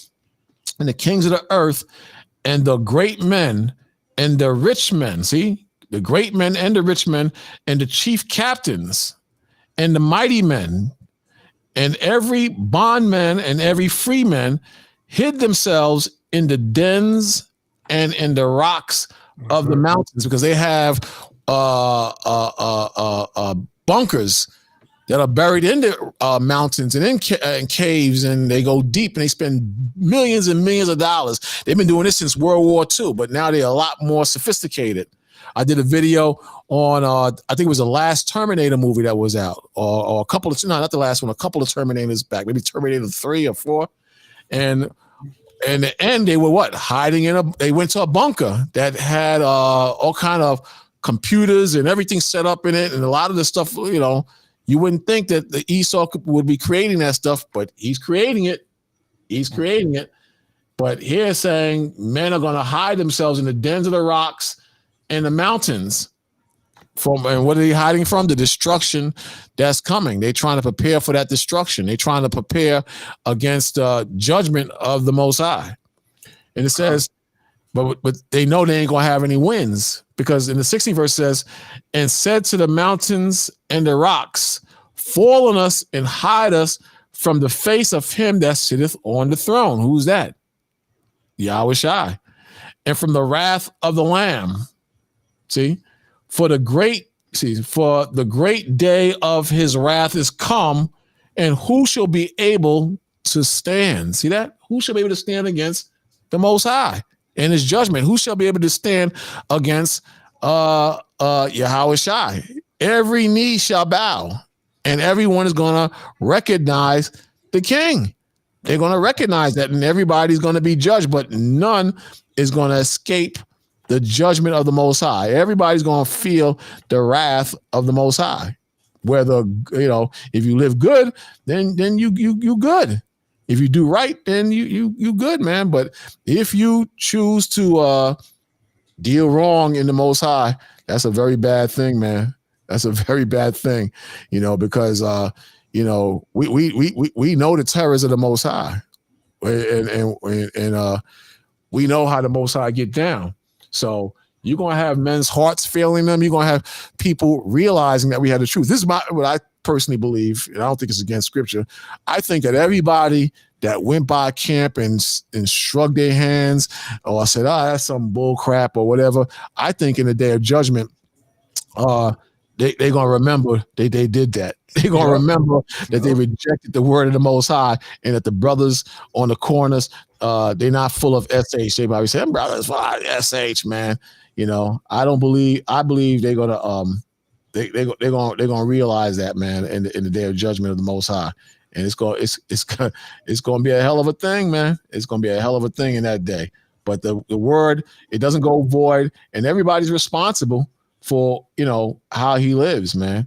Everybody's responsible. So if you choose to live a wicked lifestyle, you're going to be judged on it. You know, you're going to be judged on it, bottom line. But if you choose to live a righteous lifestyle and you're smart, then you benefit from that, man, because there's benefits in serving the Most High and keeping his commandments. There's benefits in that, you know. One more and I'll let you come in. One more. We read this one last week, and this pertains to what I was saying a little while ago. It says in Zechariah 7:11, it says, but they refuse to hearken, meaning to the Most High, but they refuse to hearken, meaning listen to the commandments, listen to the judgment, listen to the prophecies, listen to repentance under Yahweh Shai, and pulled away the shoulder. They rebelliously, get your hand off me. I don't want to hear that. And they kept it moving. They kept walking and stopped their ears that they should not hear. See that? Yea, they made their hearts as an adamant stone, lest they should hear the law and the words which the Lord of hosts has sent in his spirit by the former prophets. See that? So we're quoting what the former prophets said. Then you put the video up of the young man having the visions, and you're going to see more people having visions pertaining to the destruction that's coming. And are they going to listen? Some brothers and sisters are not going to listen. Some brothers and sisters, they're going to be in the mindset of get money, get that money. As a lot of brothers is on that money trip. It says in the 12th verse, yea, they hardened their hearts as an adamant stone, lest they should hear the law and the words which the Lord of hosts has sent in his spirit by the former prophets. Therefore came a great wrath. See that? Therefore came a great wrath from the Lord of hosts. See that? See? So it's coming, man. It's coming. That wrath is going to come. You know, so all those who hate the Most High or hate the Bible, that wrath is coming, man. It's coming. Come.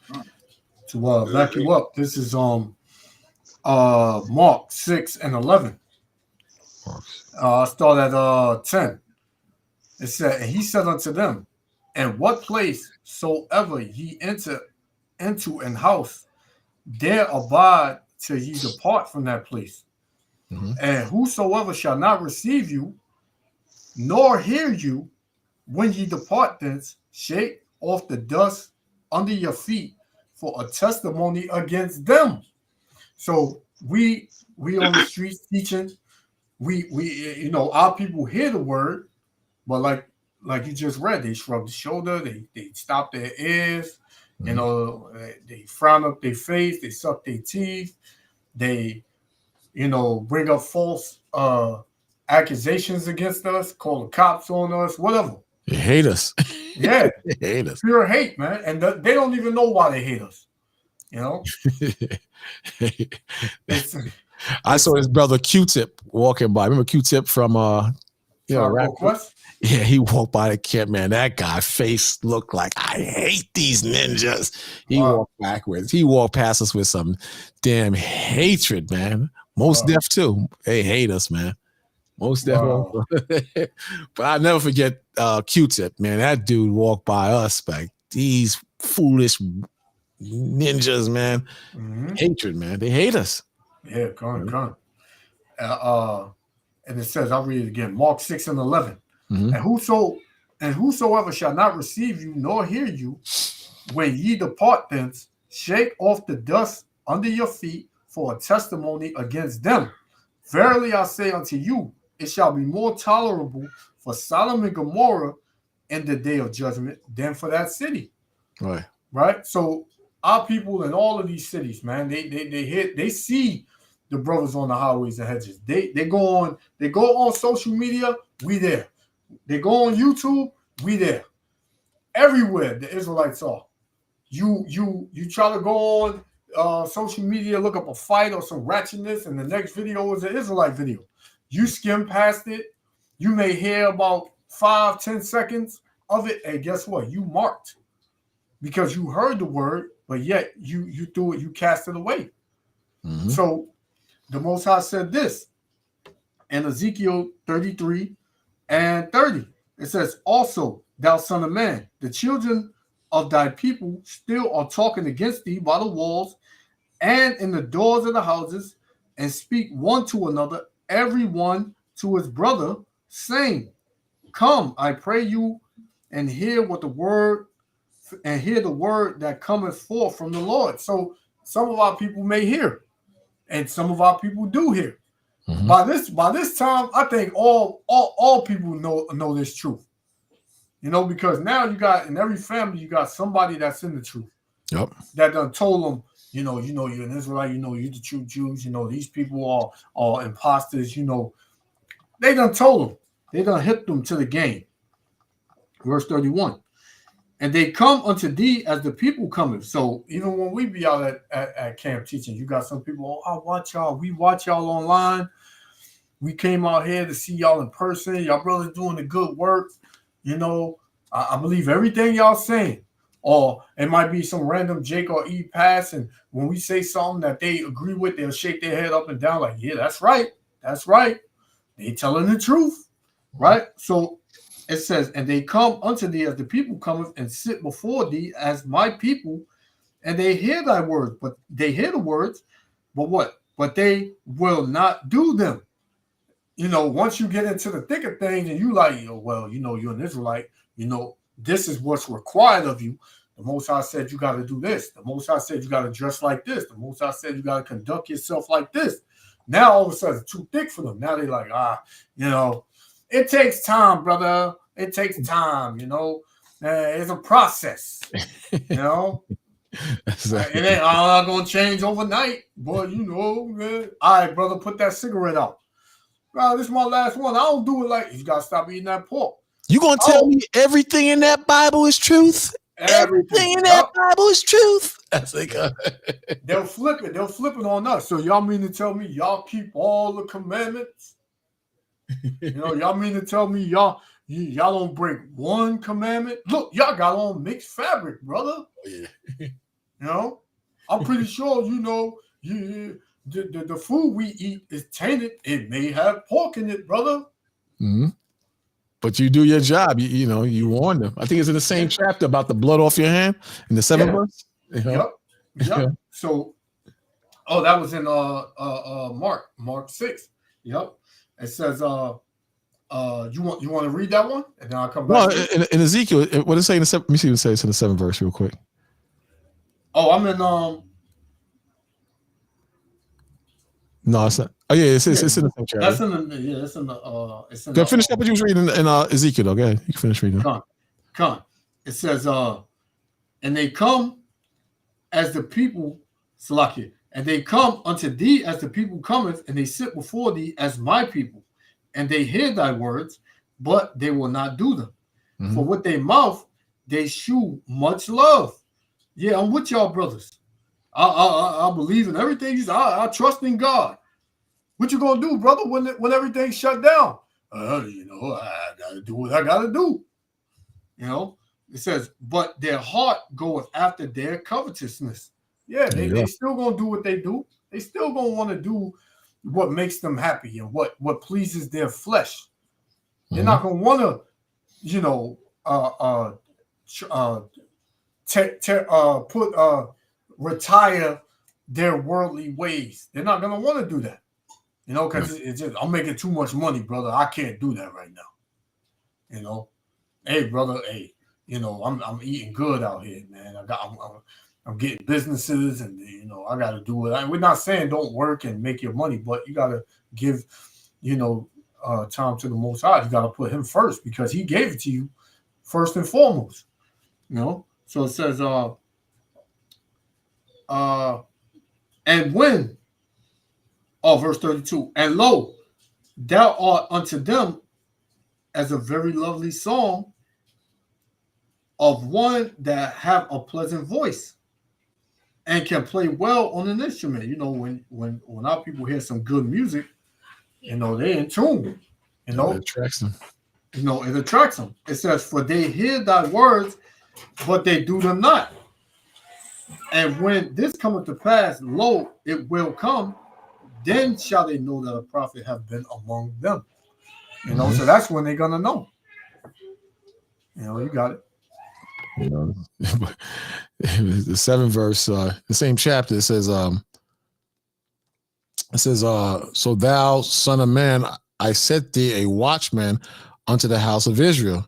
Therefore thou shalt hear the word up at my mouth and warn them from me. So even though they are rebellious and they have this spirit on them where, you know, you can't tell them nothing, we still have to warn the brothers and sisters out there.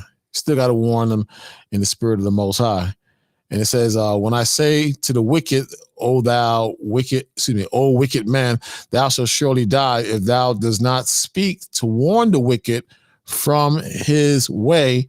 That wicked man shall die in his iniquity, but his blood will I require at thy hand. So, you know, we got a job to do, and that's to warn our people. We have to warn our people, and to keep the blood off our hands, we have to do our job.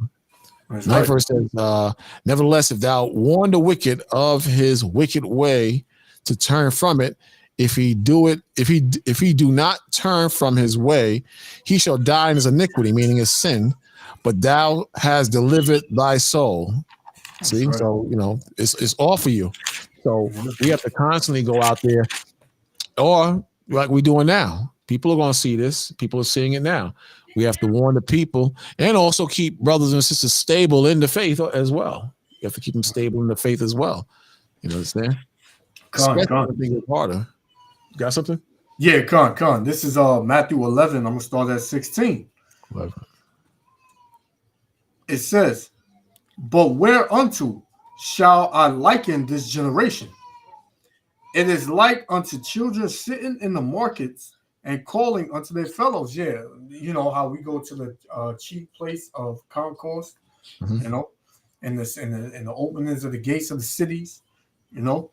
It says, and saying, we have piped unto you. What have we piped? This the words of the Heavenly Father. It says unto you, and ye have not danced. Yeah, you didn't listen. You didn't take heed. You didn't apply it. It says, we have mourned unto you, and ye have not lamented.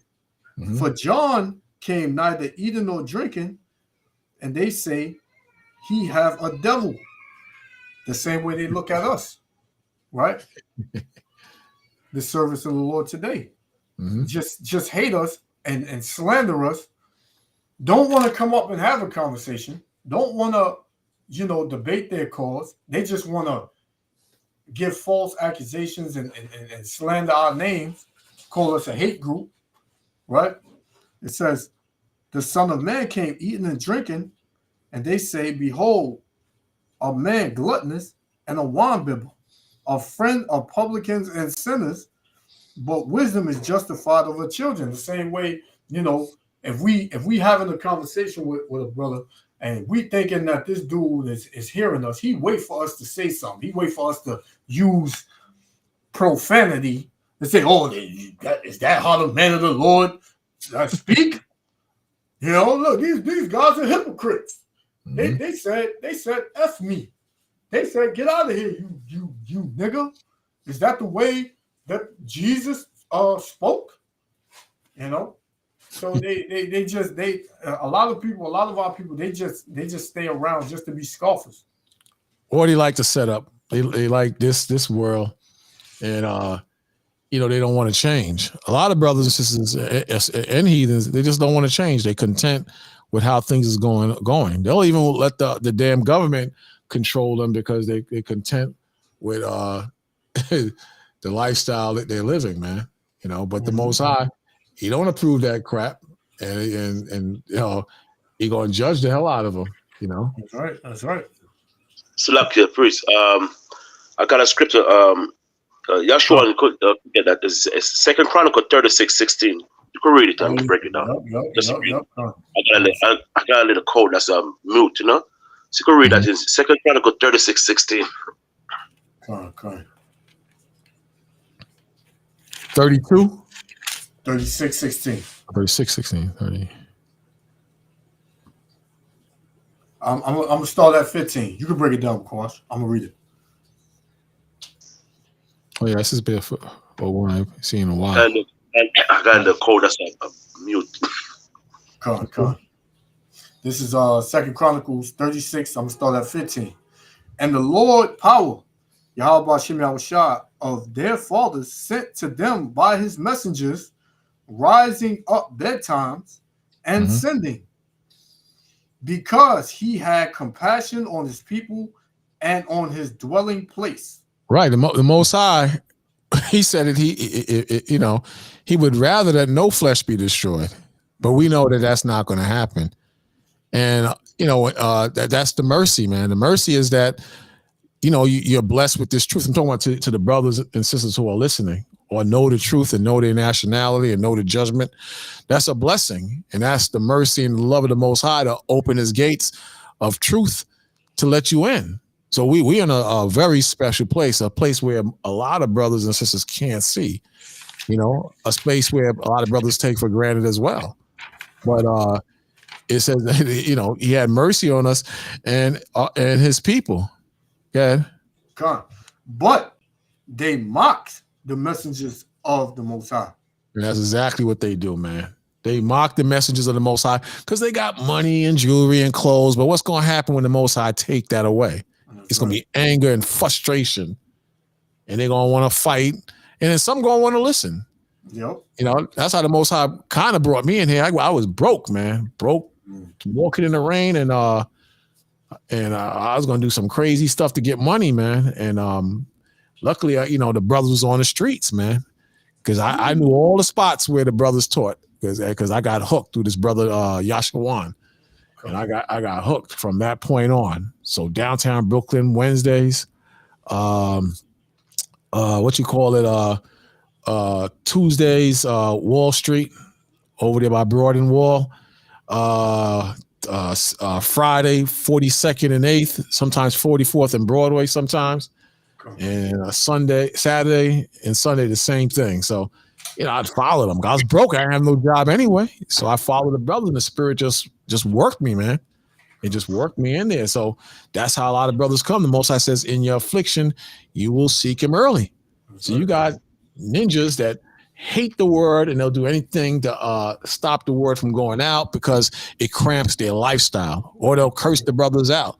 So that's why I'm saying that, you know, they mock the messengers of the Most High, you know, but the Most High, he also speaks through his prophets. I'm not saying that I'm a prophet, but in the past, you know, the Most High confirmed that he spoke through his prophets in the past. You know, real quick, I'm gonna come back to here. It says in Luke 1 verse 7, he says, as he spake by the mouth of his holy prophets. See that? Which have been since the world began. You understand? And then the 71st verse says that we should be saved from our enemies and from the hand of all that hate us. So the Most High sent his prophets out to save Israel from the hands of those who hated him. But here in the 60th verse says, but they mocked the messengers of the Most High. You see that? You keep going from there. It says, and misused his prophets. Meaning they despise the words of the Most High. You understand? You know, so you know what the despise mean. What does the word despise mean? They hated the word of the Most High. Right. And today is the same thing. The Most High said there's no new thing under the sun. They hate the word of the Most High. You understand? So they despise, it says they despise his words, which were the words of the Most High. Proverbs 13 verse 13. Whoso despises the word shall be destroyed. Whoso despises the word of the Most High, shall be destroyed. But he that feareth the commandment shall be rewarded. So back over here again, it says, but they mocked the messenger of the Most High and despised his words. Okay, and it says, and misused his prophets, meaning they put hands on the prophets. They in certain cases, they killed the prophets. They did all these things, man. They did a lot of wicked things to us, man. And the Most High, he didn't forget that, man. The Most High, he ain't forget any of that, you know. So a lot of the brothers that did those things in the past, they're right back here on this earth doing the same bull crap all over again. And the Most High, he ain't forget, man. He remembers, man. And guess what? That's why I said, I don't, it's not scripture, but I don't think it conflicts with scripture. A lot. I think that in Judgment Day, a lot of these brothers and sisters that did evil to us, or that turn their back on the Most High, they're going, They're going to remember. They're going to remember the days they walked past the Most High. They're going to remember all those things, man. And they're going to be judged. They're going to be judged. I think they're going to remember, but they're going to be judged, man. But it says, Gezi, say what you going to say about it. Yeah, that's what I just read in Ezekiel 33 and 33 when it said when that day cometh and lo, it will come, then they shall know that a prophet hath been among them. You know. So Most High gonna put it in their mind. I got a precept on this one when you finish. You can read the precept now. You want to get it? Okay, yeah, con. This is you had something, Lamont? Yeah, when you finish, you can read. You guys could break it down because I'm not feeling too good.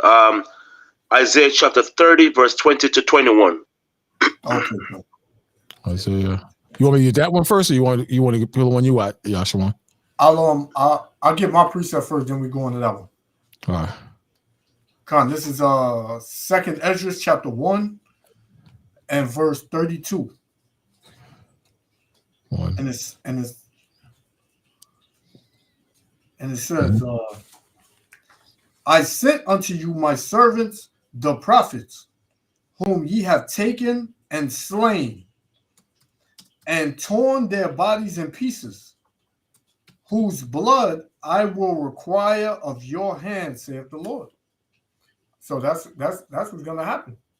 You know, the Most High, like you said, the Most High didn't forget nothing. Those jakes that were scoffing and being demons to the our forefathers, the prophets back in the day, are on this earth today doing the same thing. Hey, the Most High just put you here because He's gonna judge you worst of all, man. You know, because you just a Negro that just hates the Lord. Right. That's all that is. You said Proverbs 30 and no, Isaiah. You said Isaiah 30, right? Hold on 1 second. Okay. Okay, you get it. I'm gonna get this while you get it. Isaiah chapter 30, verse 20 to 21. Okay, God. Yeah, because you know. This is real quick while you get that. This is the book of Revelations.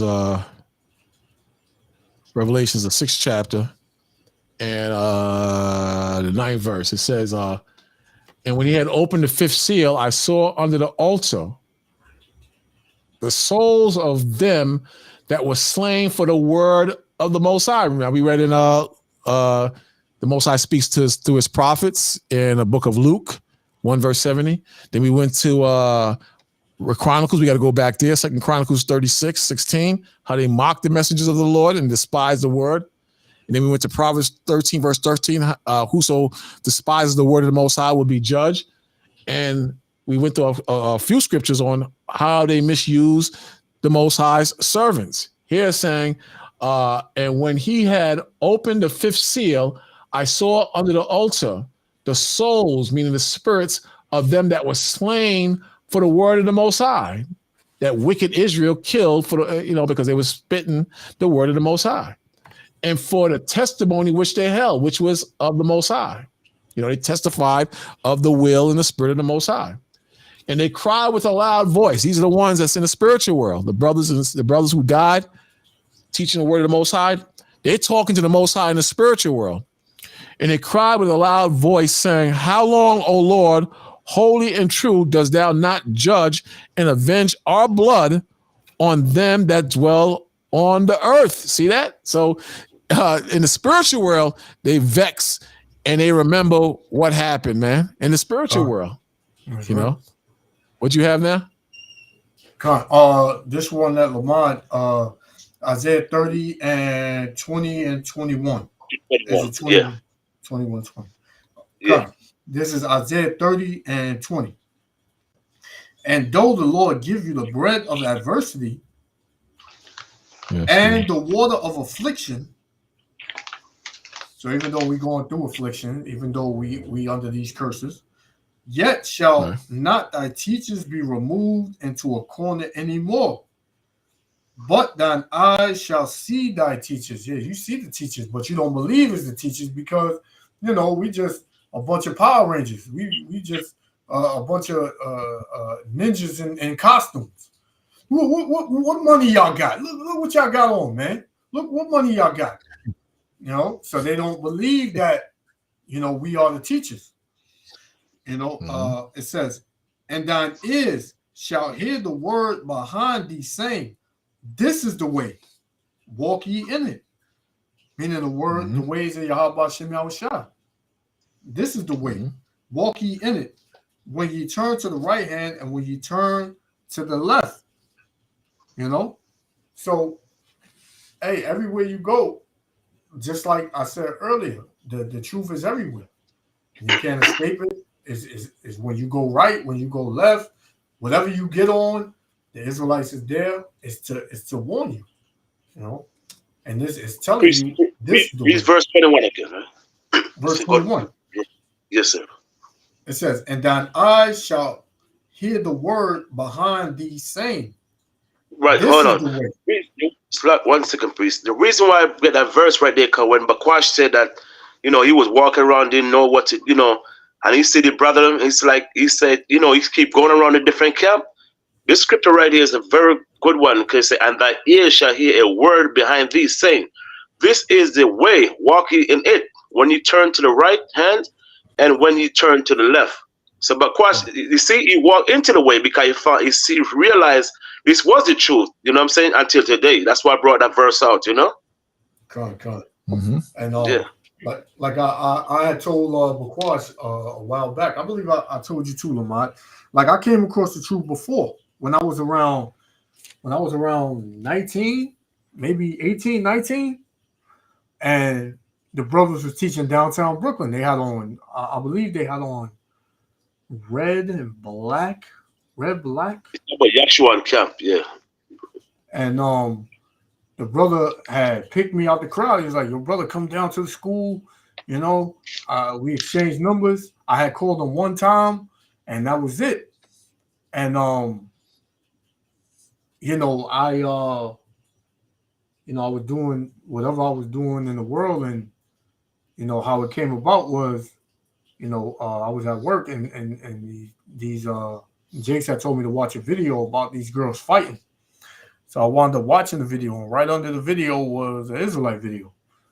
And I watched it. It was only 3 minutes long, and that was it. That's all I needed to hear was 3 minutes, and I've been in it ever since. You know, so that's the way it happens. I was, you know, grateful to the Lord that it came around to me again. You know. Mm-hmm. But even when I seen the brothers, I never was a scoffer. I never, y'all don't know what y'all talking about. I was never like that. I was humble when I came to the camp. The brother seen it on my spirit. He pulled me to the side. I talked with the brother for about a half hour. I'll never forget that day. You know, and yeah, I was in it ever since. You don't know, you know, you never know who the Most High is gonna bring in, and how the Most High, he's gonna work you. But we do know the Most High, he gonna work you. He gonna definitely work you. So, you know, even the brothers in the spiritual world, you know, like I read earlier, they see what's happening out here. They see the BS, but you know, they had their place. They had their place, and they had their destination and their office where the Most High he put them. You know. So, when you continue, it says in 11 verse, it says, and white robes were given unto every one of them, the ones who cried, how long will you not avenge our blood on them that misused us? But it says white robes are given unto them, and it was said unto them that they should rest yet a little season. See, they have their place, we have our place. Yet they should rest a little season until their fellow servants, see, we're the fellow servants, or possibly under us, there are other fellow servants. But they should rest a season until a fellow servants, also their brethren that should be killed as they were, should be fulfilled. So you had men that was killed in the past, and they more brothers was killed in the past, and then some come back on the earth, and you just repeat the cycle. You understand? But us today, the Most High says this. The Most High says in 2nd Ezra 2 verse 45, he says, and he answered and said unto me, these be they that have put off mortal clothing and put on immortal, and have confessed the name of the Most High. Now they are crowned and receive palms. See? So that's us trying to get that crown now. That's us laboring for the Most High and doing what's right in the Most High. In the 42nd verse, it says, I, Ezra, saw upon Mount Zion a great people whom I called, whom could not be numbered. We know that's the 144,000 because they can't be numbered. They're like this, we know that that's Israel because they like the sand of the sea. And it mentions a group of people who cannot be numbered in under the 144,000 in Revelations the 7th chapter, as well as Revelations the 14th chapter. So it's not talking about everybody. The Christians like to try to equate the a number that can't be people who cannot be numbered out of all nations. The Christians try to make that all nationalities. First 144,000, and they say, see, nations that cannot be measured or numbered. That's everybody. But no, this clarifies it. I, Ezra, saw upon Mount Zion a great people whom I could not number, and they all praise the Lord with songs. And in the midst of them, see this? And in the midst of them, there was a young man of high stature. Who is this? Yahweh Shai. This is Yahweh Shai giving crowns to the brothers who stood stiffly for the word. They didn't give up. They didn't let nothing shake them. They followed the words of the Most High. Check it out. And in the midst of them, there was a young man of high stature, taller than all the rest. The rest was the ones who put off more immortal, or mortal to put on immortal. And upon every one of their heads, he crowned, just like in the picture. And he was more exalted, which I marveled at greatly. So he's seeing this scene. He's saying, who is this dude crowning these brothers? So he expounded on who the brothers were, but now he's saying, like, who's this dude crowning them? This dude is like taller than all the rest, showing the tallness represents his power, and then he's the king. He's the king. So he says, which I marvel greatly. So I asked the angel and said, Sir, what are these? And he answered and said unto me, these be they that have put off mortal clothing and put on immortal, and have confessed the name of the Most High. Now they are crowned and receive palms. See that? So these are they. So it says, then said he unto me, what young person is this that crowneth them? So we're looking at that now. Again, it says, then he said unto me, then said I unto the angel, what young person is it that crowneth them? And giveth them palms in their hand. So he answered, the angel answered and said unto me, it is the Son of the Most High. See, in the Old Testament, the Son of the Most High, the Son of the Most High. You know what I'm saying?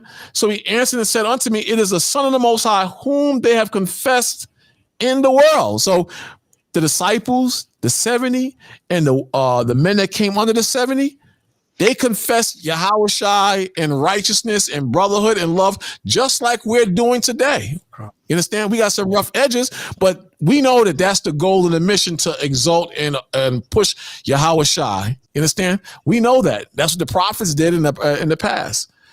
Again, it says, so he answered and said unto me, it is the Son of the Most High, whom they have confessed in the world.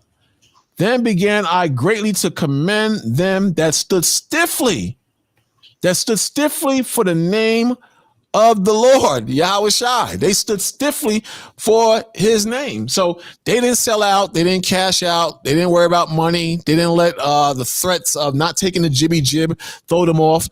They rocked hardcore with the Most High. You know what I'm saying? So you know what I'm saying? So they didn't cash out, man. So you got brothers that's going to suffer. You had brothers in the past that died and had to wait for their other brothers to be slain and meet up in the spiritual world. You had a lot of things. We had a lot of things going on. We have a lot of things going on now. But the key thing is to stand stiffly in the Most High. Don't give up. Jump to verse 42 again, right?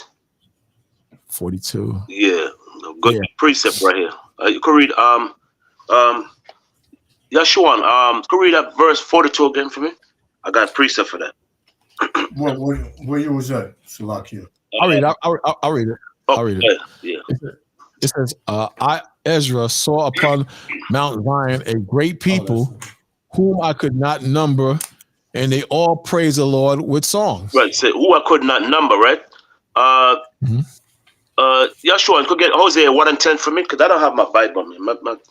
This Bible is ripped up. I'm just reading from some other source. And 10:22. Hosea chapter 1 verse 10, right? And verse 2. Hosea 1 and 10. Yes, sir. Yet the number of the children of Israel shall be as the sand of the sea, which cannot be measured nor numbered. See, I just want to get that precept there, so for no audience here, that so that we could, so they could see the precept is right. The more precept it's not just as verse 42, because so we could get more precept and so forth, because that's a good precept right there. Isaiah or Second Ezra 2:42 and Hosea 1:10. So we could so we could get more precept on that verse. Because say, I saw up among Zion great people, which I could not number. Right. So we know is Israel. So you get more proof and stuff. For the for the new audience out there that's listening, right. See, and when you so what the Christians do, they try to they don't read Apocrypha, but in the Bible, in Revelation 7 verse 9, it says, "And after this I beheld and lo, a great multitude which no man could number, of all nations and all kindreds and people and tongues stood before the throne and before the Lamb, clothed with white robes and palms in their hand." Didn't we just read that? Didn't we just read? We just read that. It's the same thing. So the Christians try to say that that's talking about that's talking about everybody, but that's not true, because in Ezra, the 46th verse, it says, "Then said I unto the angel, what young person is this that crowneth them and give them palms in their hands?" Right. When you go back here, it says, "And after this I behold a great multitude which no man could number." We know that's Israel, what you just read in yeah, you can get Isaiah 10 and 22. It says the same thing. It says, "And after this and after this I beheld and lo, a great multitude which no man could number, of all nations and all kindreds and people and tongues stood before the throne of the Lamb, clothed with white robes and palms in their hands." See, it's the same thing. So they can't get around that. You understand? But that's clearly talking about the Israel. That's clearly talking about Israel. "And he cried with a loud voice, saying, Salvation to our power, which sitteth upon the throne, unto the Lamb. And the angels stood around about the throne, and the elders and the four beasts all fell before the throne in the face and worshiped the Most High, saying, Amen, bless and glory and wisdom and thanksgiving and honor and power and might be unto Yahweh forever and ever." So, I mean, the 14th verse says, and I said unto him, And one of the elders answered, saying unto me, "What are these which are arrayed in white robe, and whence they come?" You understand? We read earlier in Ezra, he said the same thing. He said the same thing. What are these? In Ezra, 2nd Ezra, the 44th verse, it says, "So I asked the angel and said, Sir, what are these?" Just like in Revelations. "And he answered and said unto me, These are they that have put off the mortal clothing, and have put on the mortal, and have confessed the name of Yahweh, and now are crowned with and receive his palms." You understand? Go back to Revelations. It says, "And one of the elders saying unto me, What are these which are arrayed in white robes, and whence they came? And I said unto him, Sir, thou knowest. And he said unto me, These are they which came out of great tribulation." They suffered. They the prophets, and they suffered. They're the men of the Most High, and they suffered just like we suffer now, and we're going to suffer more because the Most High is going to test our spiritual chin. "These are they which came out of great tribulation, having washed their robes and made them white in the blood of the Lamb." What's the Lamb? Yahweh Shai. You understand? So in Ezra, it just kind of changes a little bit, but it says that in Ezra, so he answered and said unto me, in Ezra, it just says that simply, "These are they which stood stiffly," right? In the 47th verse, sorry. "And he said, and he answered and said unto me, It is the Son of the Most High, whom they have confessed in the world. Then began I greatly to commend them that stood so stiffly for the name of the Lord." In Revelation, it said that they came out of great tribulation. Yeah. These are the same ones. You understand? The same thing. So not only are the Christians wrong as far as the nations, which cannot be numbered or measured, they say that those are all nationalities. They're wrong there. It's confirmed that those are talking about the Israelites. That's one. And secondly, Yahweh Shai, who they call Christ, is found in the Old Testament in the Apocrypha. That's right. In the Apocrypha. You know? That's right. Yeah. Yeah. As I said, precept must be on precept, right? Yeah, here a little, you know, here a little, yeah, and and there a little, but you know that that's clear though. You can't get around that. That's very clear. So, you know, it's in your face. You know, people can't see the Most High chose somebody different from others. You know what I'm saying? Remember what we read 3 weeks ago? Moses say, "Yeah, everything favorite. He have his favorite trees, right? His favorite river. Everything he has favorite. So Moses, even because he chose the other nation, he creates the other nation doesn't mean he chose him. He chose one particular people, right? So just like he did with Adam, you know, we all came from God, man. Come on now. Yeah, he don't have favorites. He don't have favorites. And it's common sense, you know. If a man have 5 wives, he might have one favorite. You know what I'm saying? He's not gonna love all of them equal. Yeah, you know, Jake can understand that concept. Jake, he can understand the concept when you say, well, if you got 3 pairs of shoes, you got 1 pair of shoes that you like more than the other 2 that you wear, that you put on when you want to get, you know, extra, you know, dressed. And they'll be like, yeah, you're right.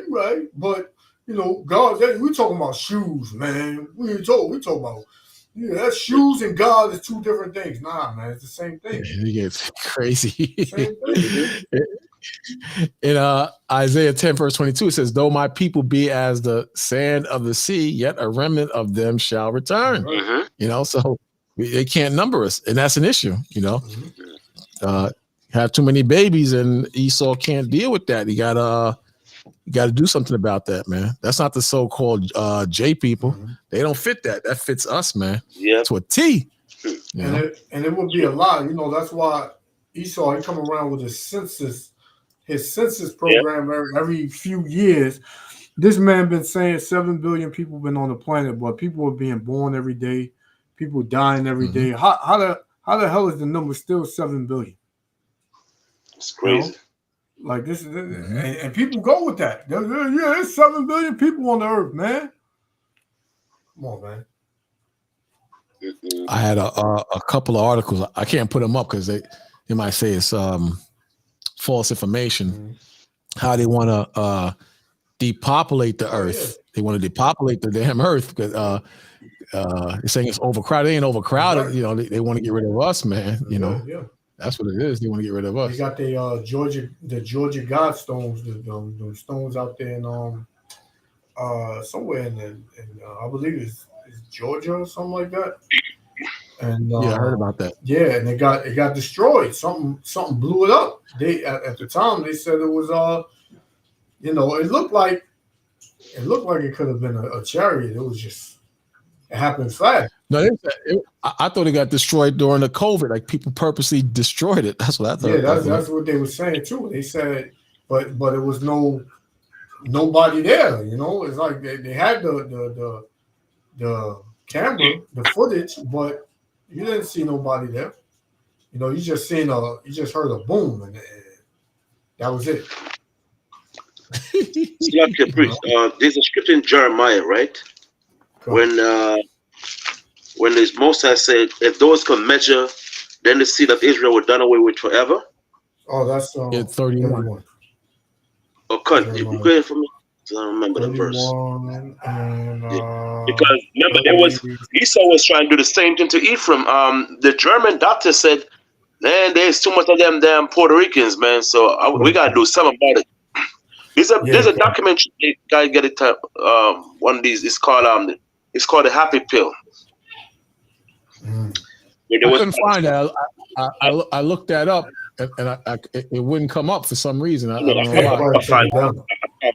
I found it. It's called a happy pill. But I did find the Georgia Stone though. You're right. Somebody they showed it blowing up. It's on the screen now. They did show it blowing up. I don't know, man. Yeah. It just I just saw an explosion. I don't know if they put that there or what. But you're right. But you're not able to really get there because that's guarded. That's not just out. It's guarded. Yeah, it's not just out there. Oh, really? You know, you got to go through security or something to get to that. You know, that's crazy, man. You know. But I got that one. Wow. I got that one in Jeremiah 31 and 30. 35. I'll start at 35. Yeah. Okay. Okay. Start. Yes. Verse 35. Con. Yeah. Go ahead. Jeremiah 31 and 35. Thus saith the Lord, which giveth the sun for a light by day, and the ordinances of the moon and of the stars for a light by night, which divideth the sea when the waves thereof roar. The Lord of hosts is his name.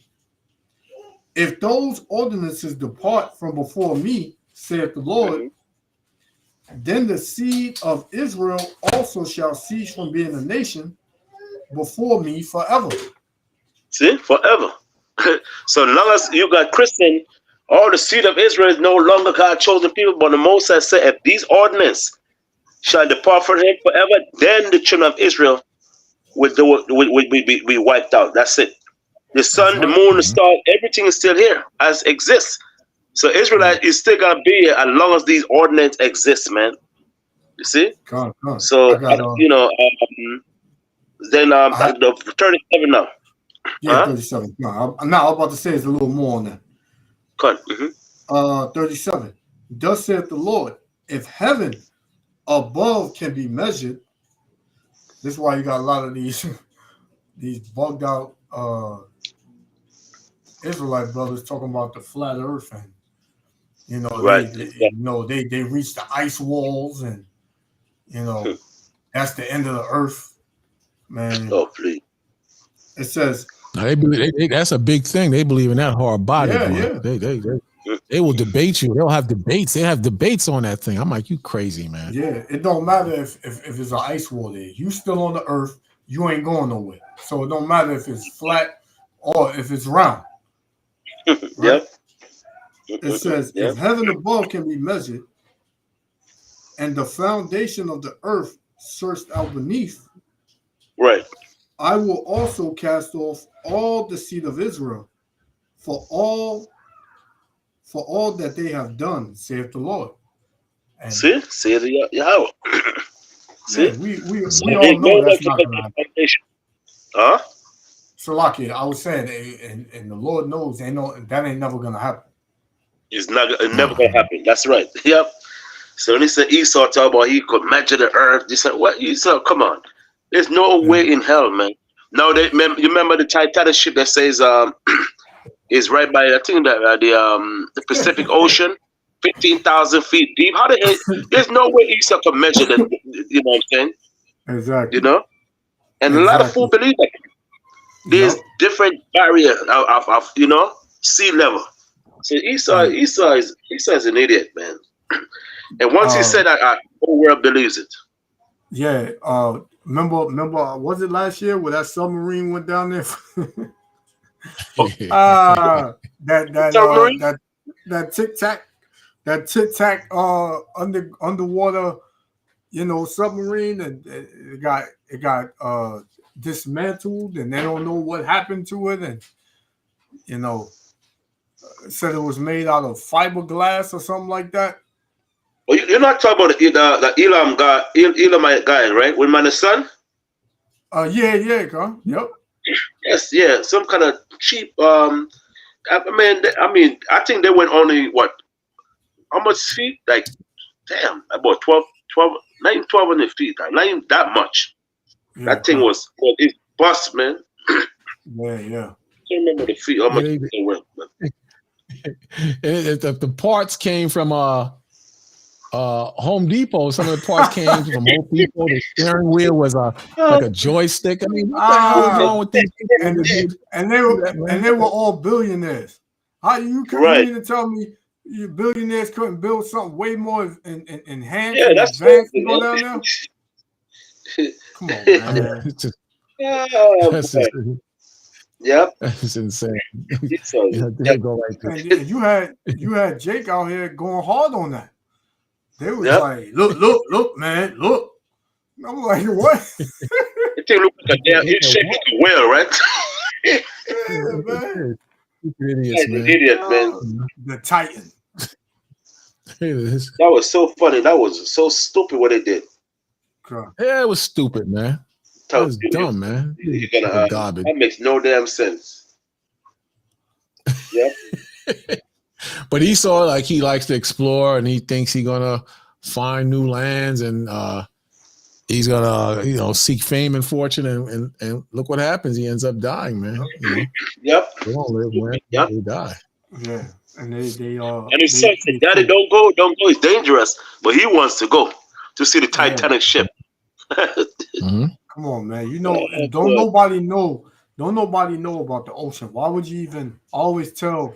When this came out, I was talking to everybody about it, man. Everybody, what do you think about that? I was like, first of all, man, Esau tell you itself, they only discovered about 5% of the ocean, man. So even if that's the truth, that's a low number. Why would you go and want to explore the deep? You know nothing about space and you know nothing about the ocean. Why would you want to deal with either one of those things? Yep. No, but with the flat Earth thing, I don't know if it's true. I heard a man tied himself to like a makeshift rocket, thinking that he was going to fly himself over the ice walls into another land. I said, I don't know how true it is. I heard it on social media. Probably not even true, but I was wondering if y'all might have heard about that. But these people are crazy, man. Yeah, these people are crazy, real crazy. I seen a video popped up on my feed about 3 days ago, saying that they got over the ice walls and it's more water and it's more land. So how is that the end of the earth? Come on, man. These man, those are what you would call conspiracy theorists. Somebody that just like don't have the proof, just saying something and running with it because that's what they think. They just seen a bunch of videos and they say, "Oh yeah, that gotta be true because there's a lot of people and white people saying it, so we gotta believe it." Here it is right here. I don't know if this is real or not. If it's an Edomite, it's probably real. If it's an Edomite. It is right here, man. This is crazy. Look. The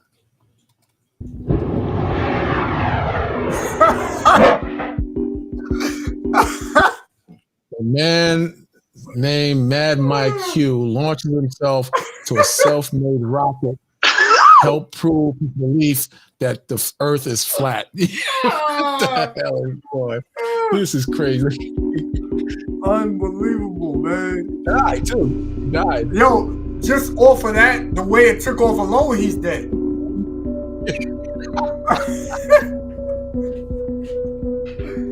Oh man. But he didn't. He's trying to see over the ice wall. I don't get it. Where's he go? So what happened to him? What happened to him?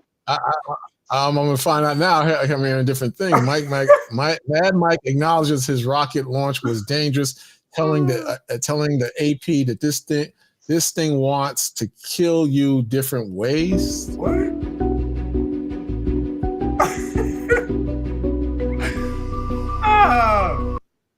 It was not his first attempt. He launched himself into space to prove his theory that Earth is flat. Look at this guy, man.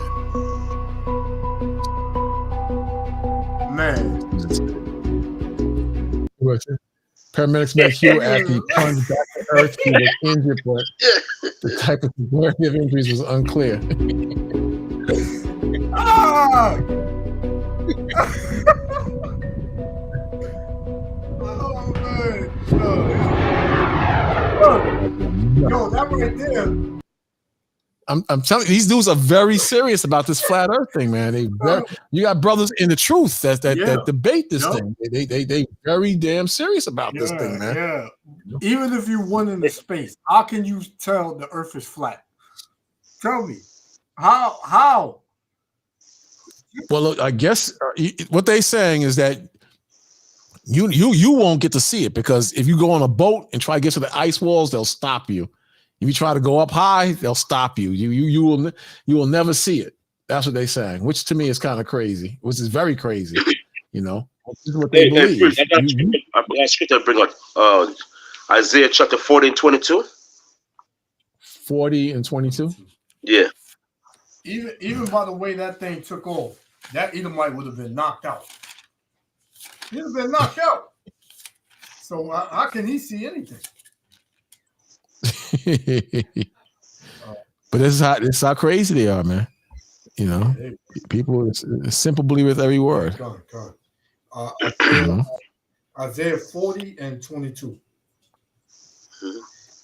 It is he that sitteth upon the circle of the earth.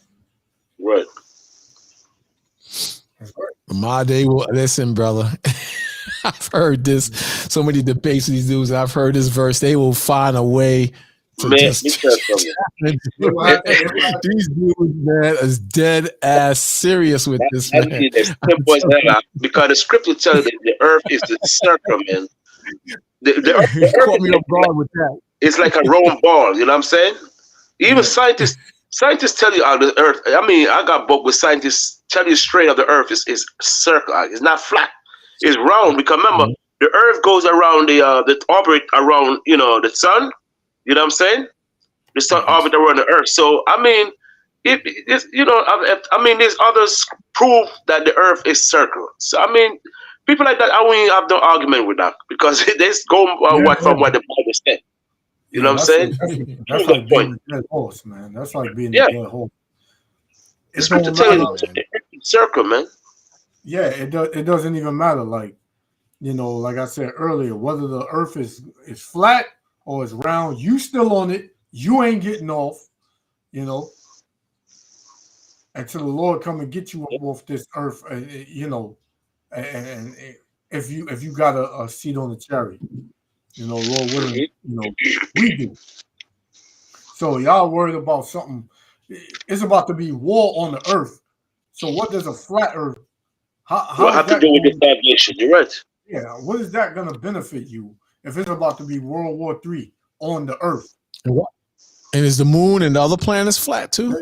This devil lied about going to the moon. You think he's not going to lie about the earth being flat because he the one started it? Yeah, we went to the moon, one giant leap for mankind. Come on, man. Yep. It says when you look it up on the blue letter, it says circle, like when you let me see the Greek word. Cool. Right, so it means a circle, circuit, compass. That's what it means. Circle. Priest, I got another one. I got another one for you, Priest. Job 22:14. Sound like you've been talking to them. Job 22:14. Yeah. Nah. Are you talking to me, Elder? No, yeah. Lamar. He's calling. Yeah, I've heard him. Yeah, I had was on Instagram one day, and the brother sent me that stuff about the flat Earth. You don't believe it's flat, brother? And I'm just like, brother, what does that matter? Is that going to give you salvation? Are you going to be, do you know who you are? He started going into all this other stuff. Job Job 22:14. Yes, sir. It says, thick clouds are a covering to him, and he seeth not, and he walketh in the circuit of the heaven. See, in the circle of heaven, the same way it said in the Hebrew, the same thing said in Job, the circle of heaven, right?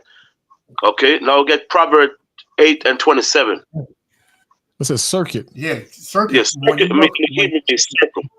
Yeah, when you circle. look it up in what you call it says circle. What was the other one? What was the other one you wanted? 8:27. Proverbs 8:27. It reads, yes, sir. When he prepared the heavens, I was there. When he set a compass upon the face of the deep, of the depths. And that all goes back to circle. See? See? One more, Job 26:10. Job 26 and 10. And it reads, he hath compassed the waters with bounds until the day and night come to an end. You see, he have compassed the water with bound. When you look at the word bound in Hebrew, it's a cog. Okay, bound in the Hebrew for Job 22:14, it's a cog. Job, Proverbs, yes, sir, yeah. Proverbs 8:27, it's a cog, which means circle.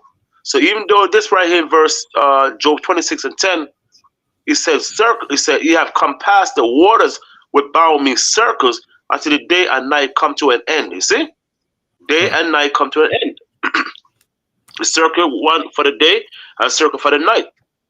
You see what I'm saying? So that crap. I mean, there's so much things that I mean. There's no scriptures that flat Earth freaking flat. It's a circle. You know what I'm saying? It's like a big, what they call it, compass. That's why I say the compass of the circle of heaven. You know. Come. You know what I'm saying? Don't say nothing about flat surface. Yep. Flat nothing. I don't really deal with this. I don't really deal with this topic. When somebody come at me with the flat Earth thing, I just be like, all right, man. Yeah, because they ignorant. You know what I mean? I mean, it's crazy, man. I mean, there's so much proof on that the Earth is circles. Like they, I mean, I don't argue with them. When it comes to stupidness anyway, because Bible says you can't argue with the fool. You know? Yeah, and I usually tell them, okay, you solved the case. Now what? You know, now what? Because these brothers, they put money on it. I'm willing to bet 500 is flat. Yeah, I'm telling you, they go hard for that thing, man. Yeah, they act like they're greater than Messiah. You know what I'm saying? Yep, it's Kagag. Yeah. What else? It's crazy, man. Make no sense. You're always gonna have debaters out there. They want to show that knowledge is more infinite. Moses says, strive not to think with more higher than you. You know what I'm saying? Yeah. These guys, they're so deep. And sometimes when you read stuff in the scriptures, it's basically tell you the scriptures. It's basic things the scripture tell you. But some people, they want to go beyond what the scripture said. You know what I'm saying? Their breakdown have to be infinite, and they end up in them. Now Noah was an albino. I don't know. I heard that before too. Yeah, you heard that, right? I don't know. They looked it up in Hebrew or something. He was albino. I don't know what the heck it is. Oh Lord, you got some crazy people out there. Yeah, brothers always anything, man. I don't know where they be getting this stuff from, man. Yeah, Christ was not on the cross. Was not put to death on the cross. It wasn't a cross. It was called a tree. A cross. The cross made from a tree. What's the difference? These people is crazy, man. Yeah, you know. They say he never really died. He got married and had children. They say all kind of stuff.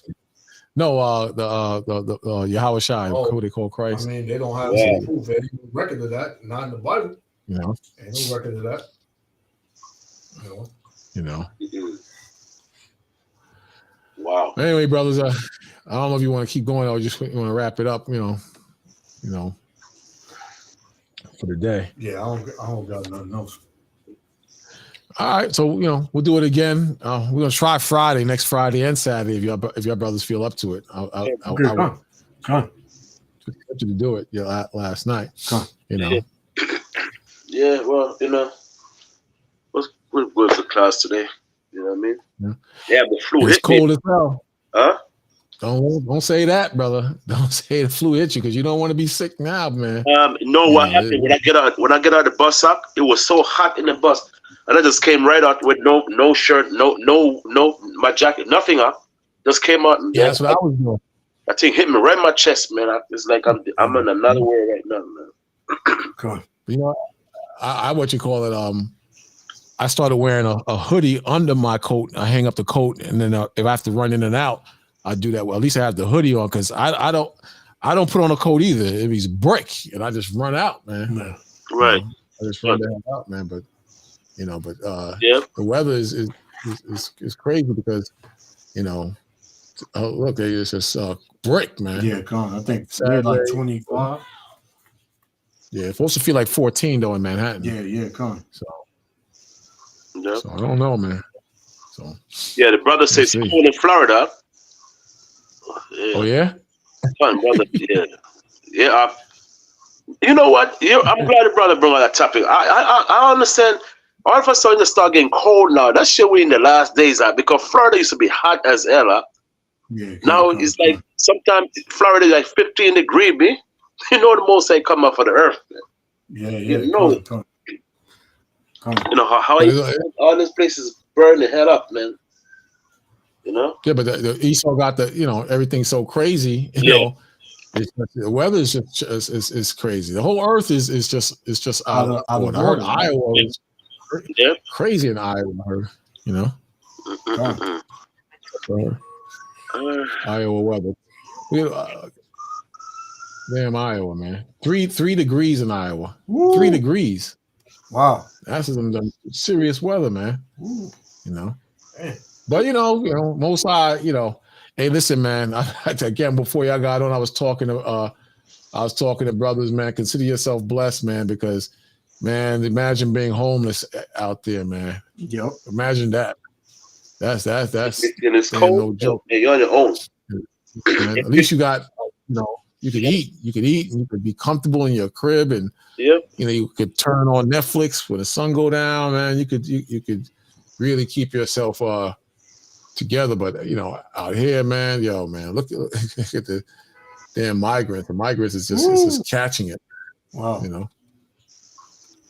Look at that, man. This is crazy. Crazy. Yeah, that's insane. Outside, right now, a lot of them going back home. CBS Yes. One woman said she the coal maker want to go back home, but she's gonna stay. Or this same video, these guys got sandals on, man. Out there. Look at that, man. Sabrina Franza is in Pilsen.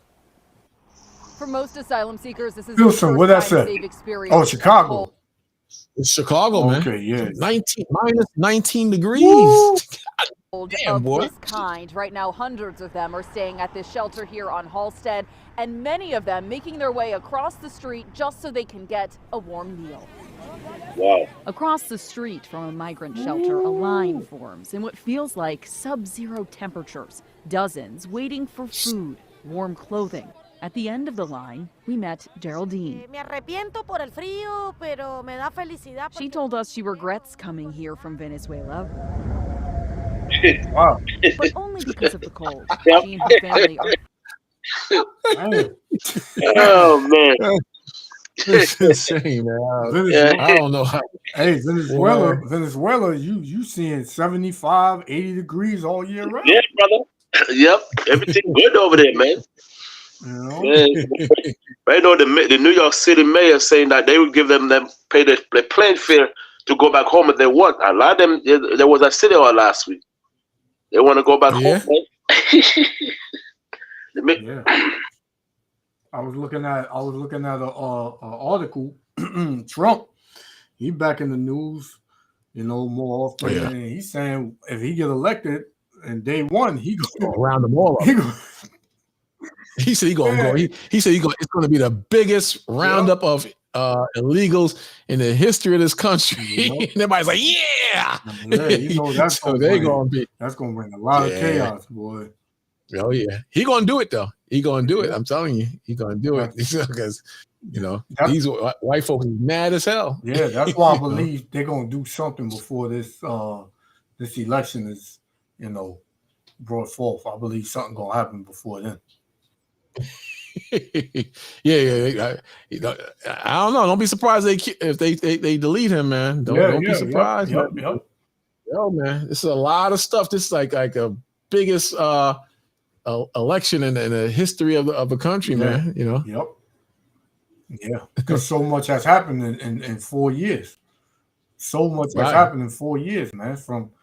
From 20 to now, and that happened. Right when Biden got in office, so it's like everybody, they want him out, but like they want to see some change. You got Negroes out there. Oh, we voted for Trump. You got Latinos for Trump. You got man, Trump ain't gonna do a damn thing for you, so-called Negroes and Latinos, man. But a lot of people jump ship and they going Republican though. Yep. Good luck with that. But they doing that, man. They see the bull crap, man. They see it, man. But anyway, you brothers, you stay warm, man. If you want to come back up, let me know. We could do it again tonight if you feel up to it, man. But be with your families, man. Drink some juice, tea, wine, whatever, beer, whatever you're drinking, man. And watch the news, watch the prophecies, man. A lot of things happening. Good class, though. Good class, man. Good. All praise to y'all, Shah. All right, brother. Sure. All right. And remember, the Most High's name is not Ahaya. It's Yahweh. This guy's the Ahaya thing, boy. They call the Most High name by a verb, by what call it? A root word. Ahaya. That's the first ever heard of that, brother. You're like, men don't go to school, man. In school you heard about the first and second person, man. Ahaya. Oh man. I would like, because a sister, I see real quick, a sister put something on Facebook. I said, Miss, don't you have it? I know you go to school, you go to high school, you know about the first and second person, right? And she haven't texted me back yet. I said, that's most of that name, not know Ahaya. Ahaya is a root word. Is Yahweh's name is come from the root word Ahaya. Boy, she got mad, boy. Shame, man. Yeah, we could do something. We could do something next week on that or something, more. The word Ahaya is the first person singular imperfective form of. I can't even understand this thing, man. The way it is. I'll share it for you. So you tell me if it makes sense. Let me see. It's right there. Oh no, that's not it. Damn, I lost it. What the hell is it? Let me see. Yeah, that's crazy, man. Ahaya. Man, I laughed. I said, damn. Ahaya. Damn. The word Ahaya. Yeah, it's the first person singular. See, the first person, the Most High, singular perfect form of the word Haya, to be, owning to the particular of the Hebrew grammar mean I am and I will be, right? So the Most High use a name Ahaya, and he tell Moses what to call, or the children of Israel to call him. He say Yahweh. And Isaiah 42:8. Get that real quick, just for real. Isaiah 42:8. Isaiah 42:8. And the Most High tell her what you're supposed to be calling. Isaiah 42:8. Yeah. God, Isaiah 42:8. Yeah. I am the Lord. That is my name. See, and it's all capital, right? See, And it's all capital. Say Yahweh, I am Yahweh, that is my name. He didn't mention the word Ahaya. Ahaya, never. Only in Exodus chapter 3:14 the word Ahaya mentioned. You see what I'm saying? I mean, he exists. And Christ mentioned it also in the New Testament also. So this word Ahaya, ain't got it. That's not what the Most High want to call for us to call him. He's the only one supposed to use that name. He tell you what we must call him, his name as Yahweh, you know? Because Ahaya is the first person. Only him supposed to use that name. See? So, I mean, I was talking to this other brother, one of them Old Testament guy, and they're like, "What the hell calling this guy Moses name Ahaya? What the hell did you get that from?" I said, "I don't know, bro, because I didn't want them to know who I am." You know what I'm saying? He said, "These people are crazy. What the hell is Hebrew done?" Oh man, that was just. I didn't want them out. You know, I didn't want for him to know I'm an Israelite. You know what I'm saying? I just listened to these guys are stupid, man. These guys saying they're God. You know, you got a lot. Even the book, even Josephus tell you, Most High name Yahweh. So many books out there, man. You know, all capital Lord. He say Yahweh. Ahaya has no archaeological history. See,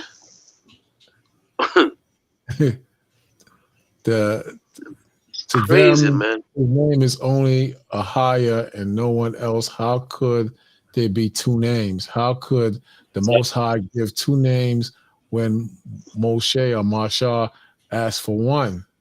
Well, the name Yahuwah, that's I don't agree with that, but which is Yahweh. That's how they pronounce it in it with the Hebrew. Well, the Yahweh. name Yahweh was found written in the Paleo Hebrew in the Dead Sea Scrolls. Good point. Which is the oldest. Man. Good point. Good point. Good point. Wow, that's good. Huh? Bring that out. That's a good one. And you said Yahweh. See, see. If you look at the image above from the Dead Sea Scrolls, you will see the name Yahweh written in Paleo Hebrew. That is the original language in which it was given. As you can see, the name is written a little differently from the rest of the passage, which was written in scripted Hebrew. That is why some believe it could be forgery. That's a good point, though. That's the point. You know, a brother must have did this. Brother must have did this. But, good point. Good point, man. Yeah. Even the test. When you look at the scroll of Isaiah, the scroll, it say Yahweh. It didn't nothing say Ahaya. It say Yahweh. In the Isaiah, the scroll of Isaiah, in the pure ancient Hebrew, you know, which is modern Hebrew, you know, the Assyrian Hebrew we read today. He say Yahweh, never say anything about no Ahaya. You know, one time he mentioned in Exodus 3:13, where the Most High said, I am. He said Ahaya, which is he's supposed to use that name. Then he said the children of Israel must call him this name as Yahweh. From the root word Ahaya. You know what I'm saying? You have to call what the root word said, not what the root word says. Say you can't call the Most High by a root word. You know, you as a second person. And that's what them guys fail to understand. You said Exodus 3:13? Exodus chapter 3 verse okay, Exodus 3, let me get it. Okay, Exodus chapter 3 verse you found it? Yeah, right here. Said 3 what? And Moses said yes. 3:13, right? Yeah, the 14. No, bring it. Hold on a second. Come. You want me to read it? Yes, sir. Yeah. Come. This is Exodus 3:13. And Moses said unto the Most High, Power, behold, when I come unto the children of Israel, and shall say unto them, the power of your fathers have sent me unto you. And they shall say unto me, what is his name? What shall I say unto them? And the Most High Power said unto Moses, I am that I am. And he said, thus shalt thou say unto the children of Israel, I am have sent me unto you. Right. I am, I sent thee unto you, right? So I am is the first person. Okay. Okay. Now let's get Exodus chapter 33:19 for a second. Exodus 33:19. Matter of fact, you know what? Stick with Exodus in Exodus. Get Exodus chapter 6, verse 2 to 3. Exodus 6. Exodus chapter 6, 2 to 3. Because I am is the first person. Okay, that's what it means to Moses. Then Exodus chapter 6, 2 and 3 now. 6, 2 and 3? Yes. Yes, 6, 2 and 3. Exodus 6 and 2. And the Most High spake unto Moses and said unto him, I am the Lord. See? And in the Hebrew, it said, I am slacking priest. It said, in the Hebrew, it said, Anai Yahweh. Anai Yahweh. I Yahweh. See? Yahweh, which is all capital, right? Verse 3 now.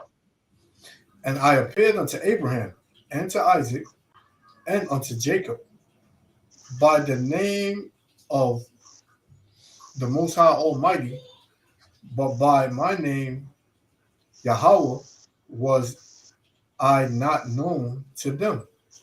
Right. So the children of Israel didn't know the Most High name. And later on, when they came out of Egypt, the Most High revealed his name to Moses to give to the children of Israel. You see? Right. Now, one more. Joshua chapter 9, verse 8 to 9. Joshua chapter 9, verse 8 to 9. Joshua chapter 9, 9 verse 8 to 9. Joshua chapter 9, verse 8. And they said unto Joshua, we are the servants. And Joshua said unto them, who are ye? And from whence come ye? And they said unto him, from every far country thy servants have come because of the name of the Lord thy power, for we have heard the fame of him and all that he did in Egypt. See? For because of the name of the Yahweh thy power, he said Yahweh al-Hayaka. Yahweh al-Hayaka, that's what he said. He didn't say nothing but Ahaya. Right? So the first time the two times the name Ahaya mentioned, Exodus chapter 3 to 14, and then St. John, when Yahweh shall use the word Ahaya, meaning he exists. That's all it means. He didn't say that he's the Most High. He means he exists. In the book of St. John, chapter 9, verse 58, I believe. St. John 9, I think 9, verse 50. Oh, St. John chapter 8, 58. I got it. St. John chapter 8, verse 58. St. John 8. 58. 8 and 58. It says, Yahushua said unto them, verily, verily, I say unto you, before Abraham was, I am. Then took they up stones to cast at him, but Yahushua hid himself and went out of the temple, going through the midst of them, and so passed by. Right. Okay. Now, let me ask a question on that. So, what that in the 58 verse that I am, how would that translate? Considering it's right. Ahaya. That means he was exist from the beginning. That's all it means. He was exist from in the Hebrew Ahaya.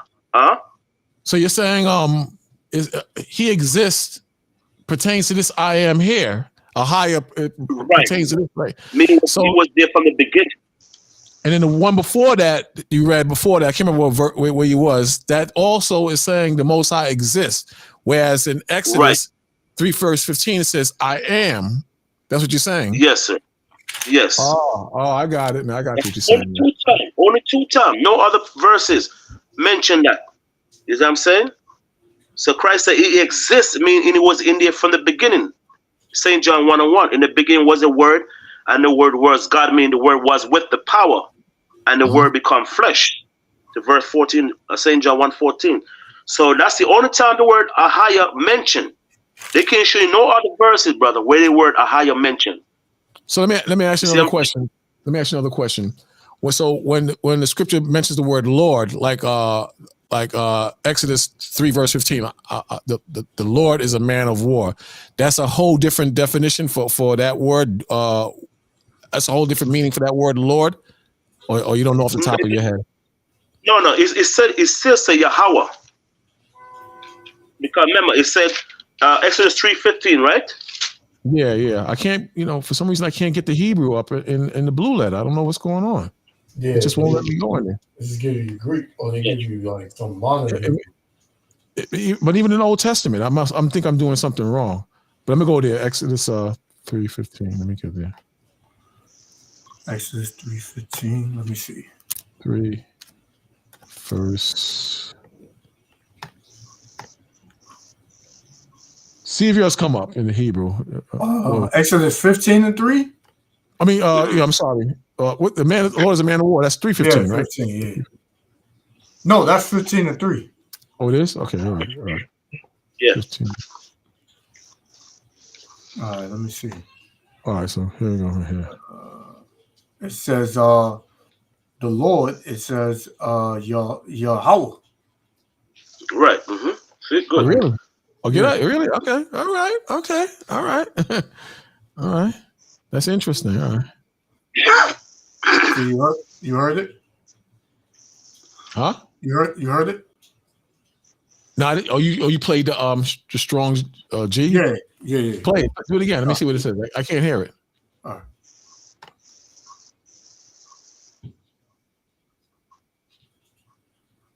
No, I can't hear it, man. Oh, you can't hear it? No, it's all good. No. But it's all good. That caught me off guard. Okay. Yeah, it says Yahweh. It says Yahweh. Wow. Okay. That's right in your face, though. Why would So I think a lot of these dudes is paid off to do what they do, though, man. Because once people start, like for example, the school GOCC, they got the heathen in their school and whatnot. And a lot of these dudes, when they fold, they get, for some reason, they tamper with the Most High's name. That's one, and the garments. They go, man. So it's just kind of weird that the Most High name always gets disfigured or something. But then the scripture says the Most High's name is dreadful to the heathen, and how we are to call on the Most High, and if we have to call on the Most High, there's power in calling on the Most High. Even the scripture where it said they stood stiffly for the Most High, I think the last verse mentioned about them calling to the Most High. So there's a connection with communication and power in the Most High's name. Even like the sister, when she was yelling,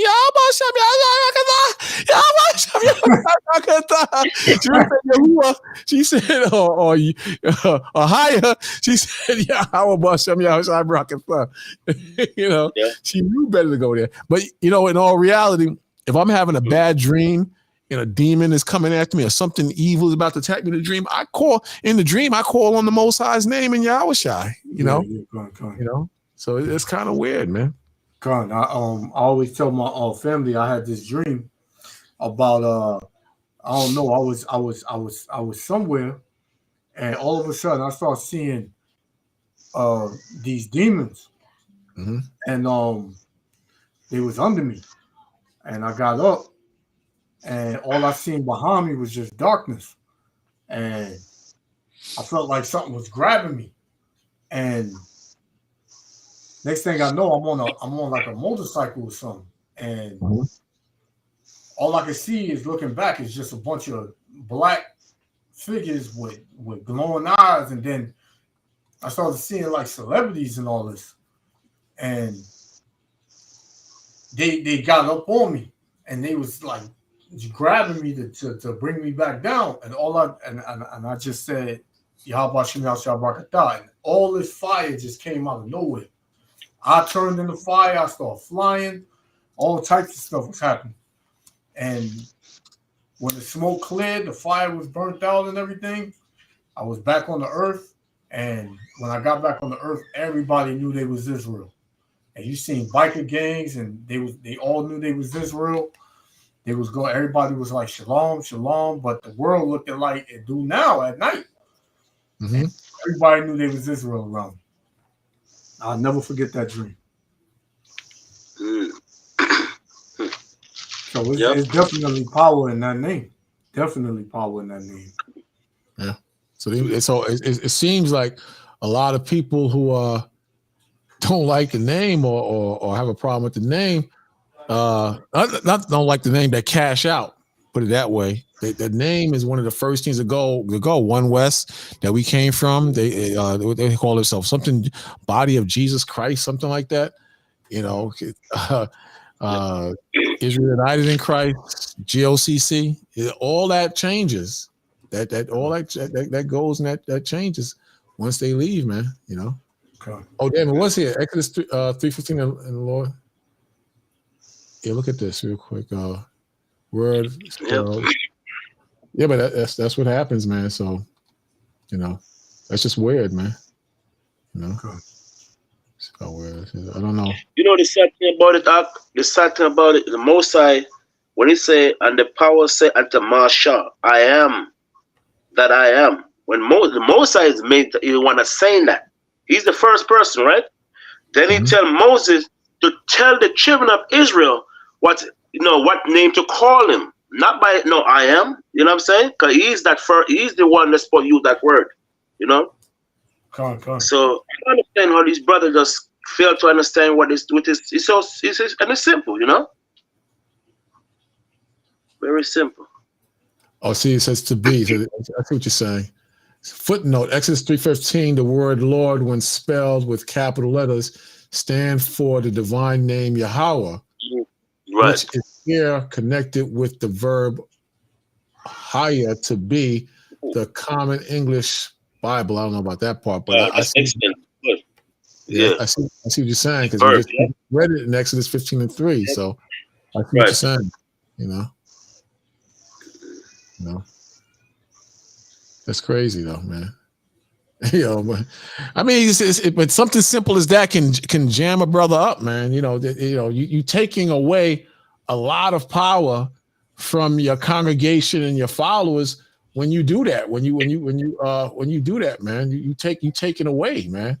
You jamming them up. You messing up the brothers when you do that, man. Because that's clear, man. It's very clear. Yep. But you're gonna see a lot of stuff coming up, man. A lot of doctrines and stuff coming up, man. As time goes on, They got stand still. We got still in the word. We got to be like that stony ground, you know. Yeah. That's a good chapter, man. You should read that. Brothers should read that a lot. What is it? Matthew 13. You should read that, man. That pertains to all of us, man. Whether you weak or strong, that pertains to us, man. Because of persecution of the word, a lot of brothers just bail out, man, and sisters. They bail out. They can't take it, Yeah. But everybody should read that, man. Get into that. Yeah. Okay. All right, man. Good class. We'll do it again, man. Let me know what y'all doing tonight. All right. Good. Rest the brother then. Thanks, brother, for listening. Oh yeah. And be strong, man. Brothers out there, sisters out there, be strong in the Most High. Mm-hmm. And stay still in that solid foundation, man. Christ, don't make nothing get to you, Yeah, man. Because it's rough out there, brother. Yep. Mm-hmm. It's rough, man. It's rough out there. I know it's hard, man, but just you got to hang strong. Watch the news and deal with the Most High. Do me a favor, hit that like button. Those who are still on, do me a favor, show some love. Hit the like button. Doesn't cost you nothing. And clearly the algorithms are against us, man, because Lamar just started a page and, just going up in numbers, man. A page, man. So, definitely hitting us. But, you know how it is. But, Most High's will, we'll prevail. But you brothers and sisters, you stay strong, stay in the spirit of Yahweh, Bashem Yahushai. Pray for us and we'll pray for you. Be a pillar and a strength to the weaker brothers and sisters out there who might be lacking. And till next time, we'll see you. This is Brother McQuash, your brother. I'm out, and we'll talk. Lamar. And, Shalom. all right. Shalom.